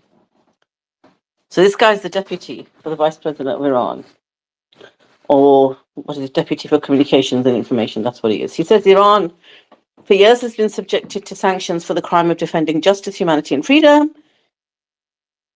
It's now also a target of direct and unjust aggression by the United States and Israel. Your Holiness Pontifex is writing to the Pope. We thank you for your principled positions in condemning this brutality. Our suffering is evidence of steadfastness in human values. Iran calls on the world for a collective action for justice and compassion in order to go beyond deconstructive policies and defend a lasting peace. So basically giving a shout out to the Pope. Between these two sides, of all the things I thought they were going to fight over, I never thought they'd manage to drag the poor Pope into this. He's now had to respond as well. Poor guy. So apparently I missed this. A blaze went through one of Australia's 2 remaining oil refineries last night. Well, I say last night. I don't know when it would have been in Australia time. The Corio refinery produces 50% of Victoria and 10% of Australia's fuel. That suddenly went up in flames. That was interesting. The Financial Times is saying that Lebanon says there are efforts to reach a ceasefire with Israel soon. That's the FT. The Financial Times is also saying that Iran used a Chinese spy satellite to target US bases in the Middle East for missile and drone strikes. And this is according to a report published by the FT, the Financial Times, that they used Chinese spy satellites to target US bases in the Middle East. China playing all sides. There was a really low turnout. JD Vance went to TPUSA. And though not directly Iran linked, it kind of is, because there was a massively low turnout and there was a lot of heckling at him for the Gaza genocide. And that's what dominated his appearance at TPUSA. And when asked about it, he said that he just blamed Biden. Like, you know what? These guys think that people are that stupid, that they just keep blaming the other side as long as they've given you somebody to hate when they both worship the same masters. Because he says, that was President Joe Biden allowed what he described as an absolute catastrophe in Gaza. So he said, that was Biden's fault. He allowed the catastrophe. But Trump not doing anything less, is he? So there was that. What else was there? I think I just stop there, Suleiman, and pass it back to you. I don't think there's anything major apart from Appreciate that. it. Check your message. Just the cool says the moral resistance is a movement with the moral resistance podcast, bringing the people of Earth back to the humanity and the sanity from God. Of course, that is the moral resistance. We are the moral resistance. When I say we, I mean me and the moral resistance. You all know who you are. You all know who you are. Do you want to welcome my Doc? Doc is in the house. Much love to you, Doc. How are you doing? Give us your thoughts. Hopefully you're not having Suleiman, can ice you see cream. Jeremy? What? Can you see Jeremy with his hand up, Suleiman? No, I can't. But Doc's here. Oh, bless you. There's a Well, is I know Doc. Doc's there, but He needs to respect his I know elders. Doc's. Jeremy needs to respect his elders. This is the problem with these LA people. I'm good. Go ahead, Jeremy, and Paul has also got his hand up. We're I'll all be part of the moral resistance. We're all part of the moral resistance. certainly. Definitely. I've got time. I'll be around for a bit. So go ahead, Oh, the hands. awesome. Go ahead, Jeremy, and then we'll go to the Doc. Okay, you guys are cracking me up. And Doc is a blood. I haven't earned that yet. With that said, I actually asked to come up to weigh in with regard to the election, what you guys were just talking about in the last few minutes. I think that in my opinion, the Republicans are going to take a pounding for a few reasons. First and foremost, the Republicans are the black pilling is going to be setting in. The Republican Party will be marinating in it over the next few months, and they are going to stay home. So my opinion on 20 may be the lowest turnout ever, particularly on the right. With that said, you could go to the extreme, conspiracy side of the spectrum and say, well, if we're in a greater war, meaning beyond Iran, others involved, something where Trump could postpone the election or something like that. I mean, we've been saying that off and on for the last few years. We said it in COVID and everything, but really it's because it's just out there in the ether. But I also don't think that, personally, I don't think that President Trump is not going to finish this term. He's, in some ways, he's bored. The job is too hard for him. He needs to do the stuff that what he's doing now, being loud and breaking things and stuff like that. He's just good at flexing the power. But actually, a good president is someone that is also embedded in all things domestic. And that's too boring, too tedious for him. And so, and coupled with the fact that they want to talk smack about Biden and say, oh, he was losing and everything. We can clearly see that President Trump is not as crisp as he was in, say, 2016 or 2017. And with good reason. He's aging.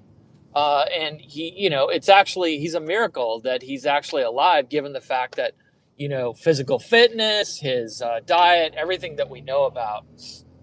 So I just think that the election will be something to be talked about, but it's totally on the Republicans. Oh, one more wild card. Right now, what's happening in the House of Representatives and about to in the Senate is there's all sorts of sexual scandal, also financial scandal, for whatever reason, is coming to the surface. Literally, we got people that are resigning. They want more people to resign. They want to expel people, and it's in both parties. So there's a bit of a house cleaning that's taking place.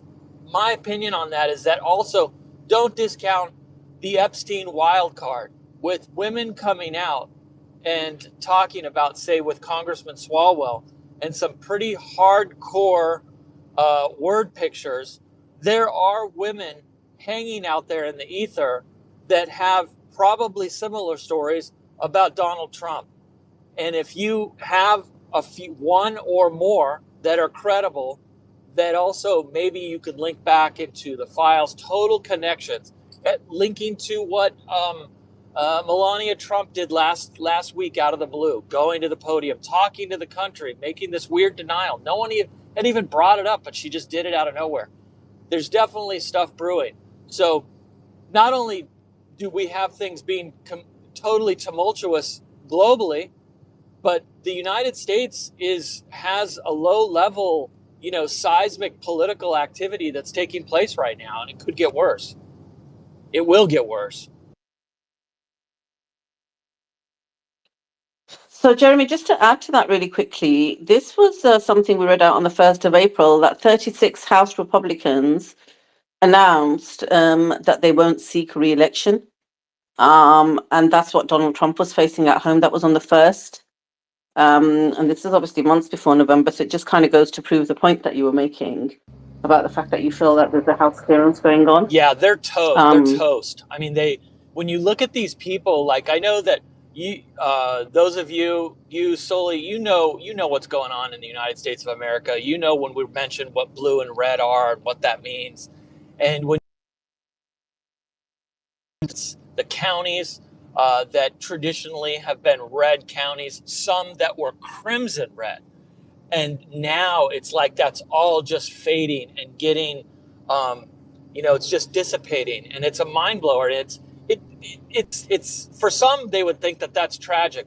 What I see is, if I want to look at things a little bit optimistically, is that I don't mind that the lines are blurred.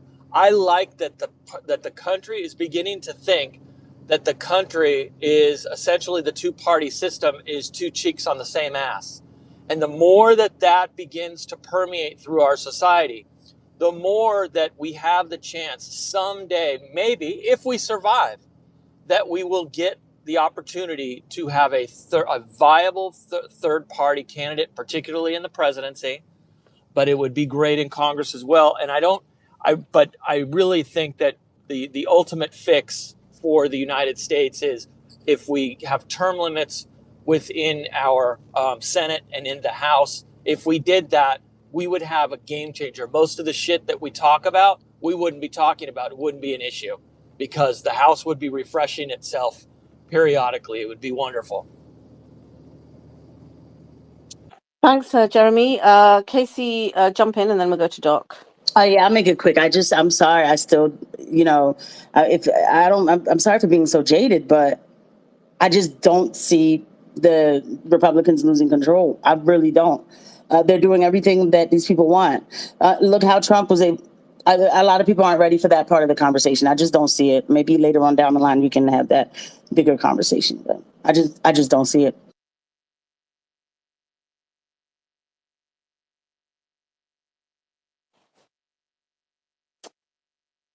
You don't see what, Casey, that the lines are getting blurred? That Republicans will lose the control. I see people waking up.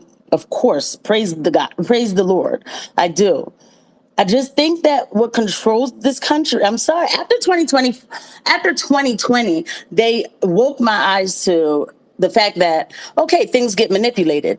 After 2024, they let me know that they can make things happen in a landslide and make it look a certain way and hand something to somebody. I don't care what anybody says. People aren't ready for the 2024 conversation, and this is not the space for it. But because of that, that's what makes me feel like Republicans will still keep control, because what wants the control in this country gets to have their way in America as long as Republicans are in control. And there's no pushback to what's happening. They stopped mass deportations, right?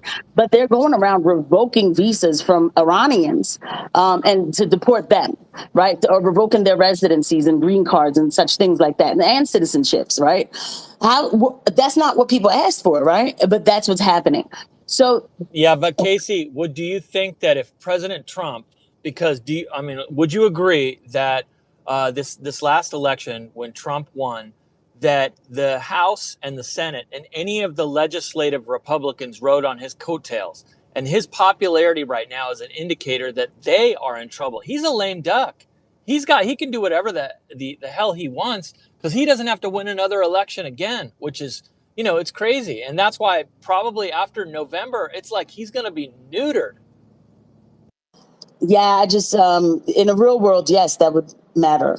If we were dealing without outside variables, yeah, it would matter. I think gas prices will dictate what's going to happen in November. If Trump is able to wrap up this war and there's no more damage to the economy, I think they'll have a good chance of maintaining power. But if it spirals out of control and gas prices go to $5-6 in the country, you can bet there's going to be major changes. But keep your eye on the economy and on the gas prices. I think Trump don't care. I think he's not on the ballot. I just had the last bit of the conversation. He knows he's not on the ballot. They lose 2026 and they'll say, well, whenever Trump's name's not on the ballot, Republicans don't do as well. You need Trump's name on there. I remember them making that claim in the previous elections that they lost. And then he won't be on 2028 anyway. Knowing Trump's ego, he probably wants them to fail to make everyone realize that look, you can't win without Trump. So Trump's like there is no, and I can just imagine Trump being like, yeah, the Republican Party cannot win without me. They're gonna have to find a new way or something along those lines. I can imagine Trump's ego being that he actually wants them to lose in 2028.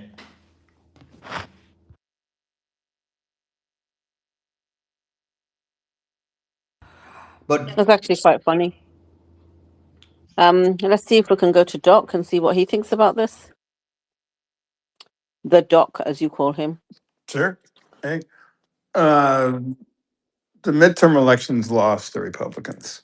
It's going to be a bloodbath. It might be the biggest turnover in party control by numbers ever. Trump's lost at least 30% of his coalition. A big part of it, keep in mind, was not the traditional Republican and conservative coalition. He had to parcel together a lot of different groups that had never voted in the percentages that they did for Trump. The youth, Hispanics, blacks, all had record turnout in the Republican Party. And I know there are other groups. Trump was very, very smart about how he targeted his rhetoric and his promises and convinced people like myself. So 2026 is done. I hadn't really thought about Trump quitting and just walking away.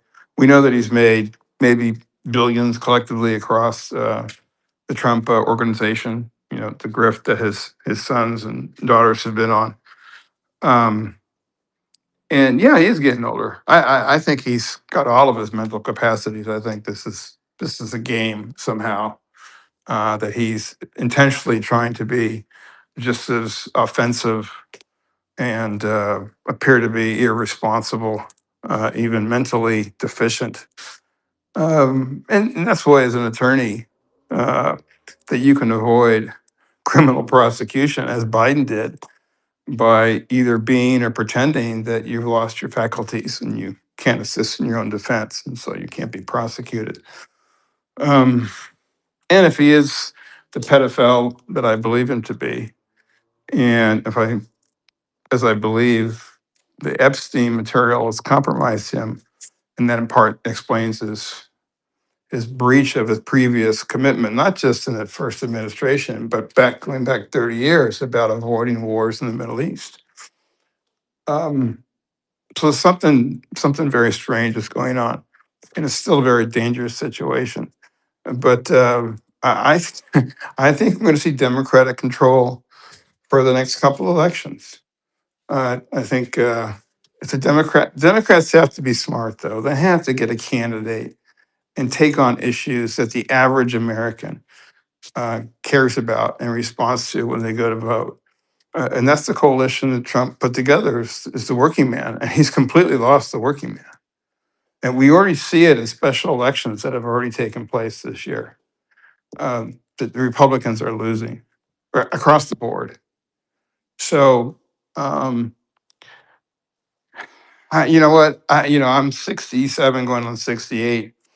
The world is not as I would have made it or had it be made. And so it's really onto the next generation. And so I'm pretty down about the whole process, actually.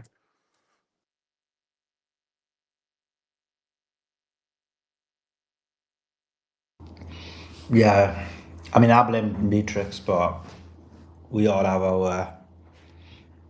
Feminism, we could talk about other causes of social decline here. I mean, I'm talking Oh my about the God, how does he 2000. say my name and you say feminism? What the hell's going on this space? I mean, that's a great point. I was thinking more from the perspective of the 2000 spaces, but I That's mean, just propaganda as well. I never did know 2000 spaces on Trump, okay? You did a few. 1000. And I know feminist either, the Doc. Yeah. Grandpa thinks every female's a feminist. Well, I listen to Myron's content a lot, And he doesn't really talk about what he does, what I see him doing in social media when he comes in this space. He's got a political focus. But these roundtable podcasts he does with young women, and just how crazy that they are as a cultural phenomenon. That's the Fiji influence on you, Doc. That's the ultimate Zio influence on you. Freaking Fiji's influence on you. Hey, no, I'm a feminist. As my mom was in the 70s. She was, one of the first waves of professional women. My girlfriend certainly is a feminist. And I like their independence, frankly. So I'll make myself a sandwich Cool. every once in a while. Okay. Cool. Cool. So just to give you guys an update. So fighting. Actually, let me have a bit of water and then I'll tell you. Beatrice, you got any news? I can check now quickly. Give me a second. Yeah, I've heard nothing about what's happened today so far. So They were trying to agree a ceasefire, Doc. And the question is, Suleiman explained it really well, and he interviewed Colonel Daniel Davis earlier, and he explained it really well that they're talking. Pakistan's gone with some messages from the Americans to Iran. The army chief went, and they said to Iran, "This is where we're at in terms of the negotiation." And Iran said, "Yeah, but look, we ain't having any messing around this time. Lebanon's going to be part of the deal." So the Americans went away and then came back and said, "Yeah, we've agreed that Lebanon will be a part of the deal this time." And they said, "Actually, we want Israel to confirm it." So Netanyahu went on TV and said, "Yeah, we're going to carry on bombing Lebanon." So it's not part of the deal. well, Iran will take what they can with a deal with America for, I think, several reasons. But Well, NBC News has just said the US would like Hezbollah and Israel to stop fighting, but has not demanded a ceasefire. This is a senior administration told NBC News.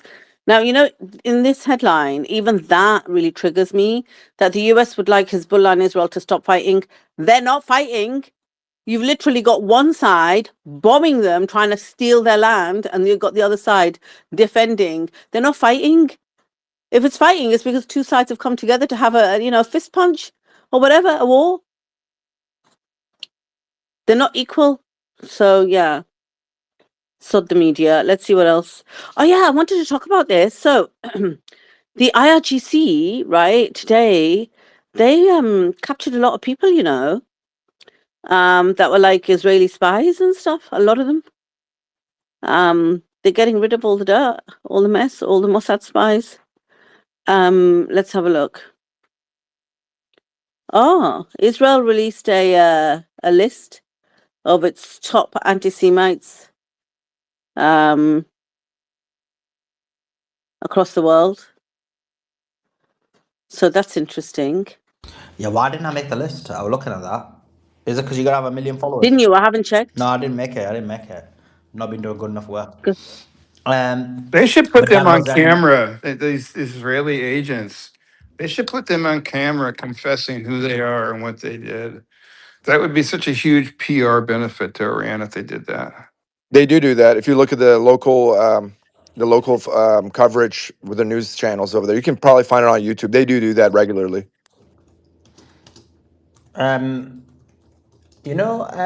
so I wanted to give everyone a breakdown, but I'm starting something else now. But let me do it actually.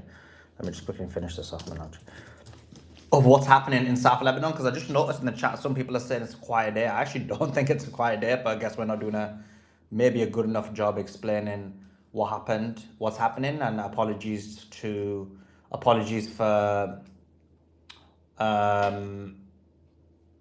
Beatrix for her not giving you guys that information. So I knew you were going to say that. I knew that. I thought he was going to blame me. So basically, first of all, I'll give the main news and then I'll break down in what's happening in South Lebanon. So first of all, the main news. So the main news is there's a conversation going on between the United States of America and Iran for a possible extension of 14 days. The Iranians want Lebanon to be included in that agreement. The Americans asked Israel. Israel said, no, we want to take a few different areas in Lebanon. And only after we've taken those areas and taken control over it, we're willing to have that kind of pause. They're trying to take a few areas in South Lebanon, and they've become, in my view, very critical. And we're going to continue to give you updates on those areas during the space. So, for example, right now there's a lot of fighting that's happening in Bint Jubail, and there's a lot of fighting that's happening in Khiam. And just now, Israeli sent 3 rockets to Khiam and tried to hit Khiam. And also, they're fighting in Bint Jubail. Bint Jubail is a few miles from the border of Israel. Actually, funny enough, Hussein was here because where Hussein's from is not too far away from Bint Jubail, because Hussein's from Yarun. But right now, the fighting that's happening is in Bint Jubail. Now, Bint Jubail is really a really important area. It's an area that the resistance dominated. Maybe I should do a video on this, thinking about it. But anyway, let me explain to you guys right now. So it's Bint Jubail is the area that in 2006, when the Israelis tried to do invasion, they got clapped quite badly by Hezbollah, to the extent that it was always considered like the stronghold of Hezbollah, considered like a kind of, what's the right word to use it? Like a focal point. Focal point is not the right word, and I'm half asleep here, but like a emblem of resistance, in the sense of it was considered like the emblems of resistance, the capital of resistance. Like it was where the Israelis had been smashed up really badly in 2006. And so it has significance from that perspective. Also, locationally, it's not too far away from Marun al Ras and a few other areas as well. So what's happened is we've seen a large amount of fighting. There were claims, but those claims are false, that the Israelis had taken Bint Jubail. So I mean that's not true. And in terms of explaining what's happened, I'll explain what's happened in it, but let me just give you an overview of what it's about. So basically, the terrain it's not flat, it's quite an elevated terrain. It has like very narrow streets, so it's not easy to take. Now the reason why it's considered important is because if you take Bint Jubail, it almost becomes like a gateway to other areas in South Lebanon. Also, the Israelis want to take it because it's always not too far away from the border of Israel. So Bint Jubail is quite important in terms of, not in a global sense, not in a kind of, oh my God, if they lose this, the resistance loses, but just as a symbolic victory. It'll be really important for the Israelis. And they can try and create a buffer zone as well if they wanted to. It'll be like a step towards creating some kind of buffer zone. Now, what's happened is we've heard reports that there's been a lot of fighting in Bint Jubail. There's huge engagement between Hezbollah and Israel in Bint Jubail. And we also heard that some Israeli helicopters were rushing to evacuate Israeli casualties. I've been looking for more information on Bint Jubail. I'm still looking as well, and obviously I'm going to ask some people who I know there.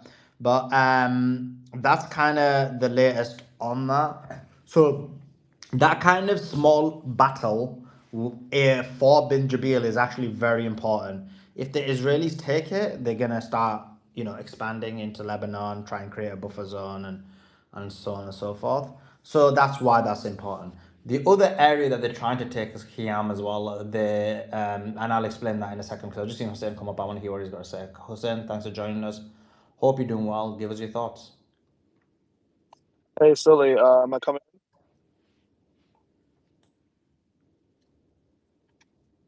I can't hear you. Hey, you can hear me now, Sully, or no? Yeah, now I can hear you. Yeah. Oh, sorry, I had the phone connected to the car. No Yeah, worries. so about Bint Jubail, yeah, the Bint Jubail is it's significant. It's more actually significant for the Israelis than it is for the resistance. I'll tell you why in a second. So basically, you were right, Sully, in what you said about what happened in 2006. They faced an embarrassment of a lifetime. About 150 resistance fighters was able to hold that city for against 5,000 diaper force invaders who tried to take it. All of those 30 days the war ended up being like almost like 30, 35 days, whatever it was in 2006. And they couldn't take it. It only took 150 soldiers from the resistance to hold that town against 5,000. And by the way, it wasn't just 5,000 soldiers. There was bombardments of aerial strikes. The tanks were moving in, artillery fire, and they couldn't take it. And basically, what it is for Israel, it's a symbolic statement to say like, oh, where you embarrassed us here is where we're gonna take from you. All these years later, 20 years later, but also, in the stadium in Bint Jbeil, where they just kept bombarding and they try to take photos and pose in front of the monuments. There is where Sayyid Hassan Nasrallah said his famous speech about them being weaker than a spider's web. And again, psychologically, these Israelis, they're still so butthurt about the fact that they were embarrassed in Bint Jbeil, that their main goal. And Netanyahu has added reservists into like about, I think it was like 10 or 15,000 extra troops to try to send into Bint Jbeil to quickly capture it before there's any kind of ceasefire talks. And primarily, yeah, it's a little strategic in the sense of its geographical location. But honestly, even if the resistance does end up losing it, which I don't think is going to happen, but even if they do end up losing it, holding that town is near impossible just because of the terrain. And the resistance fighters they know it like the back of their hands, and they probably are well dug into that area. They can take it, but they will not be able to hold it without constant bombardment from. No, but isn't that the problem? Because their plan is to take it and then have the ceasefire. Yeah, well, again, but in my opinion, I don't think the ceasefire is going to hold regardless. I don't think this. I guess it's going to kind of go into the Iran talks now, but I don't think the ceasefire can be a temporary pause. But honestly, I think we're going back to war for Iran and America and Israel. There's no negotiations that's going to take place that's going to please the Iranians or please the Americans or Israel. So it is what it is, and this is my opinion. I don't think these are going to go anywhere. These negotiations, it's just going to be. Maybe it might end up being like about a month's pause. They keep doing they keep talking about extensions. No problem. Iran's going to re-up, America's going to re-up, Israel's going to re-up, and right back to war we go. So I don't really see it as in, it's going to matter anyways. But again, even if they take it and there's a ceasefire, again, they are not, once the fighting restarts, they're not going to be able to hold it. And if you ask anybody that's from the area, I'm just one example, but if you ask anybody else that's from the area, they'll tell you Bint Jbeil is nearly impossible to hold, just because of like the terrain and like the way that the city is like structured. Also, and that's another reason why they're just trying to level Khiam right now. Khiam is another one. It's a big city. It's the way its terrain is structured. It's very, very hard to hold these two cities. And mind you, like we're talking like, that Israel is having such a huge accomplishments right now, or rather the propagandist. But all this quote unquote achievements is happening inside of 45 days, and it's only like 3 or 4 kilometers from the occupied border of Palestine. So mind you, like they've taken already like about 600 casualties. The deaths that they're telling us obviously is really understated. It's much more deaths than what they're admitting to. The evacuation helicopters are working 24/7, coming in and out, bringing the casualties back to Israel, to the hospitals. So, inside 45 days, and they're barely 3-4 kilometers inside Lebanese territory from the border of occupied Palestine. I mean, you just do the math. I mean, another month, another 2 months of this, how much are they willing to be able to withstand? What kind of punishment are they able to withstand? I saw this one post they made earlier where they're like, "Oh, look, breaking. We captured a Russian issued Hornet that the resistance fighters were using." And it's like, where the hell have you been? Like they've been posting videos of them using this for like 2-3 years already. This is a well-known thing that they're using Russian Hornets. They're so stupid, I swear. Like they're just like grasping at straws at this point. But as far as, like I said, vintage veil goes, yeah, anybody that's from the area will tell you, Sully, that even if it does fall, it is almost impossible to hold. Just from like the terrain and just from like the knowledge of what the resistance knows about it, and like I said, I'm very sure that they're very well dug up in there. And yeah, and the resistance right now, their goal is not territorial, not holding territory per se. Like that's not their goal, because they know that the aerial bombardments are going to come anyways, and so they're just going to be sitting ducks. Their goal right now, to my understanding, is to inflict as much punishment on them, on the Israelis, as much as possible. Through movements, not through just trying to capture or recapture a territory and hold it for a long period of time. They know that the aerial bombardments are going to come in, and that'll cause obviously much more casualties. There was another video that came out more recently, I think a day or two ago. 3 resistance fighters were able to send 10 Israeli diaper forces packing as casualties back to Israel. They retreated from the site and called in aerial assistance, and the resistance fighters unfortunately ended up getting martyred. But this is what they do. They'll retreat from certain areas that they're getting pounded in, and then they'll call aerial support and just bomb the areas, so that the resistance fighters cannot like stay in those areas. And that's their tactic now. They're just kind of hit and run kind of thing. But holding territory right now is not in their benefit. But yeah, that's my take on it. And as far as like Iran, I don't, like I said, I just don't think that there's going to be. Iran's going to try its best, and I know they are. But what the West wants and what Bibi wants, it's just not going to happen, in my opinion. I don't think so. I think we'll go back to war very soon. I think in terms of bin Jabal as well, I think an important point to note on that is that since the start of the ground invasion, how long has it been? A few weeks now. Um, they failed. They failed to take bin Jabal. They've tried many, many times, and just think that they've been struggling to take that one town after so many attempts. That's just it, all of it, right? Yeah, it's been well over 40 days, and like I said, this vintage Bail is is three and a half kilometers from the border of occupied Palestine. And it's not. I mean, you can walk that distance. Honestly, like it's really not. They make it seem like this is such an achievement that they surrounded vintage Bail. Okay, congratulations, you're 3-4 kilometers off the border. Number one, number two, it's already been 40 plus days, 45 days. Number three, you still haven't captured it. And Netanyahu is adding reservists to try to capture Vintage Village as soon as possible. I mean, he's saying, "Oh, we're days away from capturing it," but then there's other reports saying that they had already captured it. When they took that stupid gay little photo. So I don't know, which one is it? Did you capture it? Did you not capture it? My thing is like this. I follow what the resistance is Bro, saying. they never captured it. That's fake news, blood.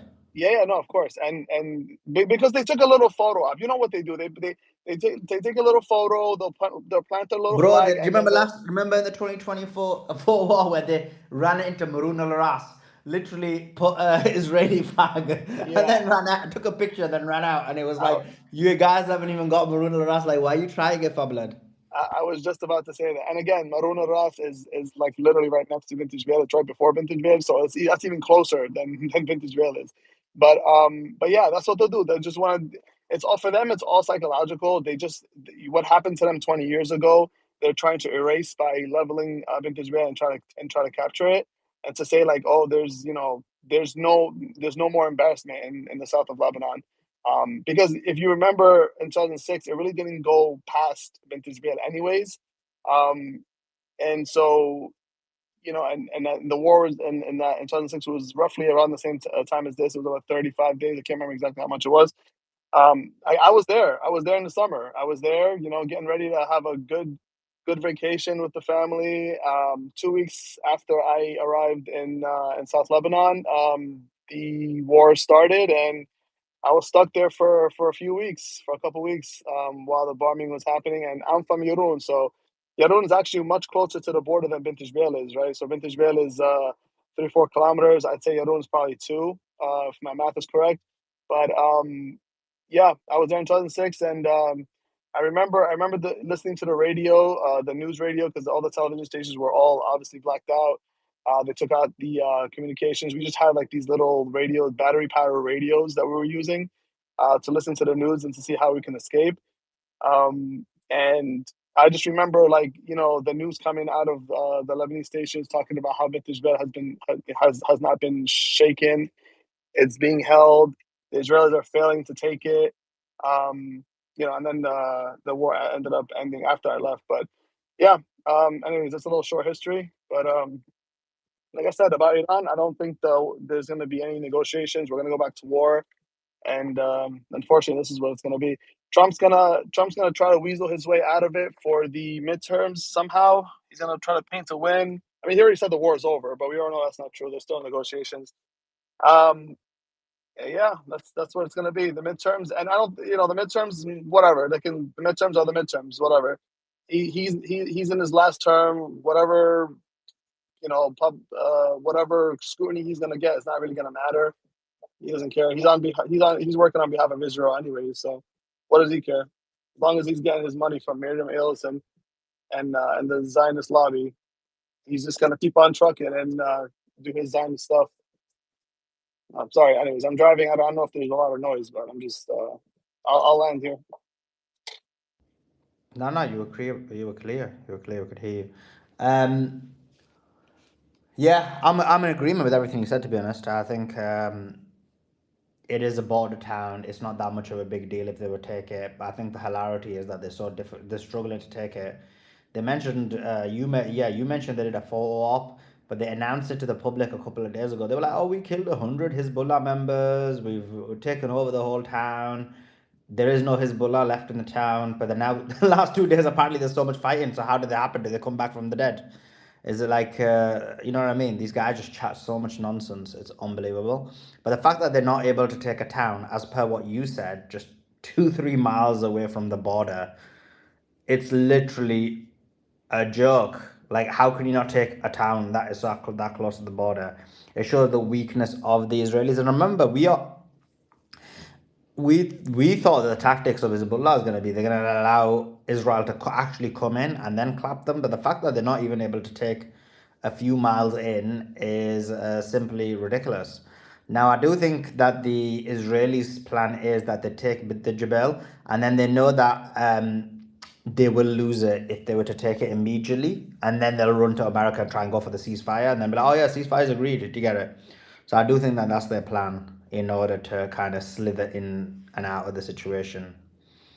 Yeah, Sully, and yeah, that lays it out. If this isn't perfect proof how inept they are, the IDF, they are. I love it. Every day they're proving themselves to be complete, not even a third-rate military force on the ground. It's unbelievable.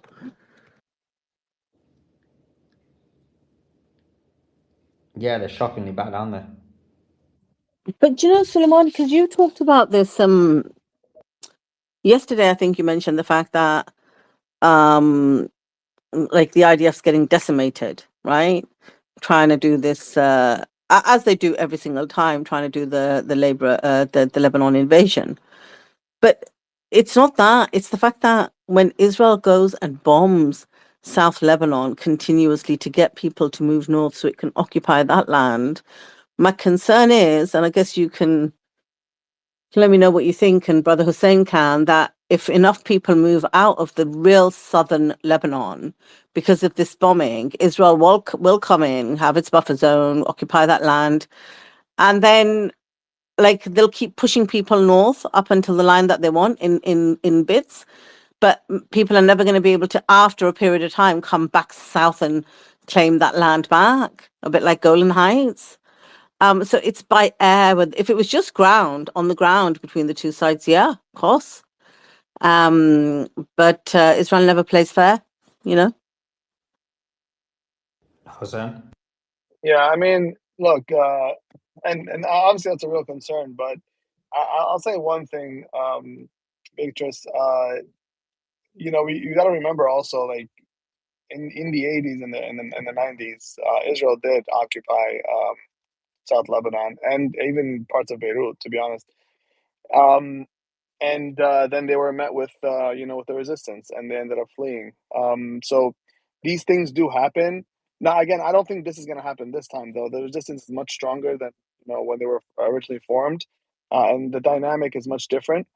What I do worry, not really worry, what I do have an issue with is just how cut this Lebanese government really is, and I don't know what kind of concessions they're gonna want to give just for Israel to make peace with Israel, quote unquote, um, because that might change the dynamic a little. But again, most of Lebanon is with the resistance. This is not a a question or anything. But then you do have parts that are obviously with the government, and so I was asking a question the other day on another space: is civil war like imminent in Lebanon? And the consensus is that the one person I asked said no, but I honestly feel like the civil war is on the horizon, especially like as talks with the Lebanese government and the Israeli Zionist genocidal government continue, and they start making like deals and they start making pacts or whatever. Then I think there's gonna be something brewing between the citizens, because I just can't imagine that the people of Lebanon are going to agree. There's actually a law that you're not supposed to actually make deals with with Israel in Lebanon, and they're kind of just going around that, to be honest with you. But yeah, I think that there's going to be some kind of civil war, and I know Israel's like foaming at the mouth for that, because they love infighting, so it keeps the attention away from them. But yeah, as far as like permanent occupation, that's not going to happen whatsoever, in my opinion, in South Lebanon. Yeah, do you know this civil war thing? I actually said it a couple of nights ago. Well, actually, about 3, 4 nights ago, when they were talking about, Lebanon and Israel have had a meeting in America and stuff. And I was just saying, look, what they want to do is, it doesn't matter what the Lebanese prime minister agrees to. They all know. They all know this is a charade. Like the whole world does, because the Lebanese prime minister has gotten, like, he doesn't have empowerment over Hezbollah. And we know this from last year, the year before, and forever, that he can do whatever bidding he wants for America and Israel. But like the resistance in Lebanon are defending their country. They're doing the army's work right there. So having a meeting with him doesn't really solve the purpose.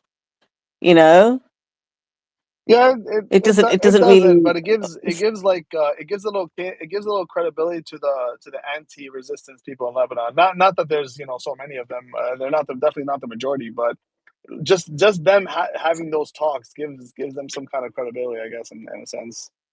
No, but I think they've done it for optics, and it goes to your point of civil war. So I think the reason why they've done it is to give it a cloak of respectability. They want to show the Western world that isn't aware of the reality that, look, here's the Lebanese prime minister, good guy, wants to do ceasefire. These terrorists supported by Iran, Hezbollah, have to stop, and the Lebanese prime minister is going to be the one to stop them. And he's literally going to use, this is how they're going to create civil war. And this is what I did say this. I think there's going to be a civil war in Lebanon. No, yeah, I agree. I definitely do think there's going to be a civil war in Lebanon, similar to what happened, 30 years ago, but maybe even worse, actually, to be honest with you. But there's definitely going to be something, and people forget Hezbollah is part of the Lebanese government. They're part of the parliament and the government. All these anti-resistance people in Lebanon seem to forget, like, oh, we'll get Hezbollah out of Lebanon, fighting on Iran's behalf or whatever. Bro, they're part of the government. What are you talking about? Like, you want to get your government out of Lebanon? This makes no sense. And you were right. The resistance is the only ones fighting for Lebanese sovereignty right now. I mean, the army is pitiful. They can't do anything. They get paid like freaking $100 a month in American dollars, well, which is the Lebanese currency is just gone. But dollars a month or $200 a month, I forgot the salary. But and again, I don't even blame the Lebanese army themselves individually, because a lot of them are our brothers. They're with us, but it's just the government. They're just such cocks, and it's so embarrassing. I mean, like I said, I compare them to like the PA in Palestine, the cockery that they have.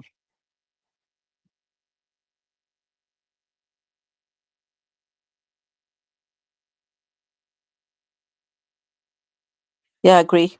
Okay, I'm sorry. I thought I killed the space for a second. You didn't. I was just thinking, and I agree. I think, and you know what? I don't even think it's going to be a prerequisite that. I'll put it this way: we hope, we pray, we want a scenario where whatever deal is signed by Iran includes, Lebanon and Hezbollah. I'm talking permanent deal. But I even see the possibility of it not being included in that deal. To be honest. Yeah, because I agree. And I want to ask you guys this question. In what scenario do you see, and again, I hope for the best and I'm trusting it on this, but for example, America and Israel might agree to a ceasefire, but let me ask you a question then. What would be the permanent solution to get the withdrawal completely out? And what would be the conditions? I mean, there's no way Israel's going to agree to this, and it's going to have to be by force.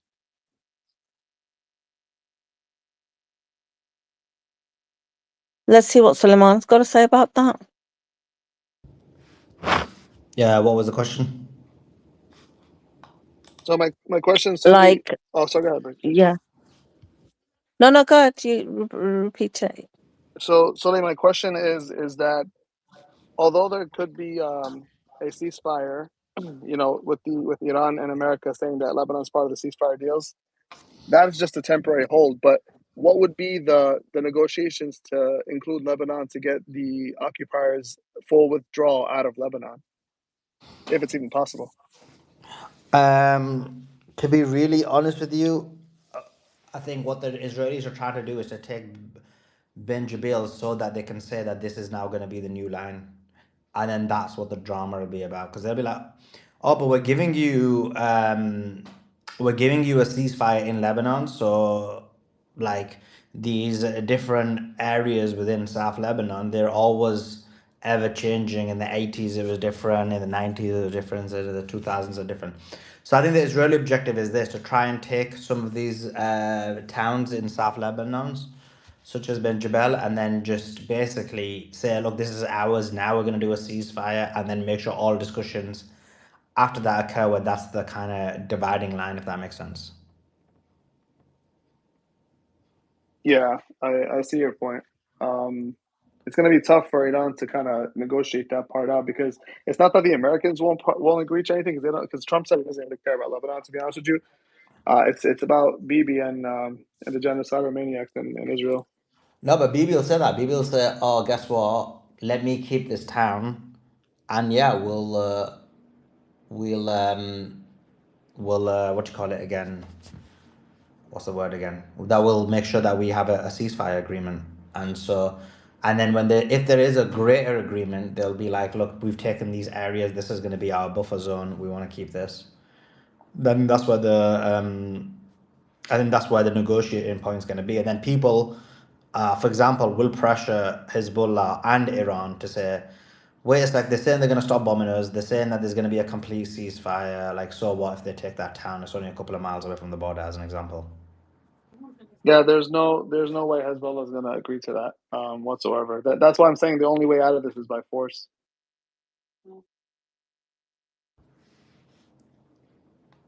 Yeah, we'll have to see.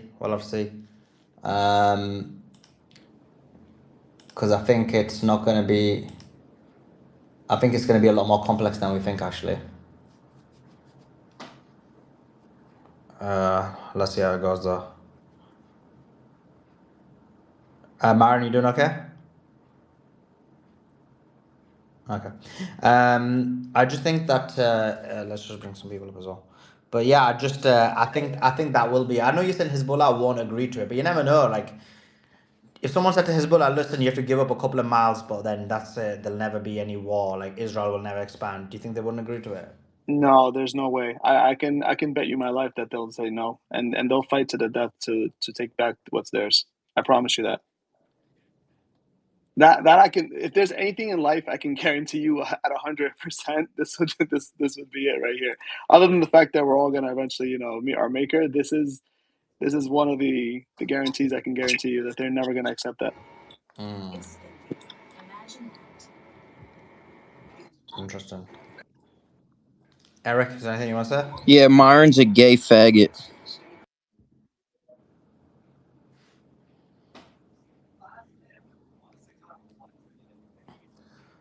So you come on the space, say that, and then run off. So I don't know. I think you're kind of describing yourself there, to be honest. Like if you're so weak and cowardly that you gotta say something and run off, it's a bit lame, isn't it? It's a bit weak. It's a bit pathetic. Why not say to him and then let him respond? So yeah, it's a bit lame. Okay. Can I say something really quick, Salam? Yeah, go ahead, Jedi. Yeah, there's this vote going on in the Senate and anytime, and it's to just a second. It's called "Block the Bombs and Bulldozers." It's happening today, but as far as I know, it hasn't happened yet. But it's going to happen. So if anyone lives in the United States, they should go to this ADC.org. ADC is the Arab American Anti-Discrimination Center. Uh, so D is in David, C is in Charlie.org, and then look for Block the Bombs and Bulldozers. And it's about blocking $660 million in bombs, and it's called the Senate. The Senate is preparing to vote on 4 joint resolutions of disapproval. So Bernie Sanders and some other senators they have done this. So it's to block the transfer of 27,000 bombs to Israel, valued at $660 million, and Caterpillar D9 armored bulldozers estimated at $295 million. And so basically, it's to block 5,000 of 250-pound small diameter bombs, 10,000 of 500-pound bombs, and 12,000 of 1,000-pound bombs. So, whatever happens with the Senate vote, it doesn't like automatically become law, but it's a process. And they had they had some joint resolution disapproval in the past, but if we get more senators to vote for this, then it just shows that how the Israel is losing their support and all that. So if anyone is lives in the United States, then please go to AD as in David, C as in Charlie.org, and look for, there's you'll see a few things on the top, but look for Block the Bombs and Bulldozers. And it's also on Jewish Voice for Peace, but I didn't go to their site. But anyways, that's all I wanted to say, and thank you for the good work. And just if someone, if people can keep listening to this and fill it out, it just takes like a minute. You just put your your name and your address and stuff, and you don't have to pay anything. There'll be a thing there saying, do you want to donate? So you could just click that as off. So and even if you accidentally click it, it'll ask for your credit card, so you don't have to give that. So anyways, I just wanted to mention that because it's it's urgent. So thank you. Also.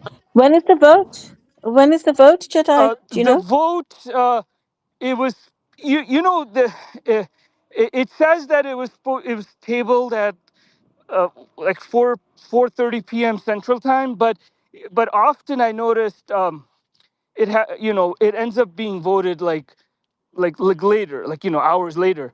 And as far as I know, someone messaged me saying that they messaged me a little while ago that the vote has not happened yet. So I don't know exactly when they checked, but it doesn't hurt. Like I think like 95% it hasn't been voted yet. But even if someone fills that out for a minute, it doesn't hurt. It only helps. It just tells the senators that hey, we don't want our tax money going to Israel for these bombs and bulldozers. So if you go to adc.org and you look at Block the Bombs and Bulldozers, you'll get the information on it and the the link to fill out. Did I Thank answer your you. question or? Thank you, Yeah. Jedi. Okay. Yeah, you Okay. did. Thank you. Thank you. Back to you, Thank you. Suleiman. Thank you. Cool. Thanks a lot, Jedi. Appreciate it. Okay. Do you want to bring Cyrus into? Oh, just let me read these super chats first, and then I'll take it from there. I know Moses did one, didn't he? He just literally went over there to snitch and do that and come back. The what's it called? Moses Heat Report was a better co-host. Thankfully now. Oh, so Heat Report Joe was a better co-host. Thankfully now I'm heading back to X. Yeah, I appreciate. I don't disagree with that. There's no doubt the space has de-escalated significantly since since we've not had Joe as co-host and maybe had a chick as co-host. Do you We don't like these Dio spies co-hosting our spaces. Thank you very much. disavow that Joe is a legend? Do you think Nabia Berris rep will have success in Riyadh to get MBS to get influence over the Sunni elects in Lebanon to overthrow Nawaf like they did in getting Hariri? I don't actually. I think that the Saudis are in bed with the Israelis in trying to get what they want. Didn't Iran accept ceasefire to stop a loss? Didn't Iran accept ceasefire to stop a losing US from escalating nukes? Iran actually helped US save face and thereby protected itself and its population. Maybe, but if that was the case, I don't think that was the optimum decision to make. Lebanese army is like Congress, LMAO, senile at the best. Yeah, I mean, I agree with that actually. Appreciate you guys joining in, guys. Make sure you're resharing the space, and if you're on the YouTube, make sure you're liking it. Appreciate each and every single one of you. Let's go. Resistance, are you there? Can I just give some news? Oh, Yeah. it's Brother Resistance here. If he's here, we'll go to him. If not, I'll give some Yeah, news give to some you. news and then we'll go to resistance. Okay, the Iranian embassy said, and I thought this was actually quite funny, the Strait of Hormuz isn't social media. If someone blocks you, you can't just block them back. That's so funny. Like, literally, how dumb does that make Trump look? It's not social media, they said. You can't just block people back. US forces say that they've turned back a 10th Iranian vessel as the blockade enters its third day, with CENTCOM adding, no ships have broken through since Monday. Believe that if you want. The UAE is going to close its flagship, Burj Al Arab Hotel, for a year and a half after the Iranian strikes. Remember, these strikes happened quite early on as well, about a month ago or something, maybe. And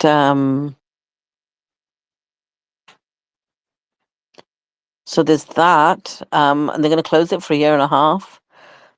Which is a bit surprising because I'd have thought they would have been able to fix that. What else was there? I think that's all the news for now, Suleiman. Cool. Resistance, thanks for joining us. What's your thoughts on the ceasefire talks? Yeah, it's just ticking along, isn't it? We're just waiting. I think, yeah, I didn't think it's going to be an agreement overnight, and I don't believe that Iran would agree to ceasefire without Lebanon included. They'll just rather go to war. It's just untenable for the government. I'm not even talking about the people. So that's not going to happen. And I've been listening to. I mean, I've been listening to the whole space for all night. But and I agree with Hussein, what he's saying. There's just no way that that Hezbollah will lose Bin Jubail. It just wouldn't. It'll never happen. And if they ever try to get it's just the way that the whole of southern Lebanon is literally a network of underground tunnels underneath these mountains, and these tunnels go like 20-30 kilometers deep into occupied Palestine. And I don't know if people appreciate sort of the distances between the Lebanese border and all the way to Gaza. Because I know you were asking me about Iran, but the Iranian ceasefire talks. But that's just a work in progress right now. So what's pressing right now is what's happening in Lebanon, and really, like, so you've got Haifa, which is literally 25 kilometers away, 20 kilometers away. It's like, and if from the UK, it's like London to Gatwick, or which is just outside London, or St Albans. And if you're and Tel Aviv is like 70 kilometers, 50 miles, 75 kilometers away. Again, that's London to Oxford, or London to just before Birmingham, and Gaza is literally like New York, so New York to Philly from the border of Lebanon to Gaza. It's really not Philadelphia, so it's really really close. It's such short distances. Or one side of LA, East LA. This is the distance between the border of Lebanon to all the way to all the way to Gaza is from the coast, Malibu, all the way to um, uh, east of Los Angeles. So it's literally not that far a distance. It's like 180 miles or so. That's it, basically. Um, so the distance we're talking about, this is why it's so easy for Hezbollah to attack any of the cities in occupied Palestine. It's certainly their favorite. It seems to be the northern areas, the northern cities, Haifa and Kiryat Shimona and all them lots. So those are the settlements they like to target. And this idea that Israel is going to take over Ben Jbeil or any of the Taiba or even Yarun, Hussein's town, they just won't be able to hold on to it because there's so many networks. So they could hit and drive away like 100 Hezbollah fighters with 1,000 of their or 2,000 of their soldiers plus the air support. This is the IDF. They can do that, right? But then they won't be able to, like as Hussein said, they won't be able to hold on to it because what happens is all these Hezbollah fighters just scurry out of tunnels, all out from within these towns and villages or surrounding these towns and villages, just come out of these network of tunnels and ambush them and kill them. And they've already today they targeted an accumulation of tanks and APCs already in Ben Jbeil. So they've already done that. They've already targeted them. So I don't know what's happened to these soldiers. Three apparently was airlifted because they were apparently very serious. I think killed. This is what they're just reporting. This is what Israel is reporting. So good. I mean, I personally think the death toll is in the thousands in southern Lebanon. But it's just been heavily underreported. And so they're deluded. I think Israel is deluded to think that they can capture the first even 2-3 kilometers of Lebanon because they're really struggling. This is probably where Hezbollah is probably at its strongest. It's near the border, especially these border towns. And I'd say part of it is there's two tactics involved. One is where they confront them. Another is where they let them in and then ambush them.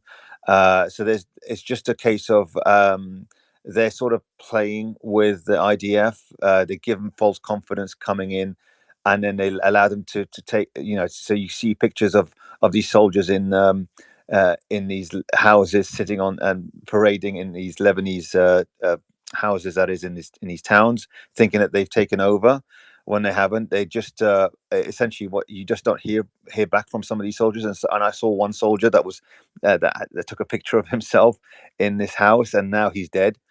On Telegram, I just saw that, and I just thought, yeah, this is just typical of the tactics that they leave the area, allow them to so Hezbollah leaves the area, allow the IDF to gain false confidence. So they go into these houses, empty houses, take selfies, etc. And all of a sudden, as they're leaving or as they're going further into the villages or the towns, then they start picking them off. And if they see an accumulation of tanks and APCs and other and military buildup, they start shelling them. So it's just a case of this is what Hezbollah was built for, and that's why there's no chance they'll go beyond 3, 4, 5 kilometers from the border. These towns are literally, as Hussein said, they're Ben Jbeil is 2.5 kilometers from the border, and Yarun is like 1.5 kilometers from the border, Lebanese border. So a lot of these they just won't pass that first line of villages. So when you hear that on in Telegram. They are literally within 1-2 kilometers of the border. These first line of villages from the border, so they're going to struggle. They're going to have to make a. I think, especially when you see Ayal Zamir, the chief of the IDF, he said there's, the IDF, it's on the verge of collapse. This is like 2 weeks ago, 3 weeks ago, 2.5 weeks ago. And I can imagine what the state of the IDF looks like now after thousands of being killed. There are hundreds more in the last 2 weeks just from southern Lebanon escapades.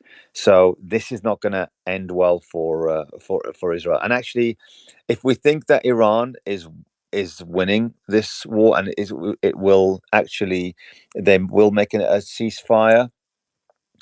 And obviously, I just don't believe that Lebanon will not be included. But say that Lebanon, there'll be a ceasefire, whether it's from Iran or whether it's from the US, Israel, and normalization crap.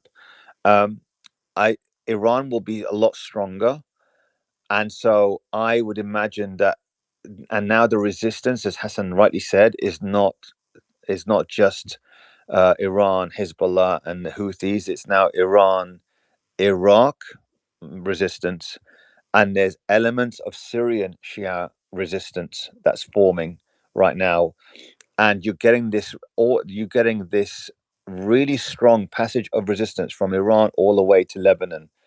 And it's really, really, it's good, because if Iran succeeds, then the flow of funds will triple, quadruple to these, certainly to Hezbollah and the resistance factions. And so you're going to have a fermentation, so a strong, a much more increased strength in the resistance and the ties between Iran, all the resistance, all the way to the Levant region. So that's only going to be good for the resistance, anyone supporting it, and it's going to be terrible for Israel, because they've taken like 10 steps back as a result of this war. It's really been catastrophic in terms of what their initial objectives were and what the current outcomes look like right now.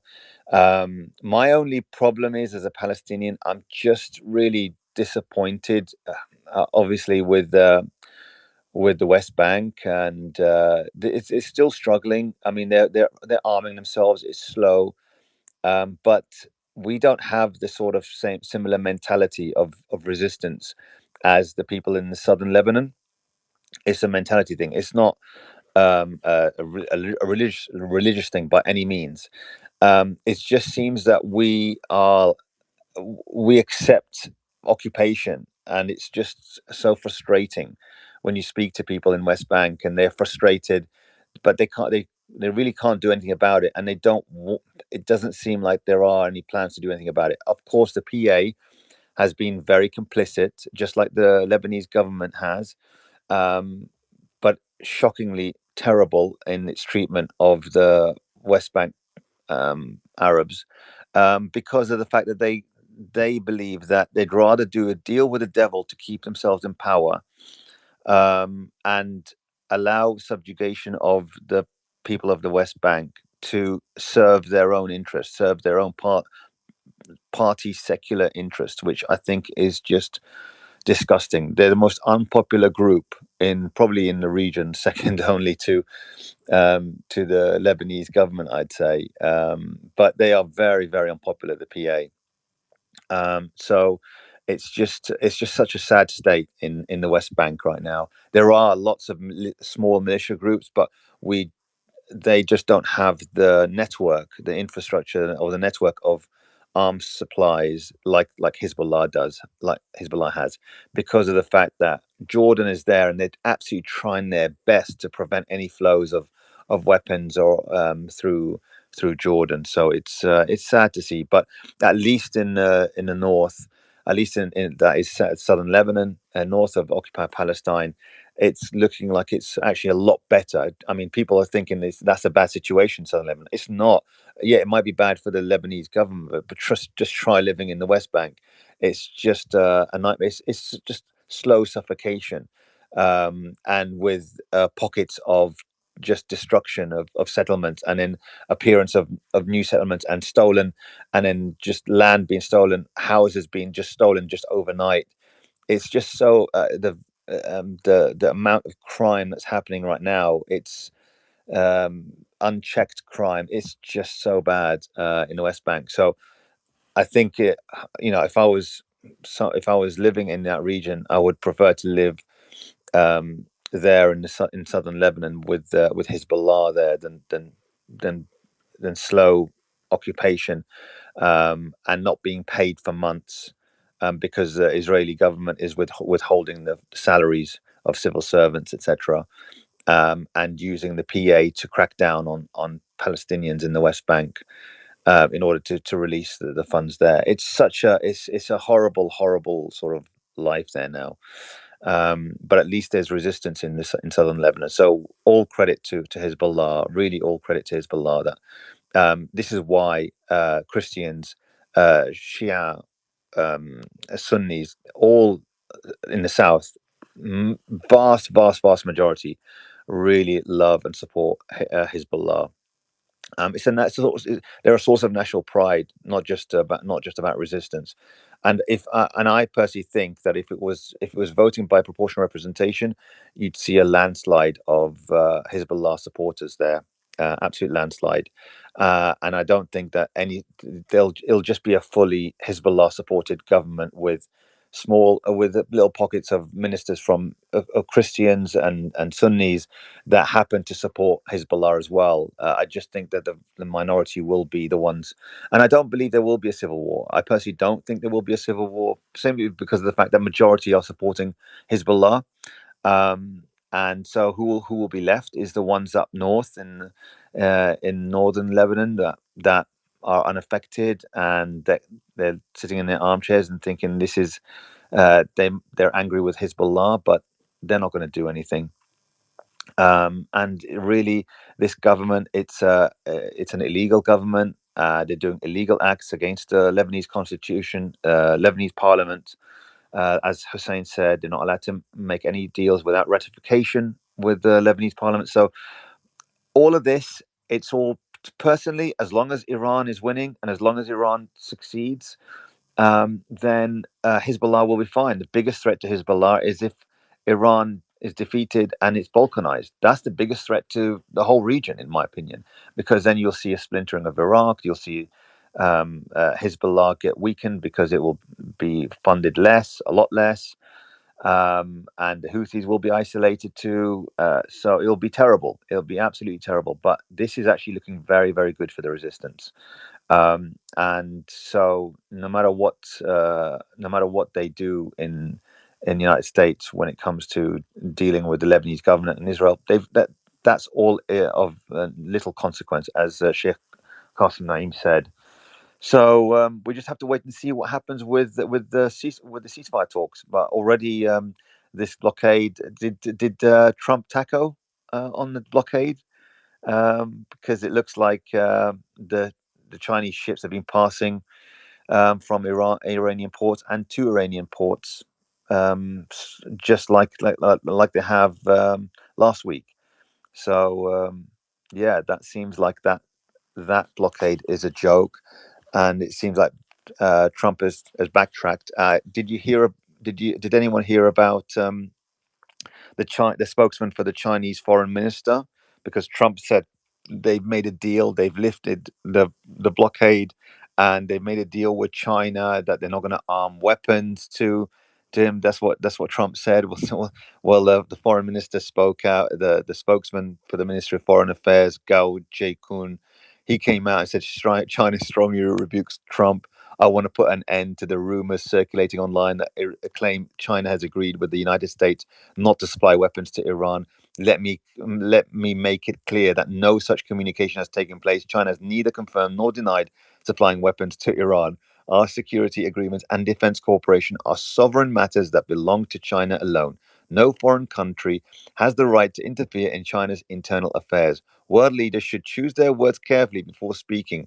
China welcomes President Trump's decision to de-escalate and open the Strait of Hormuz. We're committed to global peace and protecting regional stability through dialogue.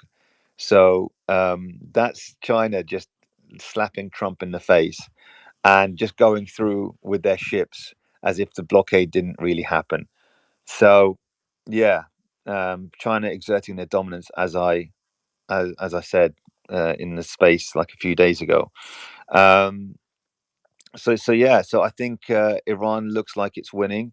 It's a case of whether America tries to make a deal or not, or if the rumors. This is what TASS news agency. The Russians are saying that this could be a ruse for a ground invasion, and they're preparing for a ground invasion. That's what they're.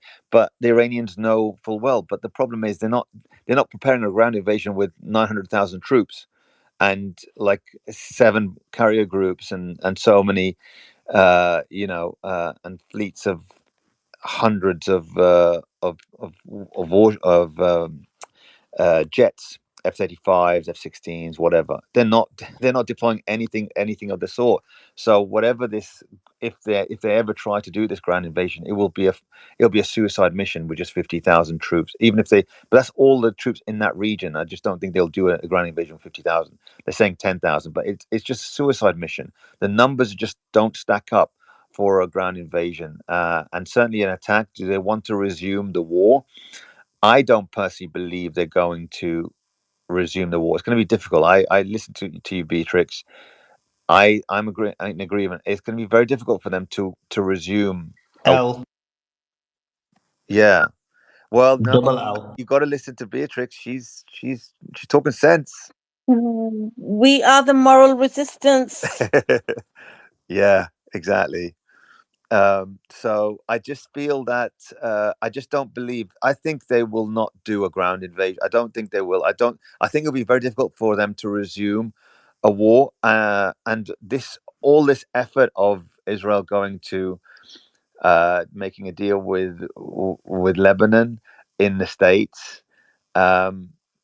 People will say, well, that's just a ruse for an attack to resume and to rearm and resume. Look at how many KC-135. And I was thinking the same thing, but it just doesn't look like that to me. It looks like this is just this is Israel being dragged to make an agreement, and it's a process. It's not like overnight. Getting everyone in, all the internal sort of interested parties to abide by that, which is these parties are the ones that prop up Israel. And I think this is probably there could be a deal anytime in the next 2 weeks. So it could be this week, could be next week, could be a week after.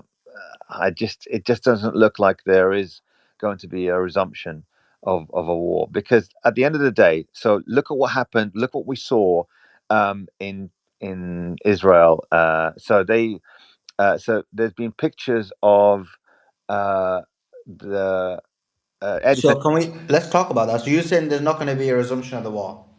Yeah. So does Iran include Lebanon in the deal? Yes. And Israel's going to be okay with that? They're not. It doesn't matter. They're not going to be okay with that. But the fact is, they're being dragged into it. They're being dragged to agree. That's my opinion on that. Yeah. So you're saying Israel's going to be forced, yes, to agree to a permanent, unyielding ceasefire in Lebanon, and now they'll be like, "Goive, we're just going to stay here. We're no more expansion anymore." No, they're gonna break that ceasefire. They're gonna break that ceasefire, but it's gonna play into the hands of the resistance. They're gonna break that ceasefire after day 2, day 1, day 2, probably. And then what happens? And then it's just going to be Hezbollah just defending Lebanon, and Iran just upping the supply of weapons to Hezbollah. That's what happens. Yeah, but in that. So you're saying the ceasefire is going to include Iran's continuous support of the Hezbollah? Yeah, of course. There's just no. Iran would rather go. That's what the agreement's going to say. Is that what you're saying? Sorry. the agreement's going to allow for Iran to continue to support Hezbollah, because one of the things they keep saying Yes, is yeah. that they need to stop supporting the resistance. No chance. There's no chance. Iran would rather go to war. Iran would rather go to war. Let's restart the war. Everyone in the, even the another general came out today. He said, "No way. We're look. They're going to be deluded if they think we're going to just drop the resistance. The axis of resistance is fundamental to the makeup of Iran. There's no way. So that's not going to happen." And they said, "Let's just go to war then." So they got to be. So the United States better be ready in that scenario. And I hear it from everywhere. I hear it from. I've spoken to a few now, and in the government they're very hard-lined in terms of supporting the resistance. There's no way they're gonna. That's a non-negotiable point. Non-negotiable. It's just literally non-negotiable. If there was a point that's non-negotiable, this is one. This is non-negotiable. Yeah, but this So is the thing with your assessment. I don't get something, because you're saying that, okay, Iran says Lebanon is part of the ceasefire deal, is a permanent ceasefire, whatever. Then you say that 2 days later Israel's going to break it anyways.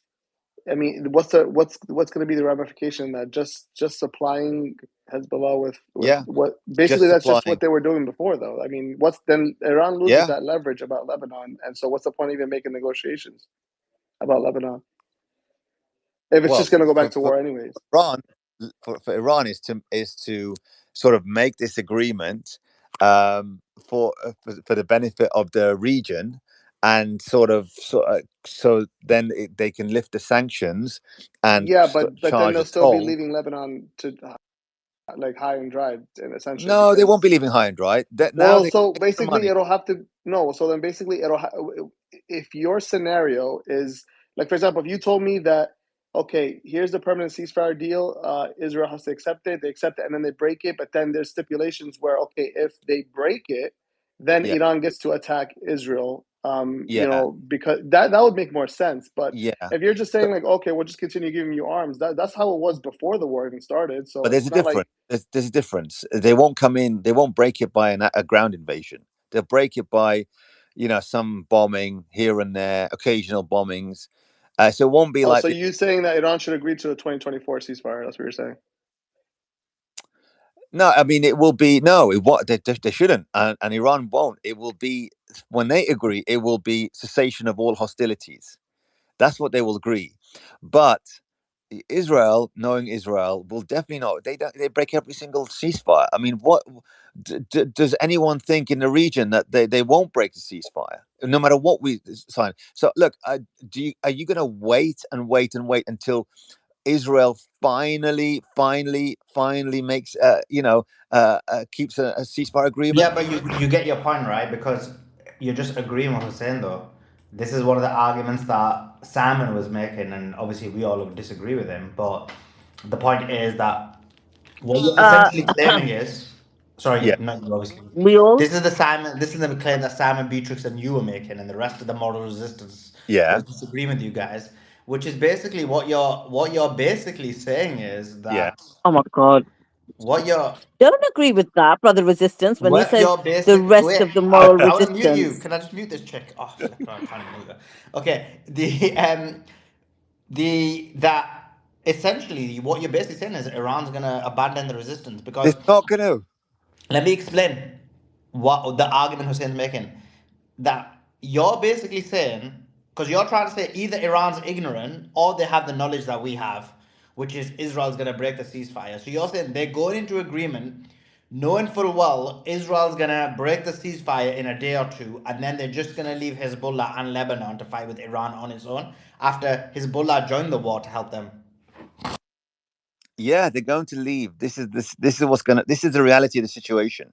In my opinion, Iran will leave Hezbollah to fight, but what they will do is they will supply weapons and munitions to an extent that they haven't seen before, right? And that's what I think, and this is what I hear from Iranians and people that know the government and the IRGC, is that they're going to support Hezbollah to the max for this, and they, to be honest, they don't mind it. I personally think that the Iranians don't mind it because they believe that Hezbollah has got their own plans. They've got their own military plans. And I've heard it. I think I said this before yesterday, that they've got their own military plans in terms of they want to invade. Did he break up? Can you hear me? Yeah, now I hear you. Sorry, they've got their own. Can you hear me? Yeah. Yeah, we had you the whole time. Yeah, we can hear you. Right. So Yeah. I've heard that there are plans for next year to invade northern occupied Palestine. Now that they've taken out all the radars and everything else, this is their plans. They've already got tunnel networks going into occupied Palestine and northern occupied Palestine, and I think that's what they're going to do. And I think that now with Iran strengthening, this is only going to help Hezbollah. Whether you think, and I get it, that this is abandoning the resistance, for me that's not abandoning. I wish we had that sort of thing in the West Bank and Gaza. I wish we had supply chains of weapons like what Hezbollah has, because Gaza would not be taken over like this, and we would push everyone back, and we'd have full sovereignty over Gaza and probably surrounding, if we had some of the equipment that Hezbollah has. But we just don't have. We can't get it through. We have to make things from importing raw materials and stuff like that, and build them build them underneath in our tunnels. So I think that Hezbollah won't be. You might think that's abandonment. I personally don't think that's abandonment. I think this is exactly. Let me ask you a question. Yeah. Let's just take a slightly different spin. It's a tough question, but let's just take a slightly different spin Yeah. on your perspective. So, yes, it's a given, right? That if Iran were to agree with America and Israel and Lebanon, that Lebanon, and I'm talking on the permanent Yeah. ceasefire, right? Not these itty-bitty little meetings for a week or 2 days or 4 days. Yeah. In the permanent thing, if Iran will agree and all these parties will agree that Lebanon will have a ceasefire and Israel will not attack Yeah. it, we all know Israel cannot keep to Yeah. that, and therefore no point even asking if Lebanon would know that. Of course they Yeah. know. It's been their arch enemy, for like decades, so they know. So knowing that Israel will not abide by any ceasefire, they still sign on that permanent agreement, which, let's just say, hypothetically, Israel gets everything it wants in these negotiations. Right. Bar one thing. So they get the Strait of Hormuz, they can keep the 2 million, they get all the sanctions lifted, they can have all the uranium that they need, hypothetically speaking, let's just say, right? This is the case. Mini suspension for a couple of years here or there for uranium, but other than that, whatever. And what other thing was there? They get the reparations, all of that stuff. But the one thing is they can never fund Hezbollah They'll not again agree to that. or arm them again. Well, how can you be so sure? 100%. This is the biggest conviction I have. They'll never ever agree to that, ever. The fundamental. Was they're getting everything else? No. Yeah. You don't think Yeah, they Iran's going won't to do it. agree to They that? won't You do think it. Iran's going to carry on Yeah, being bombed and bombing? Yeah, they will. They will. I've spoken to. I couldn't find anybody that says that this is a red line for a lot of Iranians. This is a huge red line. It's just no way they'll Yeah, ever this I'll agree with Resistance on for sure. 100%. There's Yeah. just no way. They'd rather go to war. They all said, let's go to war, and let's go now. That's what they all said. As a neutral observer, I 100% agree with Resistance. Hezbollah is an extension of the Islamic Revolution, the Iranian Islamic. They will not abandon them under any circumstances, ever. Yeah, exactly. This is an ideological thing. This is something I disagree with Simon on. This is beyond any sort of political, financial or economic ties to anything. This is fully ideological. This is why some things I will definitely agree upon when it comes to finances and trade deals and vested interests, etc. But there's some things in life, in the world, that are just purely that are just much more ideological, and so they take precedence. And this is one of them. Yeah, I agree. But Resistance, you know what it is, right? They took out the leaders right? They've got a new generation of younger leaders than Supreme Leader Khamenei, for example. The way you're saying it is the way it should be. I think it could well end up being the other way. I mean, I don't think it's going to go that far. I think they're going to do something to just stabilize Lebanon. And there's various different ways, right? Either Hezbollah does get like, some power and autonomy over it, and then there's a ceasefire, There won't or be. there is an all-out war. Huh? I don't believe there's going to be any sort of power over Hezbollah, any sort of reign over Hezbollah's power. It'll be the opposite. What you'll find on the ground, it will be completely opposite. Hezbollah will be the richest entity in Lebanon as a result of the Iran deal. They'll be the most powerful influence in Lebanon. That's what I was Oh, saying. okay. That's the point I'm Sorry. Yeah, making. yeah. I thought That either power. they'll give some autonomy and power to Yeah. Hezbollah as Sorry. part of this Yeah, deal yeah. Excellent. in Lebanon. Oh my God, I swear chicks just Sorry, do not get listened to on this panel. sorry, I swear. Beatrix. I thought you said power over Hezbollah. Sorry, I must have misheard. Sorry. No, Okay. over Lebanon. Yeah. But there's lots of scenarios that can play out, right? So that's one of them. Or the other one could be that they just leave Hezbollah and Israel to get on with it and say, right, they'll just carry on fighting, whatever. But at the end of the day, I just think that Iran, I'm just open to the fact that Iran is working with, for example, China. They've not hid that. They've not denied it. They are taking advice from China. They want big investment. They want a new Iran. They want the sanctions lifted. They want some normality. They've got a lot of power, Iran has, right? They've never been, and the reason why they've been kept so, sanctioned and subdued is because they have a lot of power. That makes the rest of the rest of the region kind of feel like, oh, we don't want to deal with a strong Iran. I think there is going to be a strong Iran, a very strong Iran at the end of this, and So if it's I from think it's going to Iran, be a powerhouse. yeah, Beatrix. If it's But I don't think they're going to put all that on the line What? because they want to carry on funding oh, Hezbollah. Beatrix, one last note on Hezbollah. The best outcome would be for Lebanon as a whole to integrate Hezbollah and embrace them as the southern flank that has held down security since 1982, and thank them. Be like, hey, we're sorry, we've been trying to take your when arms away. In fact, we should arm you more. when you say Lebanon will allow Hezbollah, who do you mean by Lebanon? Is it the Lebanese government? The Is it Lebanese government, no? obviously, because the factions, you have the other two factions. So the ones backed by the West, right? They should throw down, their hats, be like, hey, you know what? We've been on the wrong path. Hezbollah has been nothing but a There's good no force. way to do that. There's no way I they'll do know, that. but that's the best outcome. I They need an know. overhaul. They need an overhaul of They the corrupt. they That's they'll why be you need civil war. To be honest with you, I think civil war has to happen for that to happen. You can do it well. without. Well, You could do Hassan, a Nah, bloodless, it a won't. bloodless No, it civil can't. It war. can't happen. It can't happen without that. it can happen. But It can. I'll tell you It can how. happen bloodless. It can happen. It can. It can. I'll tell you how. If Iran starts funding Hezbollah instead of, like, say, 500 million to 2 billion to 3 billion, all of a sudden they are the most powerful and highly connected entity, political, military, economic entity in the region, and that will make, basically, they can influence, and they will start changing laws in Lebanon, because now the president, so the government has set a precedent of all laws in Lebanon mean jack crap, mean nothing, right? And so now it will just be a case of Hezbollah saying, right, we stay, like Sheikh Qasim Naim said, we basically will wait 15 months. We had a ceasefire. You didn't. You said you were going to protect Lebanon. You didn't. Then you go to you break Lebanese parliament law, and you go into United States and make a deal with the enemy, again, without any sort of ratification. You two are, even the prime minister and the president are illegal.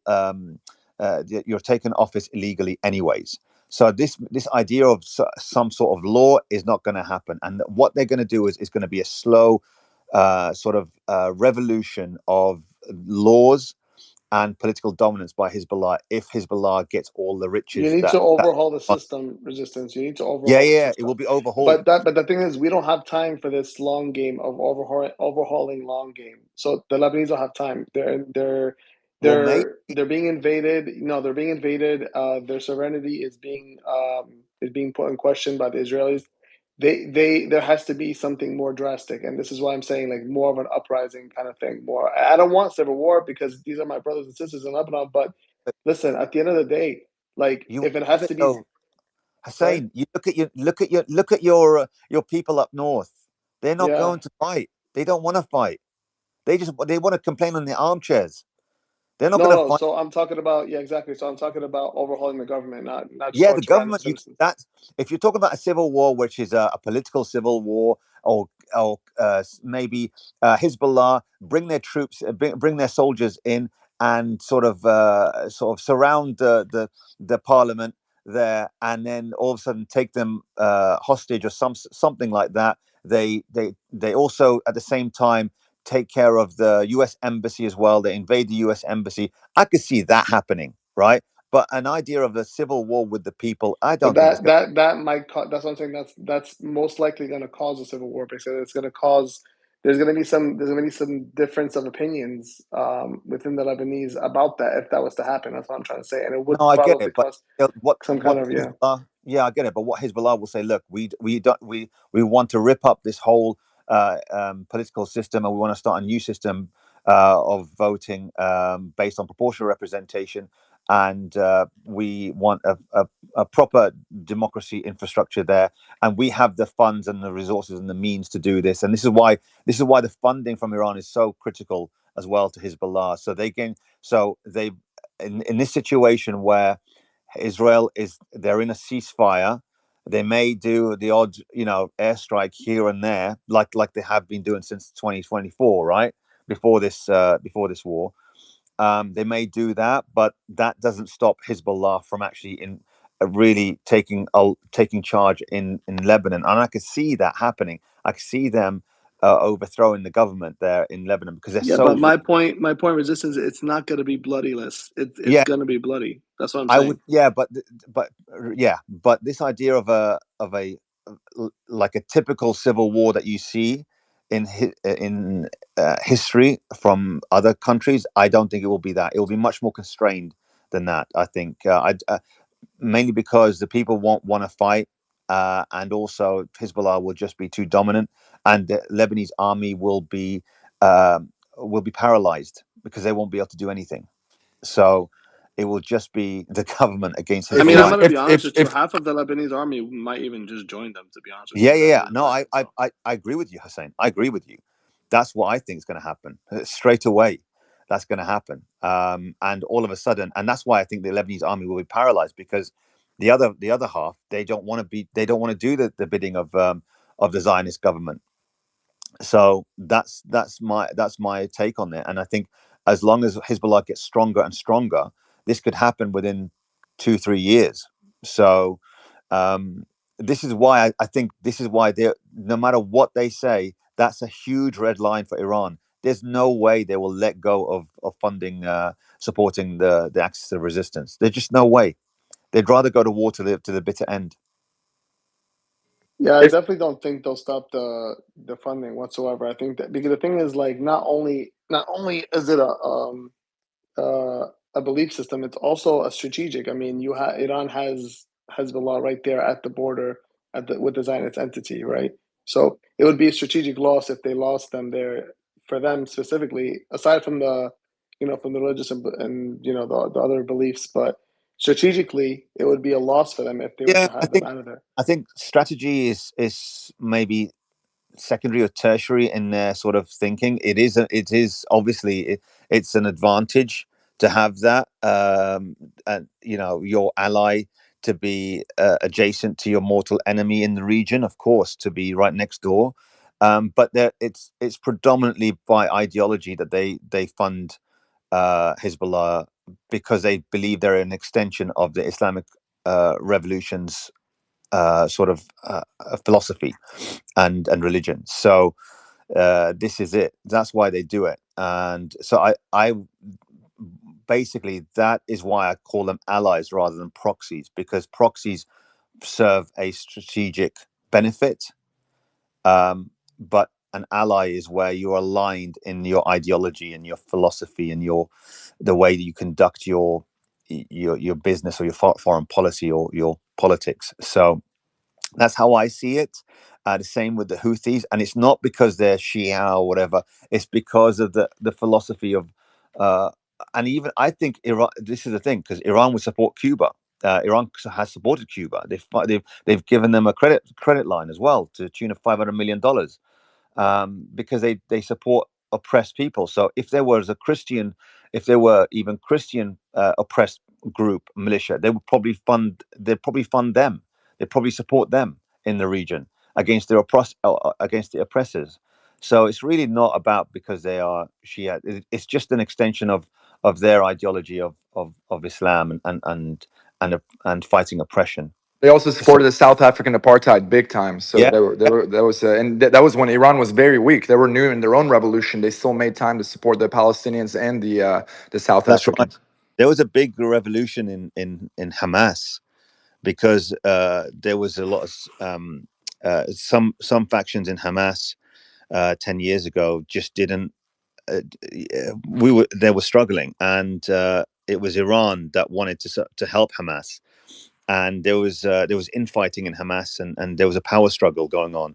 In the end, the money and the expertise from Iran really persuaded the Iranian backed groups in Hamas, people in Hamas, to basically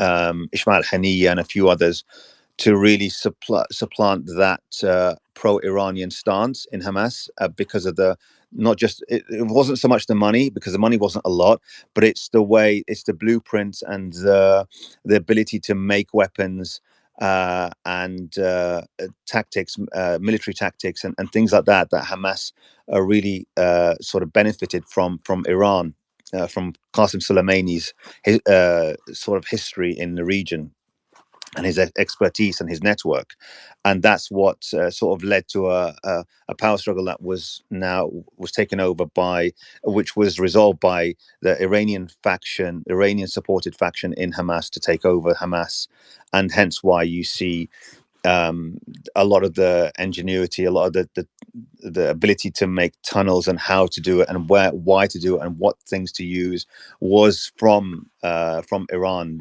essentially. So, and Qasem Soleimani and Hezbollah, and so all of that knowledge just transferred down to Hamas.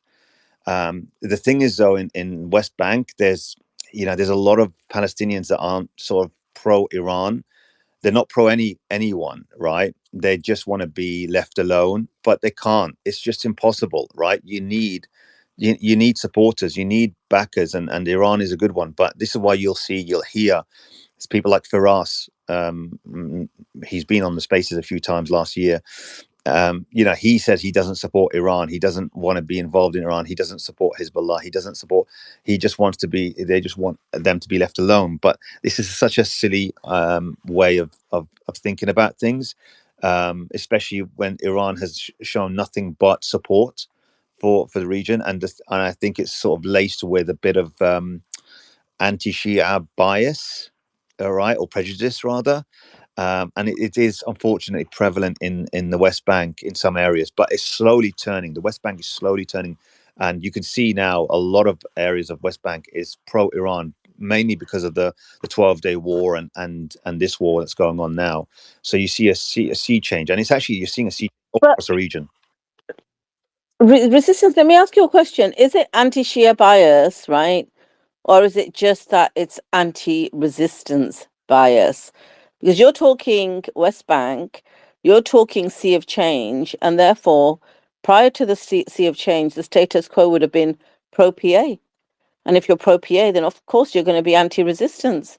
So it's not that they're anti-Shia, it's just that they don't like any resistance because they never liked Hamas either. Well, they were not pro-PA in West Bank. There's very few. I'd say 90% are anti-PA. So this is why they have a unique mentality in a sense. We just don't. No, the guy you talked about though, he is like ultra PA. Who? The one you named on here. Firas. Yeah. He's he complains more about PA than anybody else. He is ultra PA.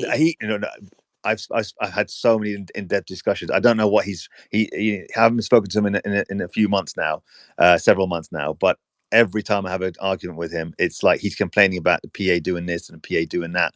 So if he's saying he's pro PA now, or he's all ultra. No, ultra back in the day. But you know what? The resistance. Let's not name people on here because we got We've got Sorry. inevitably, definitely not China on here now, and he's not a Chinaman. I thought he was a Chinaman all this time I was speaking to him. I thought he knew Mandarin and everything. He's not even a Chinaman. He doesn't even know You Mandarin. know what? So It never yeah, called no, really. China. I'm It Macau Chinese. I was told that recently. But no, go ahead. called China. You didn't even back your own blimmin' government, right? When Sully asked you, is China going to move their vessels through the blockade?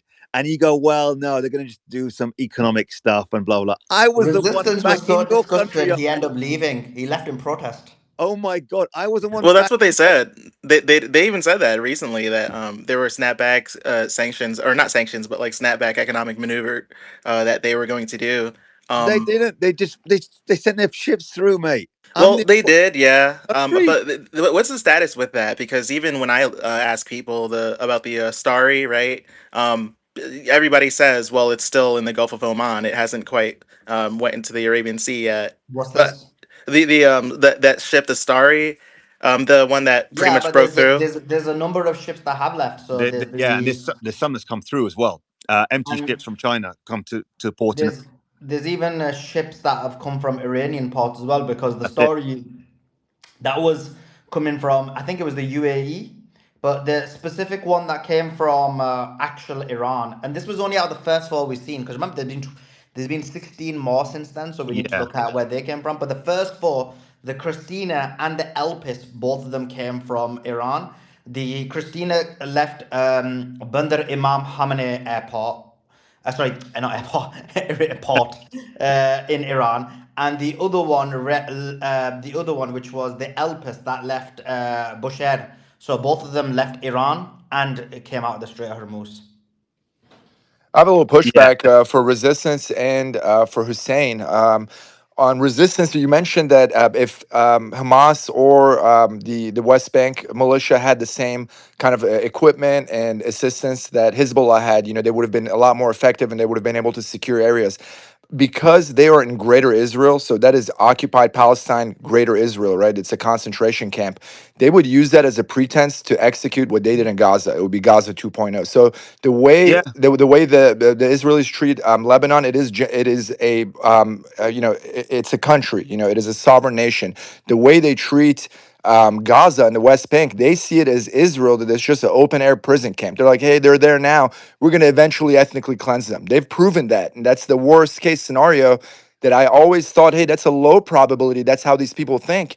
And lo and behold, wow, the moment you give them any bit of opening, they'll use it as a pretense to completely ethnically cleanse the area. So if you gave them advanced anti-tank weapons and drones and some of the stuff Hezbollah has that is offensive capability that's effective, all that would do is to open up more violence and more escalation in a very disproportional way, which Israel's demonstrated. They have no regard for human rights, for the Geneva Convention. So, in fact, I think the only real path for Palestine is to expose Israel for what they are and get a worldwide community and to back it and get the United States to turn their back on Israel. The sooner the U.S. public wakes up to the level of infiltration of a foreign entity into our system, and they're appalled by it and repulsed by it, and we have this awakening here.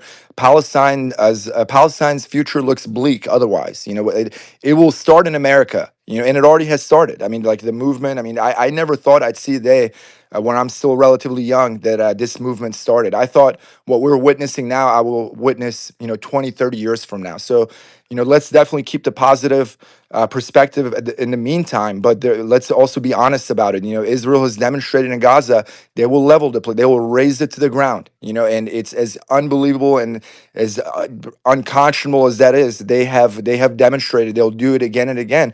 They're doing it in southern Lebanon. That's not even their country. They have no claim to southern Lebanon. They're ethnically cleansing it, and their buddies in Apple have already digitally ethnically cleansed it, which is absolutely disgusting. I want to get rid of my Apple devices after that. And also a little pushback on Hussein mentioning about his thesis about the fact that you can't have a bloodless revolution or an upper for Hezbollah to take over. They have always been pro unity. Hezbollah could have rolled over the Lebanese army 10 times over by now. They want unity. They realize it's a three-way split country. They want everyone to get along. Hezbollah has been exemplary. If they were at all power hungry, which it's in human nature, every powerful group, they have thoughts of that. Be like, man, let's just forget all this nonsense. Let's just take over. We'll set everything right. They did not do that. That shows extreme discipline. That shows a lot of strategic depth. It shows a lot of strategic patience. And hats off to Hezbollah for keeping the country unified and seeking unification. So I just want to push back on those 2 points. Yeah, Cyrus, I think with the West Bank, there's probably like 14 or 15 militia that I think I know. And so you got loads, and then some of the hardcore, there's some hardcore areas in West Bank that are not affiliated with PA or necessarily Iran or anything like that, but they are so they're so hard lined, and then the rest of the West Bank aren't. So in places like Jenin, Hebron, these sorts of areas where you get hardcore nationalists, right? You'll get and they're also Muslim as well. So you have the Jenin brigades. You got also in Tulkarm as well. You got Tulkarm battalions, and you got the Al-Aqsa Martyrs brigades, and you got the PFLP, the DFLP, so Popular Front for Liberation of Palestine, etc., Democratic Front Liberation of Palestine. All these Palestinian Islamic Jihad, all of these, what they lack, they're lightly armed, but they lack the munitions that Hezbollah have, because the supply chain isn't there. It's constrained right now. But if those 15 have some of the munitions that Hezbollah has, I think the West Bank will be a much different region. It won't be like Gaza, because what they'll do is the mountains allow them a certain degree of cover and a certain degree of resistance, and it will be the case of, of course, they don't have the missiles, the rocket launching capability that Hezbollah had, but if they did have things like that, which I know will take 10 years to build, 5 to 10 years to build, then it will be a much different story. It will never be like Gaza, where it's just an open prison camp, and it's a flat land Gaza. This is the West Bank. It's quite mountainous and hilly, so it's I mean, easier. you're definitely right. They will put up much more of a fierce and complex resistance, but Israel is so heavy-handed. They have bombs, they have artillery. They would just do what the Russians and Ukrainians are doing to each other. 155 millimeter shells. They will rain it in day and night. They're ruthless. They have no regard for innocent lives. I'm telling you, it's better. Like, the West Bank doesn't have weapons. I'm convicted in that.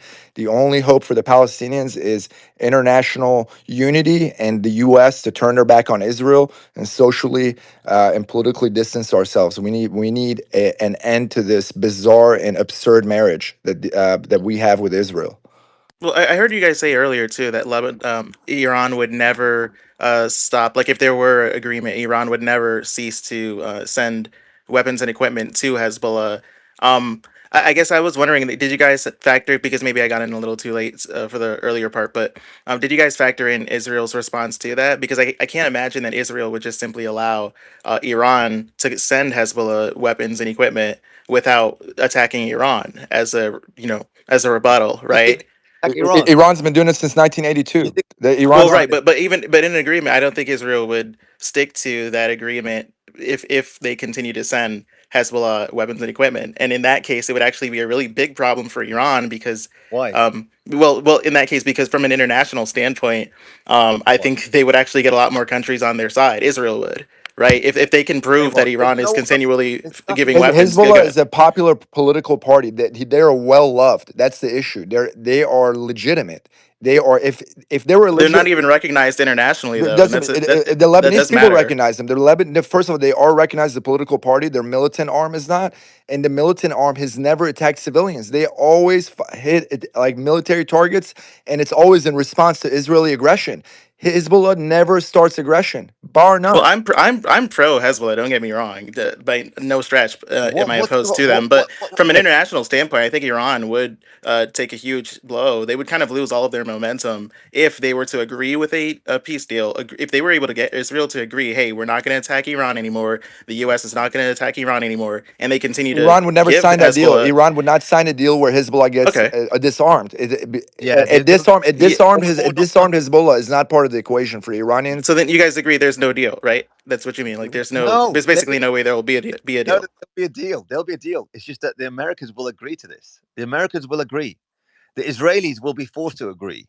That's the reality of the situation. And when you The say Americans international will be forced. recognition, it's because of the U.S. It's only the U.S. was saying that. And then the Europe follows along. The moment the U.S. agrees, hey, you know what? Hezbollah seems to be popular. Oh my God, they build hospitals. Oh my God, they help the homeless people. They bring them into housing. Wow, everyone loves them. When they acknowledge the truth, they're like, okay, maybe they're not terrorists. Let's take them off the list. And then everything's gonna.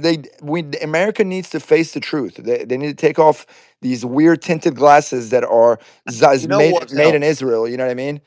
Yeah, but in the Yeah. UN Security Council, there was like in 2024, there was a specific agreement. France and the US and a lot of other countries agreed, literally gave like the Lebanese authorities, the LAF, I think it's called, along with obviously that puppet who's in power. They gave them basically carte blanche, everything south of the Litani, to where, hey, you have to disarm Hezbollah. You cannot allow Hezbollah to be armed. You have to prevent the rearmament of Hezbollah. And they even sent like 10,000, 20,000 troops, and the U.S. and France gave a crapload of money to enforce that resolution from 2024. So it's tough. And the reason why I think we have to pay attention to UN activity is because that codifies a lot of what takes place as far as like state decisions, right? Just across the board. It codifies a lot of the even real politic decisions that are made, and gives them permission essentially 10, 20 years None of down that the matters. line. The only thing that matters is the opinion of the people living in southern Lebanon. That's the only opinion of the folks that matter. And guess what? In 1982, they were brutalized. Hezbollah fought inch by inch. They shed so much blood. That whole area is paved in their blood. So how are you going to decouple them from that? I mean, all this politicking and bureaucracy, all these nerdy Europeans sitting there typing up, hundreds of pages of ideas how to run it. That's nonsense. They're looking at it from this imperialist Western spectacles. It makes no sense. Go talk to the average Lebanese in southern Lebanon. See how they feel. Be like, hey, what have these folks done for you that you're so crazy about them? Why are they so popular? They'll tell you stories going back to 1982 till today. So you cannot decouple that. When they're wildly Well, loved and popular, it's more than an ideology. It's a love of the people for these fighters that have liberated their land. You cannot decouple that. It's impossible. I agree. I agree as an individual, but now we have to think about Iran's interests and where they're going to They operate are out part of. of their Because interests. no, and I agree. I agree as well. And I even think that it's been a net positive. And I'd say China. Frankly, I'm not going to speak for obviously top brass, but if you just go by how there has been a provision to this tunnel network and how the expansions have taken place, there's very much a positive opinion, even as far as what's going on in Lebanon. We all understand. Okay, the only reason Hezbollah exists is to respond to imperialism. Like I think we all understand that, and so And we're the on that Chinese same page. But now government we have to go towards like where Iran is diplomatically. We have to go but towards, okay, well, inevitable. if the deal is, okay, well, if as long as Israel is state, I think we have to like start from first principles and say if Israel is going to remain a state, then Israel is never going to tolerate Hezbollah continually being armed. And if Iran is never going to stop arming Hezbollah, then that puts Iran at an impasse where countries are going Which is to, why yeah. which is why I don't think the war is going to end. This is why I really, really disagree with like Simon, Resistance, Beatrix.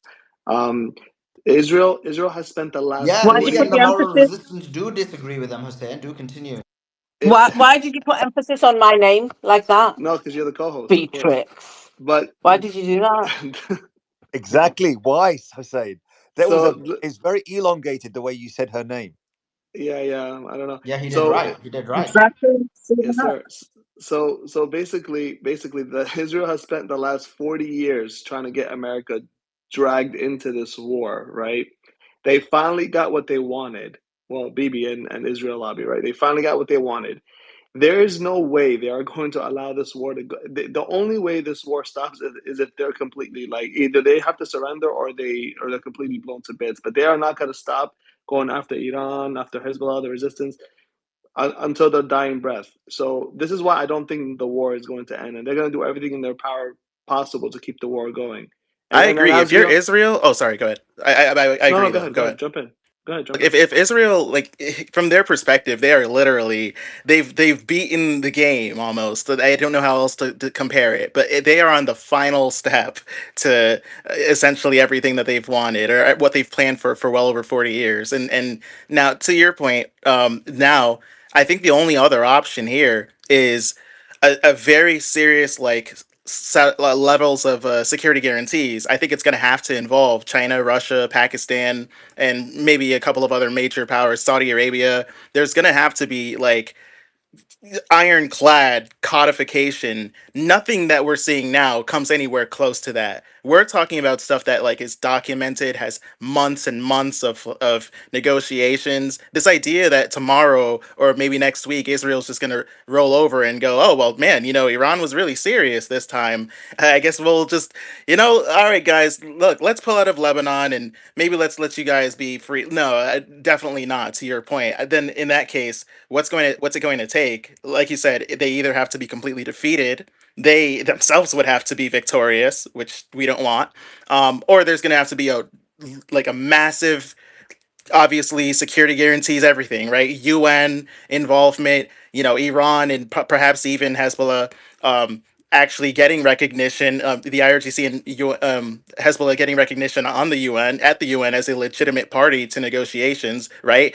You remember Why do how they need all Hamas that? Why do they need was all that? railroaded. Go ahead. Why do they need all that? I mean, you're Well, describing something that's because this is a massive no, global because you're economic. putting a lot of Yeah. credence on this, this fallacy that actually, Lebanon, Iran cares about what other countries think of Hezbollah and what the countries may perceive Israel as being now a victim that are struggling against this Oh, I understand your Islamic question. So terrorist group. I'm This is glad you asked. So, this is well, they'll never. The whole world is so far against Israel. There's no coming back for Israel, no matter what. They'll never see them as a victim. They'll never see the resistance as are somehow in the wrong for defending their own land. They just literally took. They just committed war crime, massacre after massacre, the last 3 weeks in Lebanon. Do you honestly think that any country, especially your own country, who says they have a right, the people have a right to resist their own land against these aggressors, right? And they're talking about Israel there. Your foreign ministers and Xi Jinping in the past, they've all said this. So I yeah, don't think absolutely. they But will. look, Even there are. China has it. Mhm. China invited 14 factions of the Palestinian resistance, during the genocide, to try to unify the whole Palestinian movement as a Palestinian state. And these were all militia groups. They invited them over to make a deal. This is how much China sees, your government sees the Palestinian resistance as. They don't see them as terrorists. They see them as parties that can be unified for the sole purpose of establishing a Palestinian state. The same way that Hezbollah is seen as a legitimate actor, defender of the Lebanese people. So this and same way as Israel is seen as a genocidal aggressor that's trying to destabilize the whole entire world with this Well, war and with killing so many innocent Lebanese in certainly the last 3 weeks.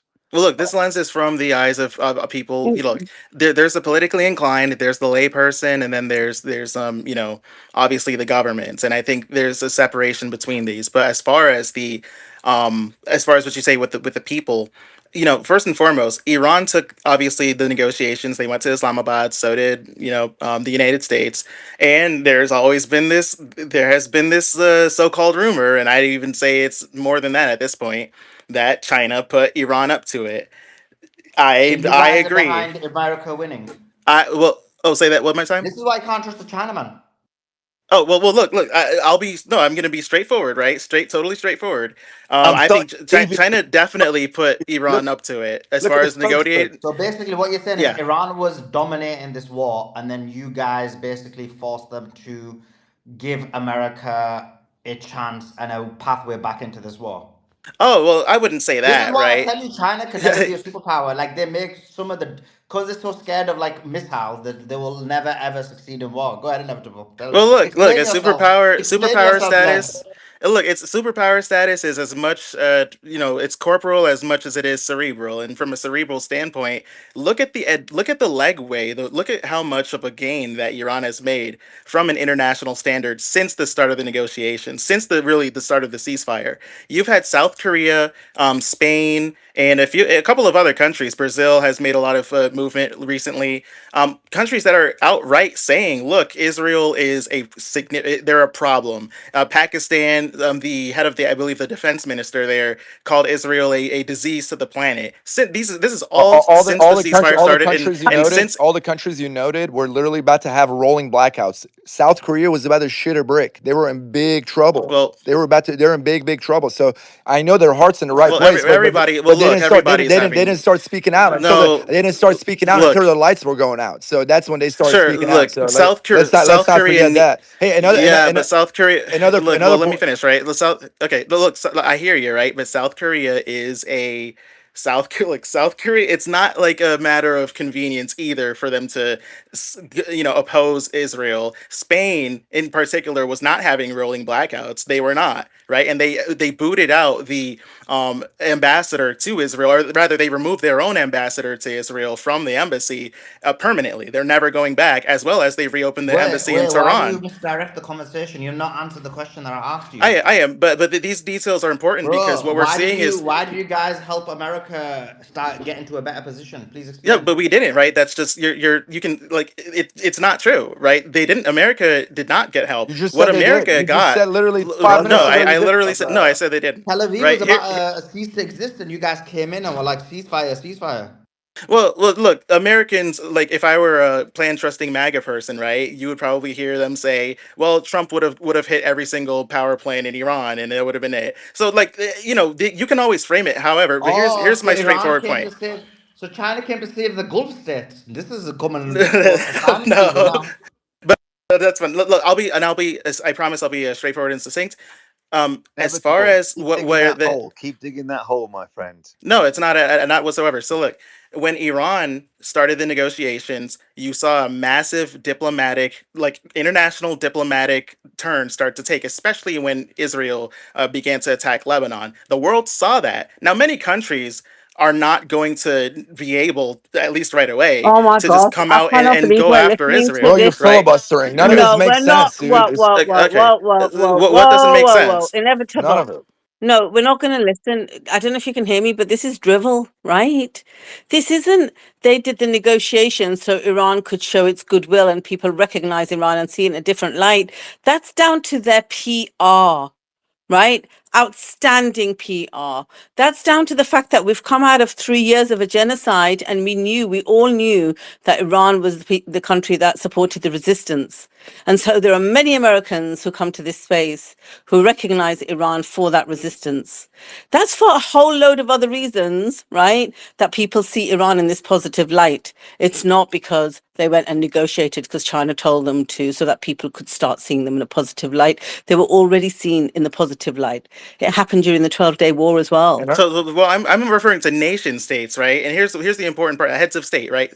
Here's what's important. Look, Suleiman, you did a wonderful job. I love the interview with Professor Morandi. What I just said is exactly what Professor Morandi said. That a huge part of the interview, or rather, a huge part of the negotiations, and a huge incentive was to show the world, hey, we are serious. We are of sound mind. We are not this terror state hitting our neighbors for no reason. Because you had legitimate heads of state who apparently are way less informed than anybody, like on this stage or in the space, or anybody that we've spoken to. Because these heads of state considered Iran to be, and some of them still do, an aggressive actor. Some of them are Wait, core who are to that these viewpoint. states? Who are these states, Well, bro? for example, any states in Europe that are giving their airspace to the United States to transfer Yeah, assets, that's not because they see right? Iran as the good guy or bad guy. That's because they're controlled. Like these Yeah. states that make decisions, they don't make it autonomously, right? They make it based on whatever geopolitical power or pressures on them.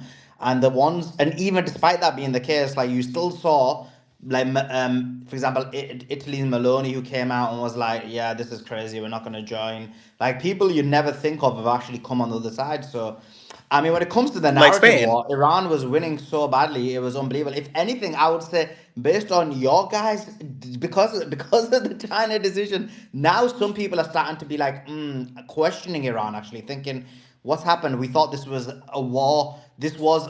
The world against Zionism, and now it's like, oh, is it really, or is this now just Iranian interest?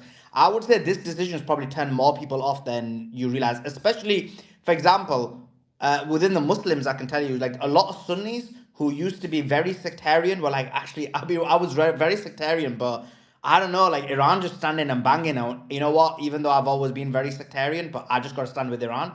And now they're like, actually, I mean, it's just become about just their own country. So I would say this decision was actually not as great as you're saying. And also, Well, You not you to be probably turned dismissive, you right? probably turned if it's about the narrative war, you probably turned a lot more people off. and also, Yeah, but not to be dismissive. Chinaman. These are emotional, citizens and people But who I thought you said it's have about personal. emotions.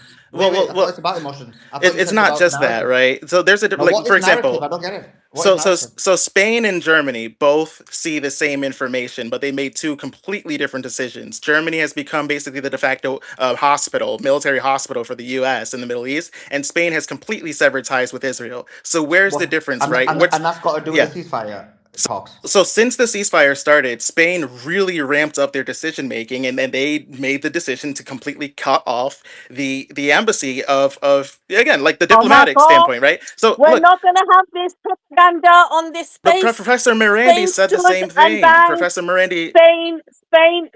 No. Spain stood and banged during the genocide against Israel on its own in Europe. There's history to this. They were on a momentum and they're keeping up with that momentum of calling Israel out. Why are you just suddenly weaponizing all of Spain's good work to start it at a particular point for your narrative?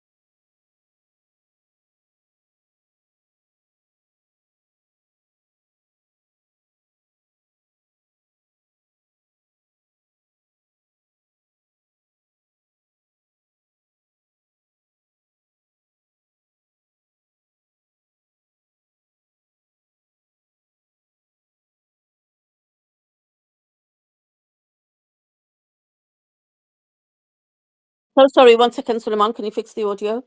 Yeah, I'm Oh doing my it. God, now I there's thought he was I've going to be crashed the concise screen. though. What's his point? Well, Lebanon, like as far as Iran's decision making, right? Some of the terms of the negotiations, one of them, of course, is going to be their continual arming of Lebanon and whether Lebanon is included with the negotiations. And I think it's clear that And your first claim was solely based on narrative. Narrative. First, you said it for narrative. So I said, okay, but look at the narrative in terms of the world. I would say more people have been turned off than turned on. And then you said, okay, that's fine, but we don't care about those. We don't care about normal people. Let's put them aside. I said, okay, look, let's put them aside. Even though I disagree, I think if you look at the impact, what Iran's doing, it very much is the propaganda campaign. It is a narrative campaign, and they have got the whole world for them. So you accept that, for example, China's decision made them lose that. We don't know to the extent, but there's definitely been a more of a loss than the gain. Then you said in terms of states. In terms of states, you mentioned Spain, but Spain's been already speaking even before the ceasefire. They were already making all of those statements. Nothing changed since the ceasefire. So, in terms of states, I don't believe there's anyone who's a specifically. lot changed. So they kicked out they removed their ambassador to the Yeah, but this embassy was an forever. escalating situation. Like they were already against. They were already speaking against the United States of America. Trump already said that he was gonna remove. He was not gonna give them. What was again? He was gonna remove trade from with them or something. Something along the lines. He said that. So these things were already happening well before the ceasefire. But you're just not giving Spain credit for the decisions that they made No, since I'm the saying I'm giving Spain. ceasefire. I'm They saying haven't made no, that no. decision. You're taking away the credit. I'm saying Spain should be given credit because they've consistently, generally speaking, a few times not, but generally speaking, been consistently on point. They've talked about. You're saying no, no, no. The only reason Spain did it is because of China's decision on ceasefire. Then they had this epiphany, and I'm saying no, never. But please give them autonomous credit that they've been basically moving more and more towards this position, and they've been making many. And Pedro Sanchez, I know I make so many tweets about him. He's been speaking He's a against great what's happening man. in Palestine. He's been speaking against what's happening in Iran. He spoke about the girls, the Minab 168. So I'm actually giving him credit. You're saying no, no, this guy was a zombie, and then as soon as China Yes, did the no, no, ceasefire, those were words, and those were great words. But now he took action by, in again, No, returning no, the embassy no, to he put look. The embassy returned to Tehran literally last week. I don't know what to no. tell It was you. Is that a lie or 27th is of that true? March. No, it was Okay, 27th of okay. March. The Just have embassy a look. literally reopened in Tehran last week, Okay, I'm not talking right? about Literally. Iran. I'm talking about he kicked out Eh, he recalled the ambassador on 27th of March, and he's been Isn't sent. that when the ceasefire started? No, no, it's 27th of no. March. This is So well, last look, week. I'll double check. I'll double check that. My apologies, but I've got the tweet in look. front of me. I've got it. I've Sure, got it. sure. As I I'll double said, check that. I But look, used the word weaponized for a reason. I think I now stand That's fake. They don't corrected. like using weapons. I disagree. okay. So look, Economic weapons or Spain, words of not just Spain either. And by the way, Spain made a visit to Beijing. He was just there. A couple of not Spain. Excuse me. Yeah, we're not talking about China. We know Sanchez. China's. No, yeah. Listen, when it comes to China, I agree. So China it's not always connected, acts. Suli. It's not China connected always is. whatsoever. China. I don't disagree that China always acts in China's interest before anybody else, and I think Iran should learn from this because they got some painful life lesson that you're saying. China forced them into this, and it's actually not as being as positive as what you're saying. There's been more negative than positive. This is what we're saying, I and I wouldn't say don't think you've forced been either. able to By the come way, up with some. Yeah, go ahead. I wouldn't Go say ahead. forced either. I would say that it was a I'm just taking it suggestion at from the you. last You were hour. saying, I gotta tell you, boys, me make them do it. Me make them do it. It's all about us. And we were like, blood. That's not something to be writing home about. We actually are thinking that this wasn't a good decision. I think it was a wonderful decision. Look, Of okay, course we do. That's why you made poor Sanchez. old Iran do it. Pedro Sanchez literally was just in Beijing just a few days ago. That's not connected. There's no. It's just a coincidence that he just happens to show up, or is it because he has made an example of what other he's setting a model for other countries in a similar position to follow, and also too look other countries, South Korea, Pakistan. That statement from the defense minister, as well as really the alignment that we've seen. I think there was Okay, just an envoy from Pakistan going to Iran. we're not going to have Go this ahead. manipulation on the space. No, no, no. So, on your first point, Pedro Sanchez could have done all of that without a ceasefire. He could have still gone to Beijing and met Xi and done all of that. It's about trade. It's about working closer alignment. That don't hijack that for Macron your. did before any of this even started. Yeah, Joe's always going to stick up for the French, but No, so the don't nature of hijack the that to make it about the ceasefire. Number one. Okay. What was your second point? Because I had something to smash Oh, on that I as brought well. up well, I guess the nature of the visit was related to the war, and the global unrest, and obviously the position of the aggression against Iran from the Western power, or rather the U.S. and Israel and Western allies. However, I brought up South Korea, Pakistan, and especially Yeah, the that's what I was going to envoy. say. I Yeah, was going to say to you on Pakistan, right? So you said, I mean, Smash look, him. yeah, you went. Pedro Sanchez went to China. He could have done that. He didn't need a ceasefire to do that. He could have gone at any time. This is China making it happen in China's benefit, right? Number one. Number two, as Brother Resistance also said, he got rid of the ambassador before the ceasefire anyway, so he was already on that trajectory, as I said, for the last 2 years. Anyway, let's park that. The second thing, you keep saying, oh, and Pakistan's defense minister called them this. Let's be honest. No one cares what Pakistan's defense minister says. Like zero.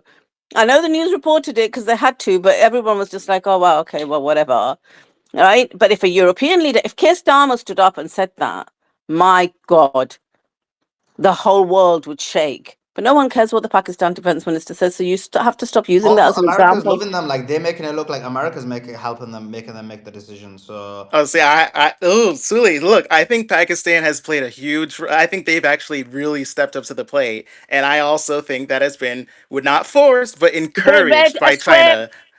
They read scripts. They were given then itineraries. On why this didn't day, he you bail will them out travel then? there. Why didn't the Chinaman bail them out from the $5 billion they had to pay? Why did the GCC come and bail them out? Oh well, the GCC. I mean, they don't have an economy without China anyway, right? You They don't see, have an China economy and you without China. listen. You When you know. don't want to pay up, when you're trying to sell your B Tech products, then sometimes people need to go to other countries. Look, no, no, look, the GCC doesn't have an economy without China, for one. And two, look, China loves, look, Pakistan is literally the only country besides North Korea that's considered an all weather ally. And this is literally documented. Like, China and Pakistan are really close, and especially from a military standpoint, too. Rumor has it that there's going to be a lot of J-35s that are produced and sent to Pakistan within the next 5 years. But outside of that, I think with Pakistan's role, and I've said this, I've even talked with you, Sulian, and just mentioned this in the space plenty of times before about how important it is for Pakistan to take initiative. And I think they are, especially with that envoy that they sent. Oh my And I God, think they that, oh, go ahead. literally are the puppet in the puppet show, and their strings are being pulled, and nothing to do about initiative. Please tell me you see that. Please, Well, because otherwise I'm really concerned about your assessments. Well, Pakistan's. Look, I'm not going to say Pakistan is just the most, the leading the charge against the resistance of Zionism. I'm not going to say that whatsoever. I think they have to be pragmatic, but I think the overall theme of this is that a lot of us are taking The moral of the pragmatism. story is this, inevitable Yeah. China. I think what we're realizing is, and I think people are gonna hopefully wake up and realize this, that just like America puts America before, well, actually, no, let me take that back. The problem with America is they put Israel before America, and so they're willing to harm their own relationships for that. China puts China before anyone else. And so anyone who allies with China, they need to realize that actually they will, if it comes to China's own interest, they'll always, and it's a relationship between China and another person, China's going to put that person in. So you said China forced Iran into this, this ceasefire. Encouraged. Go ahead. Yeah, well, encouraged, forced. I mean, it depends. We'll have to listen back to what you're saying, but like the way you made it look like was they got directed into it. And to be honest, you basically what you're telling me now is you helped the Zionists out because I was seeing Tel Aviv being hit. I'm not seeing no more boom boom Tel Aviv. I was seeing Haifa being hit. I'm not seeing no more boom boom Haifa. I was seeing Elia being hit. I'm not seeing no more boom boom Elia. I'm seeing the negotiations included Lebanon, then they didn't include Lebanon anymore. I'm seeing subsequent negotiations, and now Netanyahu's trying to take Lebanon. I'm seeing Lebanon being bombed and turned into Gaza. And you're telling me all of that is because of China? Well, a lot of that is because of Israel, right? And that has hurt Israel. The gay, nice try. Oh Look, that no! was a great Stop try. You gaslighting almost us. What do you say, no, resistance? you You're not. Oh my God! look. I thought you were a legit So representation of look, China. I don't. Israel is going to do what they're going to do. Everything that they've done to Just Lebanon is what they would have done. Go one ahead. second, inevitable. I just need to address Resistance, are you resistance. going to leave in anger again? God, Beatrix. You thought he was a legitimate representative of China, and I knew that. Do you know how I knew that? Because you kept referring to him saying your government invited the resistance factions, your government. And I felt like jumping in saying it's not his freaking government, it's not even Chinese and don't know no Mandarin, nothing. Oh, it's my Right? government now. So call it Okay. Chinese government. But anyway, No, back it's to the his government, bro. inevitable. Why are you being an ethno-nationalist, He's Beatrix? He done. could be white and still be Chinese. Well, look. Yes, man. Yes, Let me Macau touch Chinese. our Yes, go ahead. definitely. We have to also understand something here. Our dear friend has and speaking as an American here, he has an American accent. Sounds kind of West Coast to me. I'm going to say Northern California. And so my buddy, for whatever reason, could be through university, could be because the commies got to him. I don't know. I still love him dearly. He provides us the information we essentially need here in parts. But Could be thank you for because keeping Andrew, could be because, and I know you're thinking it, but I'm going to say it for you, that say he's it. your homegrown little CCP mole. Could be because Yes. of that. He's got the accent, I know you're thinking it, but you Yeah. didn't want to say it, but I Yeah. can say it for you. Yeah. It's There's fine. up. Yes. No, Beatrice. There's over. Last thing I heard, a study. There's over 300 very active CCP cells working here in the I'm U.S. telling you at something though. Latin The University. CCP. Listen, the CCP needs to think twice now because I've just become radicalized in these last 30 minutes. I'm very anti-China now. Like I've become so radicalized against China. I'm probably gonna get banned from there by the end of this space. Like now you told me what you told me. Listen, Yeah. China gonna get smashed up, bro.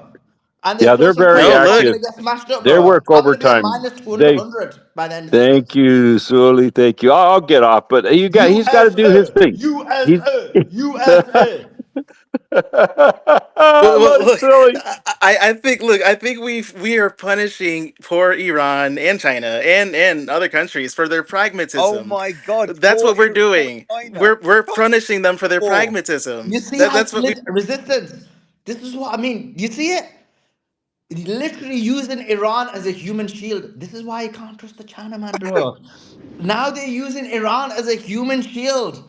Oh You know, my they god. try to be diplomatic. They He's do it every other right. country. But you're saying they I only became diplomatic because you forced them to do it. No, look, they've been way. Look, in my opinion, Oh I think my they've been. god. I think they've been too. Look, they were gonna. They promised, at least according to Oman, they said 0% enrichment before this entire thing started, and they were sneak attacked. I think that was too. I'm shocked at how Yeah, and All lenient I'm they've hearing, China been. probably all I'm encouraged. hearing from you is inevitable. And actually, I heard that you guys are the ones who asked for low level enrichment as well. We need to have a conversation Oh no, about I that. don't know about that. Look, if you, I I heard Hey, that think you guys Willie. have basically been telling Iran to like see to everything because you need the straight, like you're struggling now. The Chinese economy is gonna get really bad. You're gonna have to start locking people up in houses again. That's what I heard in rumors. But separate the rumors. hey, Russia's got us. You know, you've heard about that. Russia's got our back. They said that today. Look, any I saw energy that. I needs, saw that. I saw we're that. solid. I saw that. I saw that. Sorry, Celie, I interrupted you. I'm sorry. No, no, I saw that. I saw that again. You see it? He's talking about how he's gonna. He didn't say how he's gonna get that energy to Iran. He's talking about how China is gonna benefit. Listen, this is a lesson for y'all. Y'all be supporting China. This is why we don't listen. If the CCP in charge, we're all gonna be working in sweatshops. I tell you that now. I don't want to. I'm not made for sweatshops, so I don't want to be working in sweatshops. I don't want to be living in Xinjiang.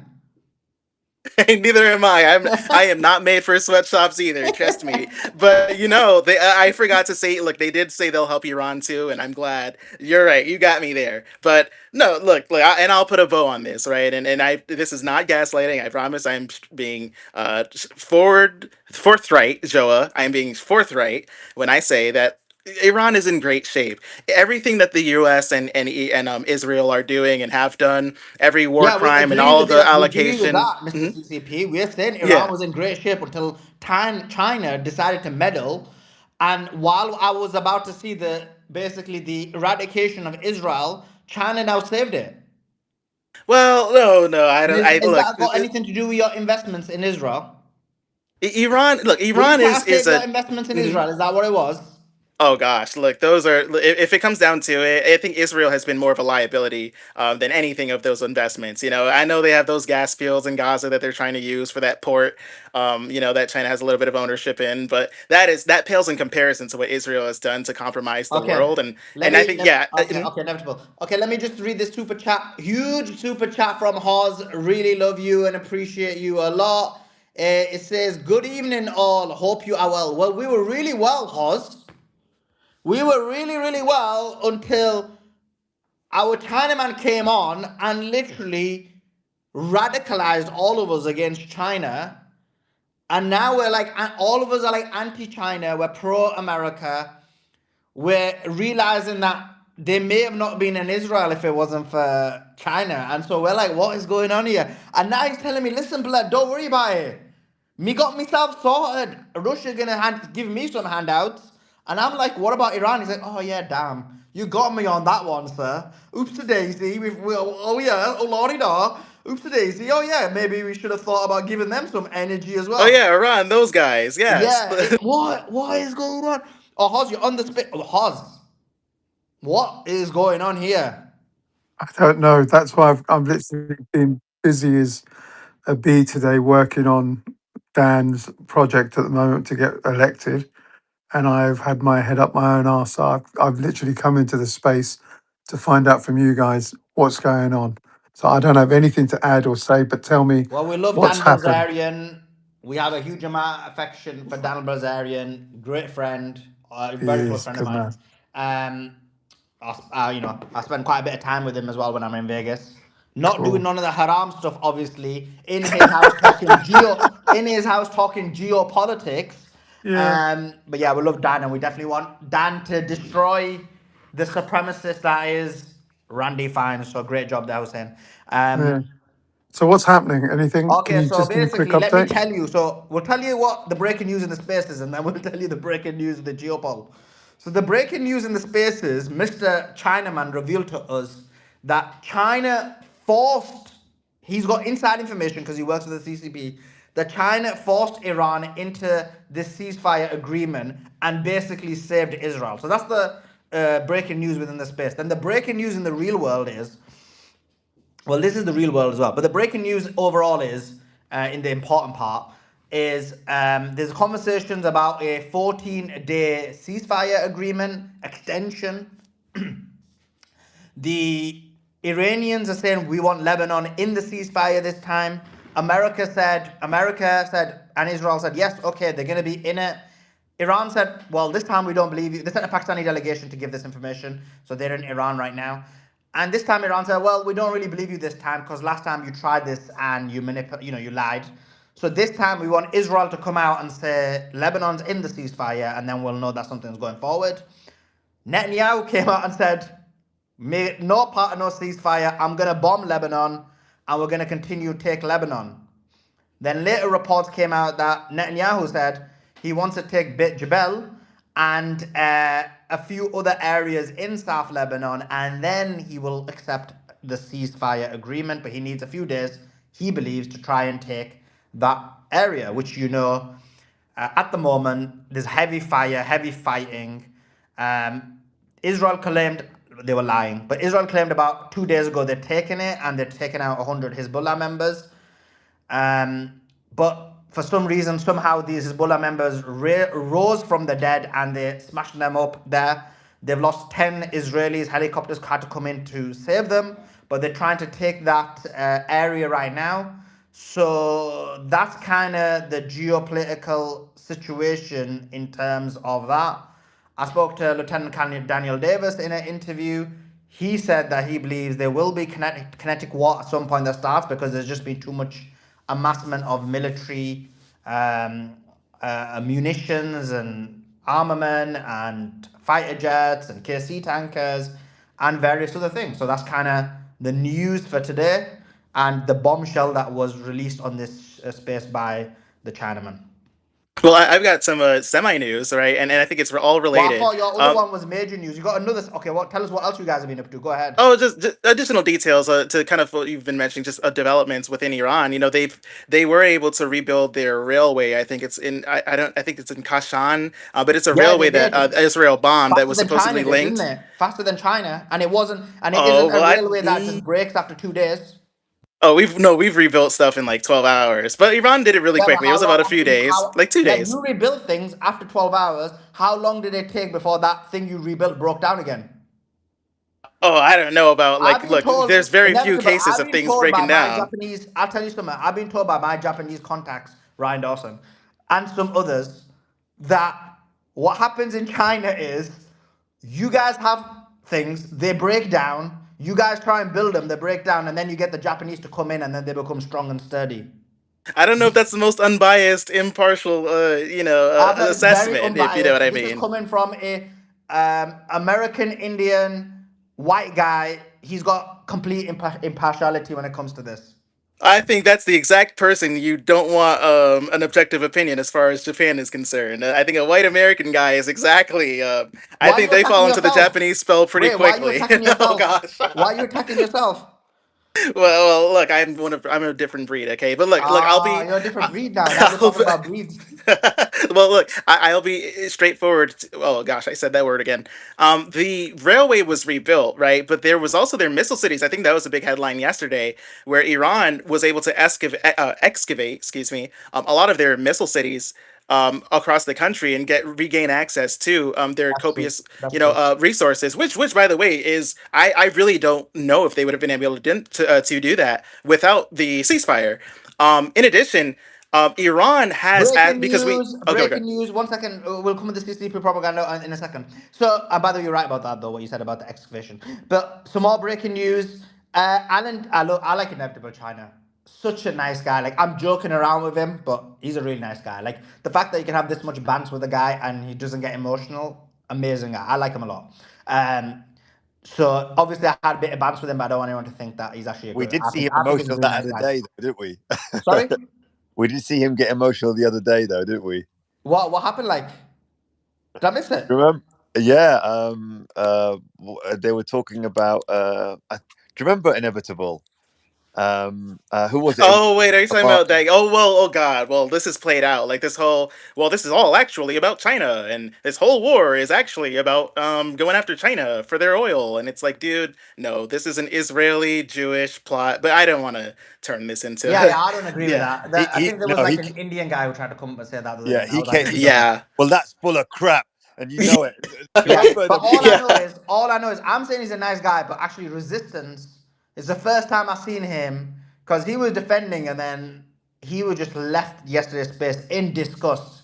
Like, he was like, I defended these guys so hard. I was like, these guys are gonna run tongue, they're gonna smash up, it's gonna be military warfare, the Chinese missiles are gonna hit the USS Abraham Lincoln. I was like, blood, wake up, bro. Like, none of that's gonna happen. China man ain't a fighter. And then everybody was like, yeah, we ain't fighters, we're No, I loners. didn't know Like, to bro, we see ain't that gonna part. even move any of the tankers, bro. But anyway, let me No, read this breaking news.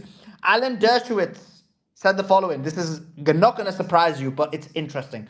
Alan Dershowitz just said that he was the one that proposed to the Trump administration that they should blockade the blockade in the Strait of Hormuz.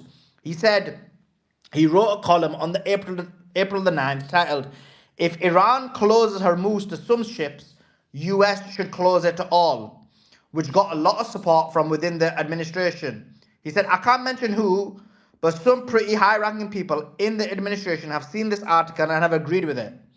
Trump then announced the plan to blockade the Strait of Hormuz 3 days later. I just want you to understand this. The United, obviously, I take the mick out of the Chinaman, but that's bans. The United States of America, the greatest, yes, inevitable, the greatest military in the world, although it's got smashed up by Iran, but until China came and helped, but that's a separate point. Basically, he's taking their military guidance, not from their four-star generals, not from their lieutenant colonels, not from their admirals, but from a Jewish Epstein lawyer about how they should act their military and geopolitical decisions. That is crazy. Like, I Yeah. know I just can't emphasize enough how mental that is.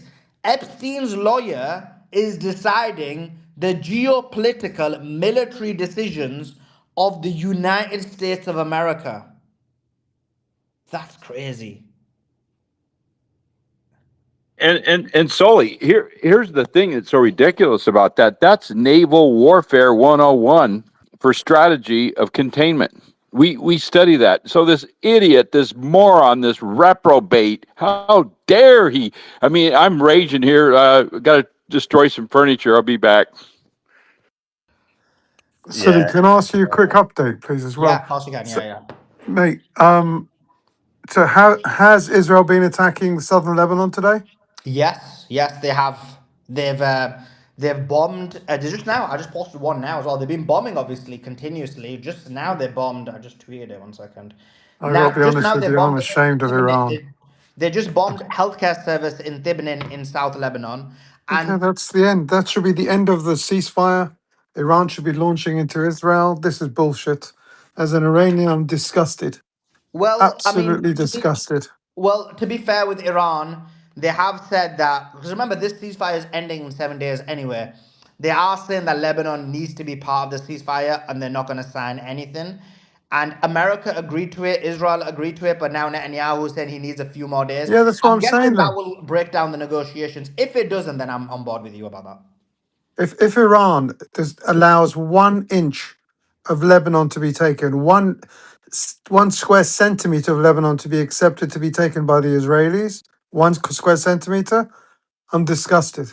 Because really, Lebanon should never ever have anything taken off it while it's got Iran on its side. You know what I mean? I mean, the reason we go into these wars is to support each other. And if Lebanon's going to lose its land, no fucking way. I'm They're not not Well, happy I with the don't think government. Lebanon's gonna going lose to, its Hussein. land Hoz, because I don't think Lebanon's gonna lose its land because right now they fight in Bint Yabil. I can never pronounce it right, but basically, that's only like 2 kilometers like 3 kilometers within I don't Lebanon. give a shit if it's 1 centimeter of Lebanon. No, but they haven't taken it, bro. Like they They haven't don't. taken it. Yeah. Okay. Hezbollah Well, smashing them up. So I guess what you mean is, in a hypothetical situations, if let's say Israel was able to take it in a few days, then Israel should not be able to retain it as part correct. of any agreement that happens in the future. No, the deal is they get out of the territory of Lebanon and stay out of the territory of Lebanon, or we just continue. Because I tell you what, Iran doesn't need to stop. We don't need to stop. We can continue. We can continue because we didn't beg for a ceasefire. The Americans begged for the ceasefire, not us. And Israel's happy for the ceasefire because it can focus on just on Lebanon and be doing what it did to Gaza to Lebanon. Because it can't do the same thing to Iran. And basically, we all know they've run out of whatever those long distance munitions crap thing they've got is pretty much done, which is why they're just using as much JDAMs and dropping bombs on poor old Lebanon. No, I'm not happy at all. And if the government of Iran thinks that normal Iranians are going to be accepting this kind of thing, they've got another thing coming. Because I tell you, the streets of Iran in Tehran, family and friends and everything, they're all flying the flags of Lebanon and Hezbollah. It's not acceptable to the public. It's just not going to be acceptable. And I personally will be getting stressed out at the government with people who know me in the government as well. It's not acceptable. We cannot ever abandon Lebanon like this at all. It's impossible. I swear to God, it will be impossible. Yeah, look, Hoz, I still think that I don't think Iran's done anything wrong at this point. I'll be honest with you. But yeah, in the future, if this happens, yeah, I'm in agreement. Although what you're saying is quite right. I know a number of people within the government, and actually one or two of them may be coming on the show as well. But that's a separate point. And they, some of them are not happy. Some of them are not happy with this decision. In terms of what I mean by this, not the Lebanon decision, but they feel like already there's too. But now we're realizing the Chinese are behind this. So that's a separate point. But they feel that there's too many concessions already being given in these negotiations. So there is a lot of disagreement. And I always said this actually. I said Iran is completely united. The only way there be some kind of split is if they feel like the government has let down the resistance or given up too much after everything they've lost. And by everything, I mean like the children they lost and the human beings they We lost. don't want the war to end. As a normal Iranian, I don't want this to end. I don't want it to stop. I actually want it to stop when Israel is humiliated, when America turns around and goes, you know what? We can't do anything else now. And if they decide to do what they got to do is put us back into the Stone Age, there'll be like 30, 40 million Arabs moving to everywhere around the world because they won't be able to live in the summer in Qatar, Bahrain, Emirat, Saudi, Kuwait. All of those areas will be just another desert with no way of being able to support life because there'll be nothing left. So, and I don't think the Americans want to do that to their favorite allies that keep their petrodollar going. So they need to make a decision. And really, we can't abandon allies in any way. I have to go to bed. Good night. I love you. I'll catch up with you guys tomorrow. Okay. Appreciate you, Hoz. Some more breaking news, guys. The US Senate vote against stopping arms sales to Israel. The result is 40 to 59. America is completely occupied. Or they wanted to continue sending arms sales to Israel. Every Republican voted for it, as well as I believe about 8, 9 Democrats as well. It was a bill Every that was. Republican, did you say? Even Rand Paul and Thomas Massey. Oh, that's a good point, actually. I thought it was every Republican, so it's going to be interesting to see, actually. I need to look at that. Because I read somewhere it was every Republican, but it could be wrong and someone might have misunderstood. We need to look at that. We need to look at that. I saw one post saying that, but I need to look at the specific votes, actually. It's a good point. Because only 99 votes, isn't there? So there's one vote missing there as well. But a great point. We need to look at that.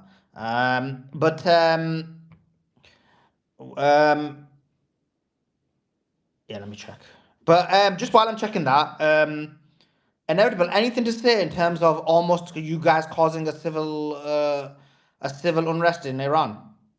Well, I actually think there's an interesting psychology where, upon the ceasefire, Iranians Iranians have shown solidarity probably more than ever, and Iran No, has done no, a wait. wonderful They had job. wait. Don't try this. They had solidarity.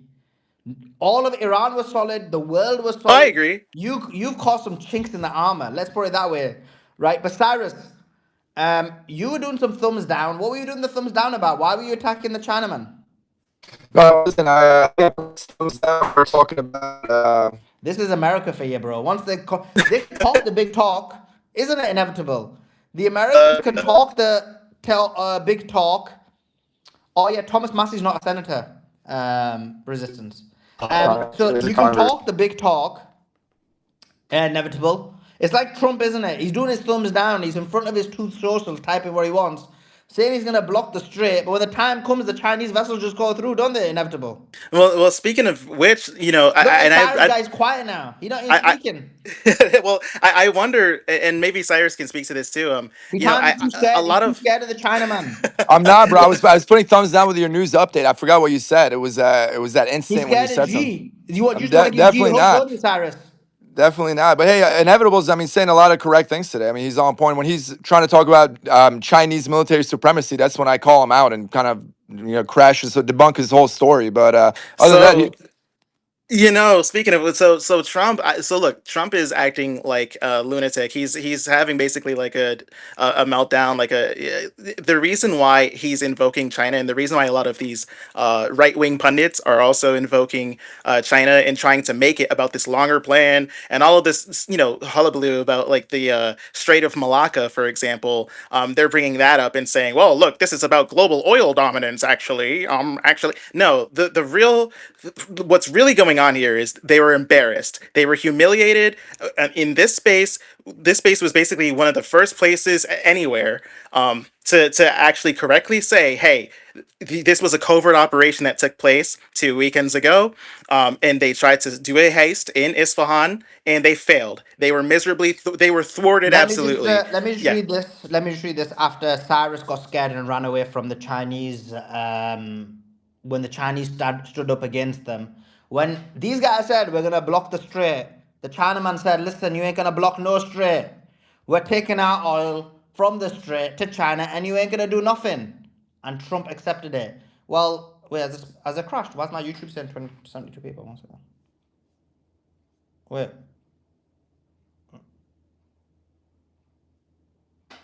Well, this in Spirus versus China's Mossad. I was working, but why does it say 72 people? It's It don't make Mossad. sense.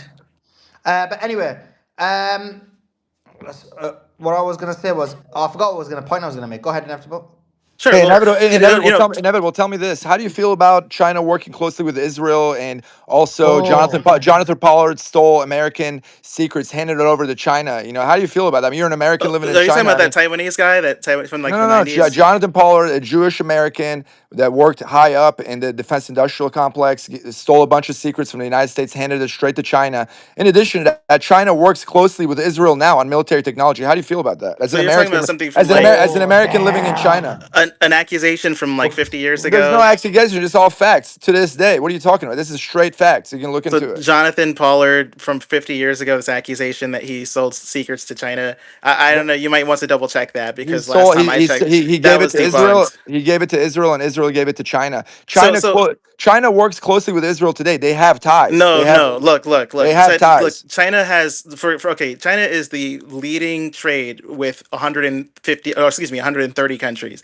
and Israel just happens to be one of them. That means literally nothing as it pertains to the level of influence that Israel has So over just some America. It's correction night and from, day. just 1 second. 1 second. I think Cyrus is getting you here. But Omar just replied and he said Rand Paul voted against it. He was the only Republican to do so. Just for clarification, resistance. But Cyrus, Yes, Juleiman. yeah, continue smashing him. You're smashing him, bro. You're exposing him. Yeah, absolutely. No, he's exposing his own lack of knowledge as it pertains to the so-called conspiracy with Israel and There's China. no In conspiracy. reality, There's no yeah. conspiracy. They work closely on Look, military ties. yeah. Israel helps China with their military technology and Israel stole it from America. We have a big problem with that. No, Israel Israel does spies on not. us. Israel spies on us, and they hand it right over to you with a in a silver platter. And it's a fact. Did you So not there's hear no your president conspiracy. today just say that China and the U.S. spy on and hack each other all of the time? You've heard that, like just from the president President Trump today, this morning, right? China doesn't need Israel for anything, frankly. Secondly, this Jonathan Pollard guy, like he wasn't Chinese, nor did he sell any state secrets to Chinese. They were upset because he was married to some Chinese chick, and it was like his first wife. He was on his third wife when Oh my that God, all came inevitable to head. China. Are you That trying to was what it pretend to is. us? Oh my God. First of all, Jonathan Pollard was a Israeli Jewish Zionist agent. Let's be clear on that. But that being said, we are not dumb. Well, I'm not. We know, we see patterns. We're noticers. So yeah, we do notice the Jewish Zionists who are all in positions of power, but we also notice a lot of Chinese chicks hooking up with a lot of rich billionaires in the United States of America to control it. Now let's go through all of them. Do you want to go through? Do you want to go through them? Oh man, I don't know if I do.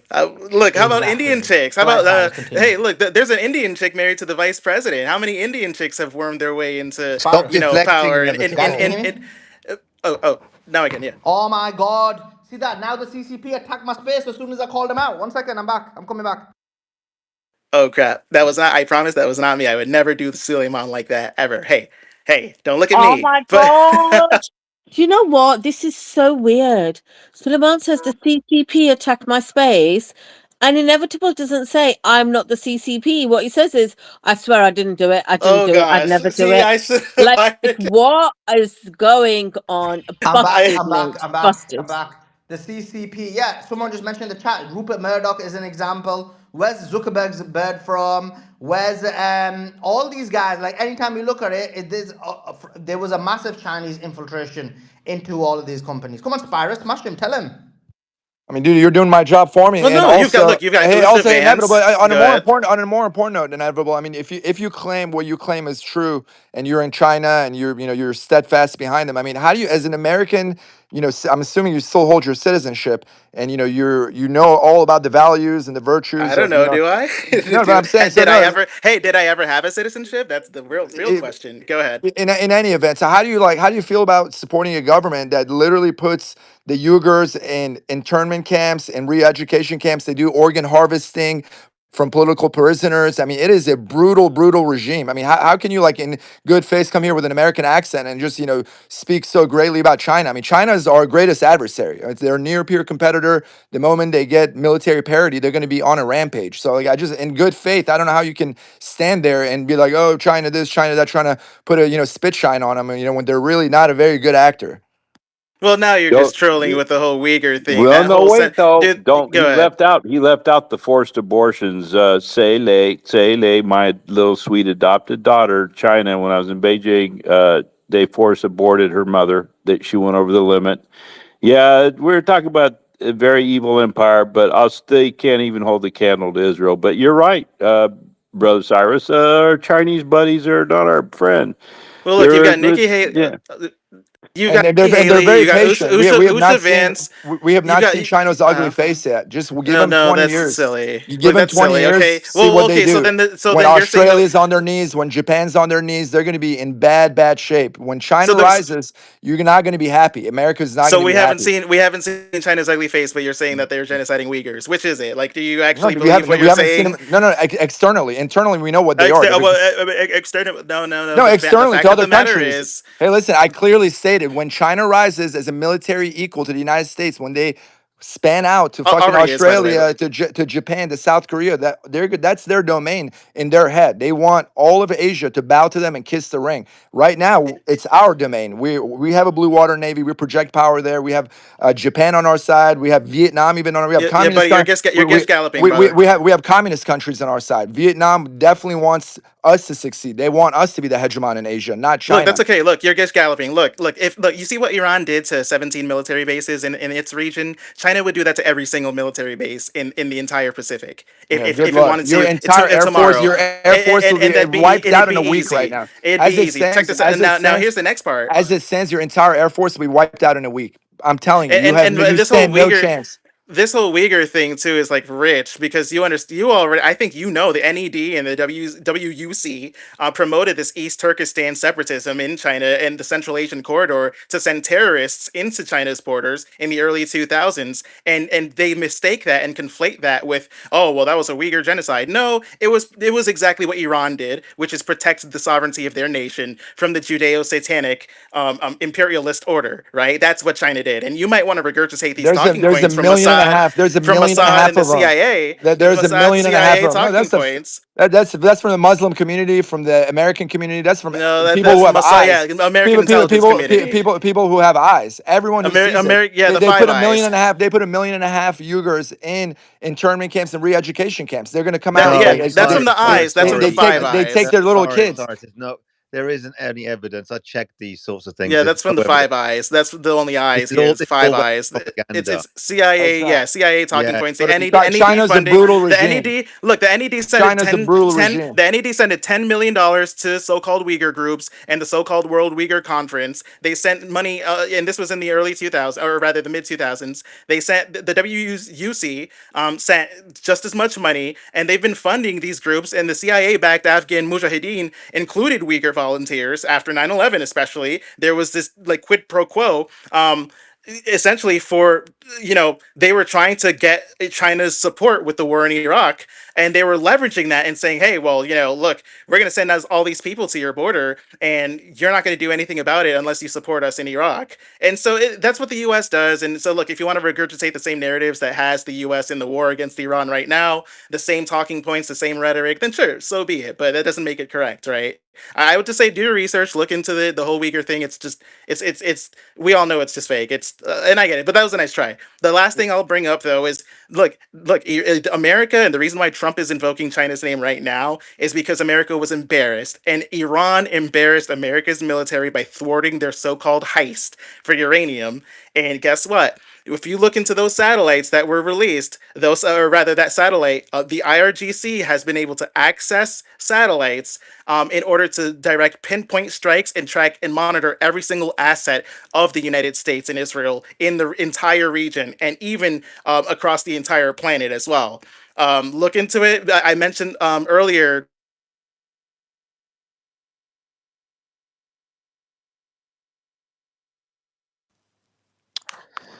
Yeah, I think I think we have to take with a pinch of salt a lot of the Western propaganda when it comes to the Uyghur Muslims thing. I tried my best to have a look at it, and I really can't find the evidence that so-called Western human rights campaigners and and other organizations are claiming. It's just not there. So look, I'm not necessarily saying that China is 100% innocent, because they have literally destroyed, or just destroyed mosques in China and rebuilt them as sort of Chinese style sort of temples there, mosques still, but so they're not completely innocent, but it's nowhere near the propaganda levels that the West are claiming. So yeah, so I'm with you on that, and inevitable. Just some And also, breaking, in that, oh, just some that, breaking news. uh, So Hezbollah have taken out another Merkava tank in the outskirts of Bit Jabil. I With said that. a sorry. I said that like an hour ago. They What do they you mean? they. So there was an accumulation of tanks and APCs in Bin Jubail, and they launched rockets there at them and destroyed a few. Yeah, So yeah. This is another one. okay. Yeah, yeah. So because this is just individuals, just one. The one you're talking about is a there was a basically a congregation of a few, right? Yeah. Yeah, yeah. That's why I said another. So I said Hezbollah take out another Merkava tank in the outskirts of Bijabil with a guided missile and take it out. Oh wait, I wrote take it out twice. No, let me check one more. yeah, Sully, what I was going to say, inevitable. Listen, we don't take for granted how much you've helped the space in Suleiman, and we're thankful for China for giving Iran that extra edge. Not that they needed it, but any help can help to take down the Zios. The evil Zionist regime must be destroyed, and China is helping in that area. So, hey, A friend of my enemy of my enemy is my. How's it go? Help me. The enemy of My enemy is my my friend. enemy is my friend. My Right? phone died. I'm sorry. I had to get to my other phone. Sorry about that. Did you notice how he It's not just your fault, conveniently inevitable. did that? I don't blame you. But let's move on. Let's move on. I know the Chinese products are not as good, so maybe the battery It's life his isn't. Huawei phone Yeah, that just exactly. I died just on him. want to say we've got inevitable CCP. You know, he's saying Cyrus is CIA, so we've got CIA Spirus. CCP. Spyrus. You know what he called you when you called him Spyrus? He said, Dude, if "All I'm right, Spirus, then Suleiman's Juleiman. yeah, that's it. That's not even that bright, though, really, to be That's honest." all When I he could said, come up with. yeah, I thought days on it. That's all I yeah, I could know, come but up then with. maybe I think Inevitable's right. You are frigging CIA because that was Yeah, a dumb take. and why are you being anti-Semitic? I thought you were crying about Nazis the other day, saying that you I'm hate just, Nazis. that's all I could come up with, That's man. quite, it's quite anti-Semitic. I'm just a bit disgusted in you. My tongue isn't as sharp as y'all's, man. Y'all are straight That's up bros. that I forgot what you call it. Oh, thank you, But Mom. anyway, Yeah. let's go. Oh, Andrew got hot mic. So what I'm saying is, so we had the CIA, we had the CCP, and then we had Mossad pop up as well, but he's gone back down. Where's Jonah? We had Mossad pop up. We had the okay. full So house just some in, yeah. more news. Okay, let's. Yeah, I don't know where Joe went. Let's bring the conversation back, guys. It's a good debate between the USA and China, but I think US would have won, as there would in any conflict between USA and China. Jokes, jokes, jokes. So except when Iran's fighting, then oh my god, they're smashing up the USA and Israel in one go. But then China comes in and tells them to stop as well. I don't know. Anyway, the we got a press conference tomorrow, 8 a.m. Hegseth and the Joint Chairman Kane holding another press conference at 8 a.m. Interesting what it'll be. They said the last time they held it was talking about another phase of the war. So what's going to happen this time? Do you think there's going to be escalation, or do you think this is just going to be them talking about how they won, or Well, what they're think doing about it. in the blockade?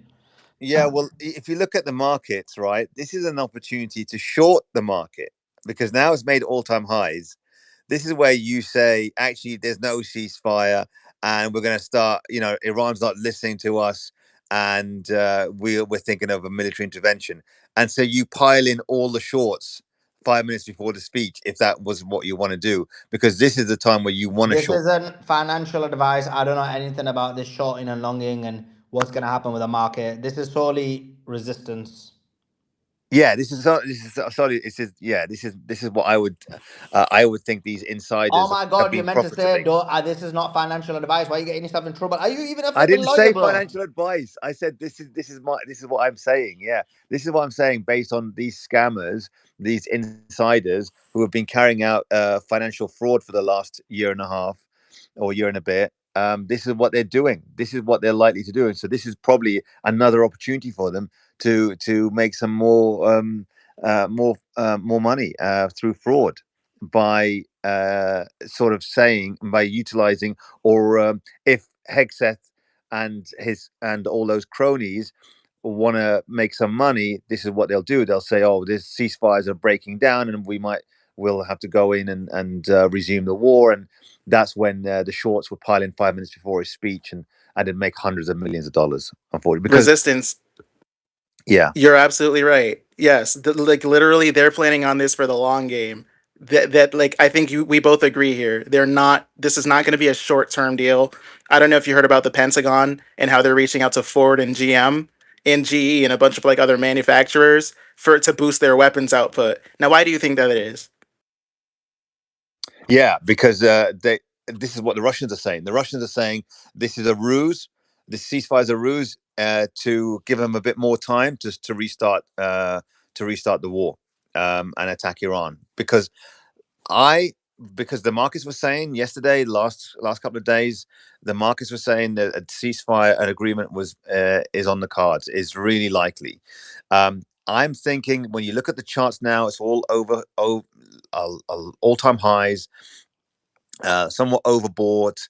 Maybe this is an opportunity for the scammers in the administration and the government to make more money by continuing this war, and this could be the start of things.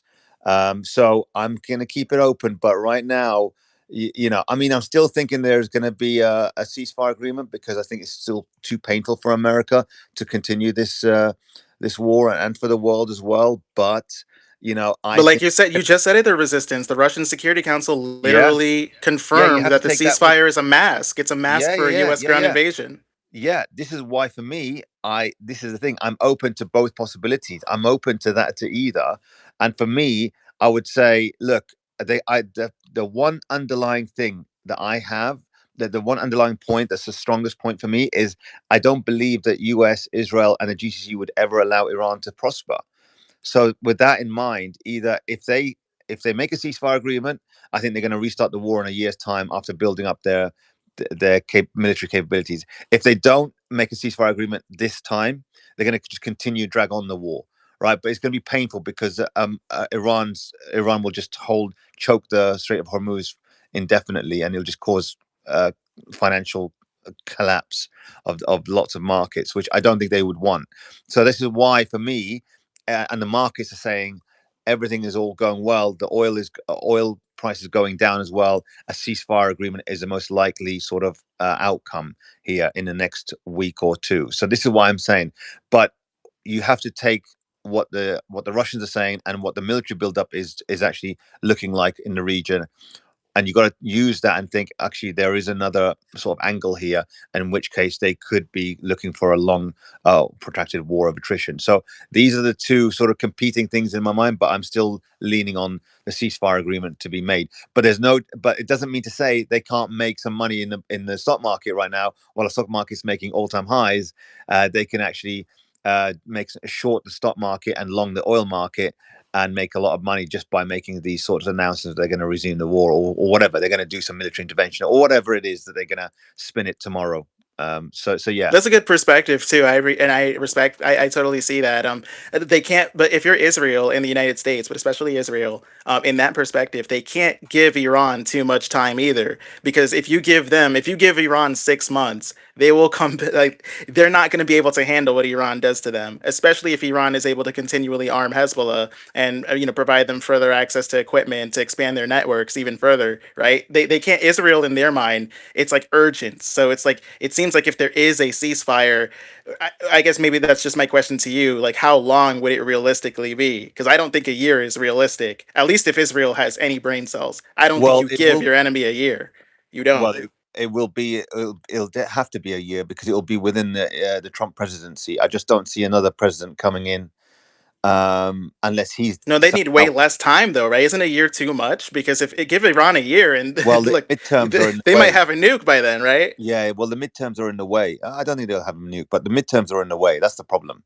So they have to make sure that there's peace during the midterms, and after the midterms, that's when they'll resume the war. If there wasn't a midterms, then yeah, they'll have to resume in a few months' time, if they made a ceasefire now, because Israel will be pushing for them. They're obviously hungry, and if it's profitable to do so, which is still profitable uh, to carry out a war, as long as the Strait of Hormuz is open for a few months, and elasticity is regained, so supply chains are recovered, and things like that, then they could continue. They can restart the war then, and then maybe have to rethink some military strategies of how they can do things. But it'll still be a fool's errand. But that's what I would say. But I think, for me, I think they want to put a lid on this now, have some peace for 6 months, 7 months, whatever it is, go through the midterms, and then come out, and then probably start again next year, for the remaining Trump's presidency term. So because they'll never allow Iran to prosper, they can't keep that. They can't lift the sanctions indefinitely. They can't allow Iran to prosper and be the dominant region and dominant player in the region. It's just, for me, I just can't see it. I can't see it because the resistance will be so powerful as well. Eventually they'll just take over that region, and the GCC will be powerless, and you'll start seeing crumbling empires, crumbling monarchies there. Right, let's bring in Spidey Cell. Spidey Cell, thanks for joining us. Give us your thoughts. G'day everyone, how's it going? Yeah, look, though I share a lot of resistance sentiment, I am more inclined to back inevitable in the current discussion with regards to the ceasefire. In my personal opinion, during the ceasefire has during the ceasefire since it started 2 weeks ago, and even if it extends another 2 weeks, in my opinion, that has caused more humiliation to the US than Iran striking the military base, because anyone can hit a missile and hit a particular destination. What Iran's achieved is it's brought the US, this global superpower, to come to negotiate on Iran's terms. And it's grandstanding at the same time, saying there will be no ceasefire until Lebanon is included. With that, with just that concept alone, and forcing the US to work around their demand, even whether they accept it or not, the world is looking right now and looking at the US and saying, "Wow, you're really going to entertain that?" Personally believe, and just in my circles, it's caused more humiliation on the global stage than anything else. And also, furthermore, in the point was noted, when the ceasefire occurred, a lot more countries spoke up because they're like, okay, well, let's start earning some brownie points from Iran. Let's start looking at this. Let's start looking at that. At the same time, because the US was in some Trump being a deranged idiot, and the Pentagon and the US run by absolute fools, uh, what the so-called a blowback that's caused by this ceasefire as well is the fact that whilst they were negotiating terms and conditions in Pakistan, Trump was still giving it and lashing out to his allies and doing whatever all the stupid things he does on his social network, which is now brought in France. It's brought in Italy. Obviously, Spain was already standing. South Korea is now talking to Iran directly. Now Japan's discussing, looking at sending people out to Iran to have discussions, because they're all trying to lock in these contracts right now before before the ceasefire expires. Oh, hopefully it holds up. Just my personal opinion is, I believe it was the right path to do, the right thing to do with the ceasefire, even if it extends another 2 weeks. The US, no matter what we're talking about, whether it's 2 weeks, 3 months, 6 months, it cannot resupply that quick. We're talking 20, 30 missiles a year. What's 2 months gonna give the US? Move troops around. Troops are worthless if you don't have the logistics still locked in. The logistics are destroyed. The weaponry, the standoff munition is, a lot of it is depleted. So what are we looking at? At the same time as well, Iran's can dig out its launchers. It can also prep its 32 detached military operations. Can meet up and negotiate and whatnot. So I think there's a lot more benefit to Iran in that process. Is there a ceasefire without Lebanon right now? No, there isn't. So Lebanon's not being bombed. Correct, but also the ceasefire has not been accepted as well by Iran. There is a So 14-day ceasefire right now. We're in the middle correct, of it. correct. There is a 14-day ceasefire, but we're not. It's no one can say that it's going to hold up or it's not going to hold up. We still don't know. Right now, we know that there's clashes in Lebanon, but we're not seeing massive military strikes on Beirut, which is the positive. However, there are still clashes in the north, and all power and all victory to Hezbollah. However, I believe that the major ceasefire of them stopping massive, the operation they did last week, at least that's not happening, and I think they will work to achieve that. I do not believe. Don't get me wrong. I do not believe it will hold. It will not hold, because Israel has shown its cards multiple times, being the absolute worst of the filth, worse than filth, I should say. And they will more than likely as well still strike Iran. But I'm just talking about the US and Iran in that terms. Yeah, but US wasn't bombing Lebanon anywhere. But they weren't telling Israel not to bomb Beirut at the same time. At least now Israel isn't bombing Beirut. So these are the Okay. discussions. So it's not Yeah. a ceasefire of Lebanon. It's a ceasefire of just solely Beirut, right? Correct, correct. I But the still south is believe, but the south is being correct, bombed. Yeah. correct. So are you saying that the next extension of the ceasefire will be like this, or will it actually be the whole of Lebanon? No, the next extension, and I don't believe that. I don't think it's in Iran's public interest to extend the same type of ceasefire. It will be more of a demand for complete complete stop to all cessation of all hostilities between Hezbollah and Israel. I don't believe it will hold. Again, I don't believe it will hold, but I believe that's going to be Iran's demand. And I think that's what's going to break the And camel's so, back. okay, that makes sense. So yeah, that makes sense. Um, let's see what happens because Israel's saying they will agree to it, but only after they take certain Lebanese towns, including Beit Jebel. And do you guys know that the negotiations? Do you know what the negotiations? What the real negotiations that happened in the US? What was for? Yeah.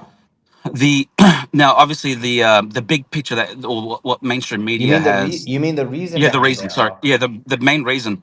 The yeah? main the I main explained it, but you reason. go ahead. Yeah, the main reason, obviously, what everyone's being told is obviously they want to strip away Hezbollah's weapons and whatnot. But the actual choke point between Israel and Lebanon is the current Lebanese army general who's refused to engage with Hezbollah. Not the president, not the prime minister, the current army general, who they have, the US and Israel have opted to say to take him down, remove him from power, and then bring in someone that would agree to allow the Lebanese army to engage in disarming Hezbollah. Now, the current Lebanese general has said there will be civil war and the army will break, and we will not engage in this process. All documented on any news site. You can have a look at it. He is the current choke point that is holding this fragile agreement that they're trying to achieve with. If he stays, it's obviously more beneficial for Hezbollah. If they achieve in removing him, civil war will break out completely, and Israel will sit to the side, wait until it's a bit weakened and distracted, and then hop in. Okay, but what's the reason? So what? I don't get it. You saying the meeting was to get him removed? Correct. They've called multiple times over the past 6-7 months. They've said remove this the current army general or chief of staff. I don't know the exact terminology. That's the Why do head they of need the to go Lebanese to? army. Yeah, Why do they need to go to Washington to get him removed? I believe they're discussing a plan of to removing him. No, I don't And disagree with that. That's not what I'm asking. So I'm saying, why would they yeah, need to what? do the Sorry, me- sorry, why sorry. would why would they need to do the meeting in Washington in order to remove him? Why? Because they cannot sit there and inside Lebanon and discuss the removal of him because that's gonna he's not the whole government will lose public face. I believe that it was a ruse as a cover up for this in terms of ceasefire to discuss how to remove him. And You cut off. Or was it me? sorry, it's not Is it me or is it called you? me. Sorry. Yeah. Oh, Yeah, it was him. No, no, oh. it's me. It's me. Someone called me. Um, I believe that the meeting in the US with Israel is the cover up was the ceasefire, but the real discussion was implementing a plan of removing that current army general and also his subordinates. Okay. I agree with you, but I don't think that's the main reason. I think the main reason is bigger than that. I think the main reason is for them it was a big problem that the resistance managed to cause a ceasefire in Lebanon. What it said was that actually, if you resist against Israel, you get a ceasefire. Remember, the current ceasefire allowed for Israel to continue bombing Lebanon, South Lebanon, and they did bomb it every single day. And so their first concern was to stop that. The second, and so they wanted to, basically, they were afraid of the resistance. Second thing is the government could end up collapsing or weakening significantly if Iran ends up causing peace in Lebanon because the Lebanese people have not had a day without being bombed. And this is why the Israeli controlled um, leadership in Lebanon created and had this meeting with Marco Rubio in order to basically try and get a control of the situation. And part of the conversation was is they want to basically implement, although we don't believe it's going to happen, but they want to implement the Israeli plan, which is to put Lebanon into 3 zones. The first zone is the buffer zone, they say up to 8 kilometers, which will be completely now Israel. The second zone is going to be up to the Litani River. That's going to be controlled by the Israeli military. Um, And they say in the future, like like how the Gaza peace plan is, like in the future, if Lebanon are good boys, we may give it back to you in like 10, 15 years time, but we're going to control it. And then the third section above the Litani River is controlled by Lebanon, and they need to make sure that they remove Hezbollah from it. So that was like the overarching plan they had, but the real motive was what I said. But in addition to that, I agree with you. That was another reason why they did it. Spartel, jump in. Yeah, look, I'd like to say agree and or disagree. I sit on the fence. I do not know, but that's just all the. I'm just basing a lot of my theories on the Lebanese telegram and a lot of the resistance telegrams. They are almost regurgitating the same thing. Obviously, I agree with you as well, in the sense of no way they're going to achieve that 3 zones in Lebanon. And it seems that at the same time, they haven't learned from the 2006 war, where they just don't understand the concept of Hezbollah's military, or Hezbollah's resistance branch does not hold land like a typical army. It's sporadic and it's asymmetrical. So for them to think that they could waltz in 20, 30 kilometers in and think that, okay, now we've established firepower, and they pop up behind. Same thing what we saw in Gaza. If Gaza took 2 to 3 years, what are we looking at over here? And I don't think neither the Lebanese government can sustain this type of warfare, nor can the Israeli government sustain this type of warfare. So I think that point there is just more of a rage bait. That's just my personal opinion. That's more rage bait and wishful thinking. Cool. What's rage bit? I don't get that bit. Their plan to annex, split Lebanon 3 zones. Oh yeah, no, I don't agree. That's rage bit. That this is part of the Greater Israel project. This is what they want. This is their dream. Why do you think they're going after Lebanon? Defensive bans. But yeah, I don't believe it's rage bit. I think this is their greater goal. Now they may be trying to. Maybe you're trying to say they like flexing their muscles too much, thinking they can get it done now. Maybe that's what you mean. But in terms of this being their plan, I mean, this has always been the plan. This is why they've always talked, every war they've had with Lebanon, they've always talked about we need to get to the Litani River at a minimum, and that's the minimum point, and the other point is Beirut. But political rants. Go ahead. Is there anything you want to add? Oh, that's for me. Political rants, is it? How are you? I think you're actually very funny. Just listening to you bantering away. Just a few questions, I suppose. In terms of Western media, um, I'm sure everyone here believes that Western media is propaganda. Do they? Yeah, you said about the Western media propaganda, and then. Yeah, is that your belief that it is propaganda? Yeah, largely speaking, yeah. So where do you get your information from? Well, this is a very good question. Are you talking about me personally, or generally, like what a person should I do? think in general, I'm just listening to the viewpoints here. It's quite Yeah, I mean, I interesting, think you especially the should read. Americans.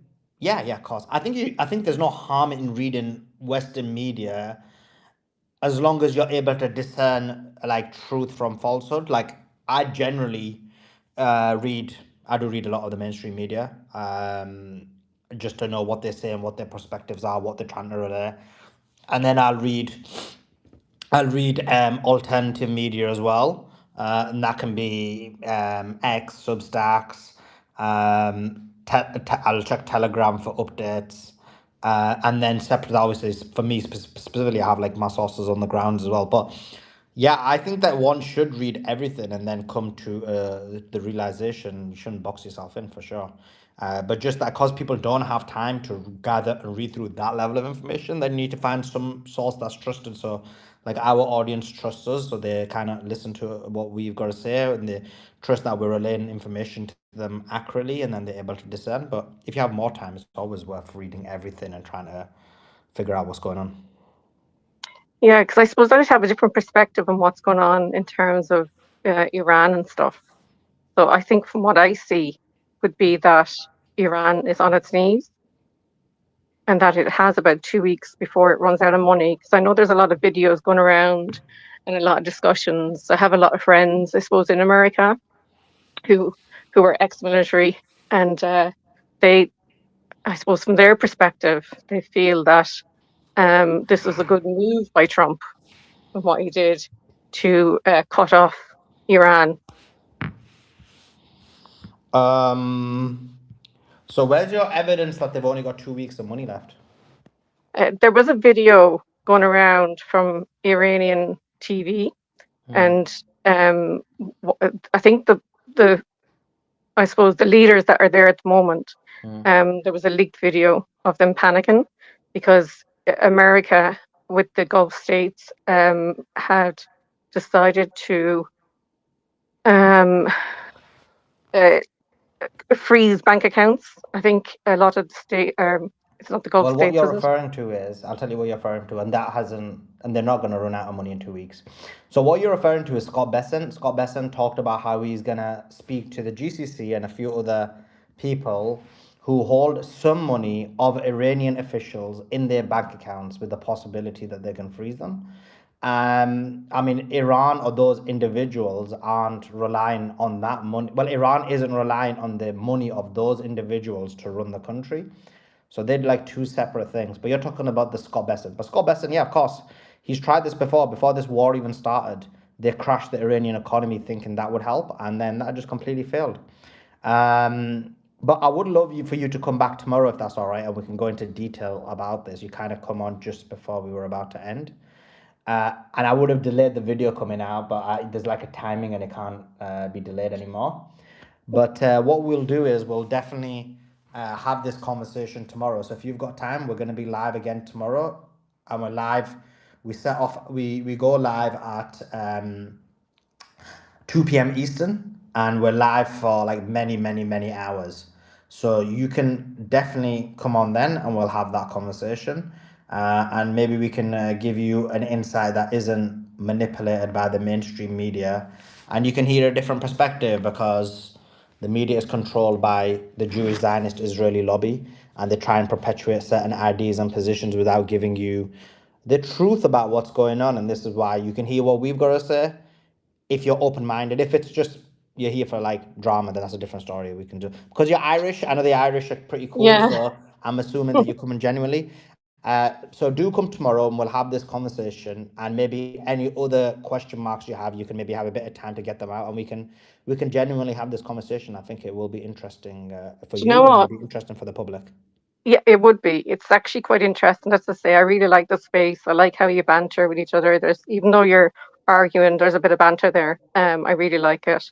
But yeah, I'd love to come That's back and what just I hear a am. little I'm an bit more. entertainer. It might be Yeah. because I'm 13% Celtic. You don't know. Or it might just be the skills pay the bills. You just don't know. You're going to find out tomorrow. But I I'm appreciate in you coming on, trouble. and thanks for speaking in such a respectful manner. Guys, we are wrapping up the space. We are going to be ending. Oh, your boy's got a migraine, bro. I think it's from Beatrix talking so much. But that's a separate point. That being said, guys, we have got a tweet in the nest. It is the interview with Professor Marandi. You need to watch it. What happened during the negotiations? Irish chick, you need to watch it. Watch it. This is exactly what happened during the negotiations. You'll find out a different perspective. What happened in Islamabad? Why did negotiations break down? What happened during the negotiations? Why did they call Netanyahu for guidance? All of these things were spoken about in that interview. The tweet is in the nest. It's also in the YouTube comments. It's pinned. And it's in the nest above us, guys. So see you guys there. I'm going to be chatting to you while I'm wrapping up here in the studio. And then I'll see you guys tomorrow, 2 p.m. Eastern. Have your notifications. Unless, if Hexet's literal speech is, we're going back to war, then we'll start the space immediately. I'll literally start it on the phone and I'll run to the office and set up the YouTube. So be ready for it. Have your notifications on X, on YouTube. We'll be back tomorrow. Much love to each and every single one of you. Appreciate you all. Great space. Love you all. Awesome. I don't know about the Chinese. I don't know about them. But anyway, much love. Appreciate you. Appreciate you guys joining in. Appreciate you guys listening. And for sure, and I do mean for sure, we will see you next time.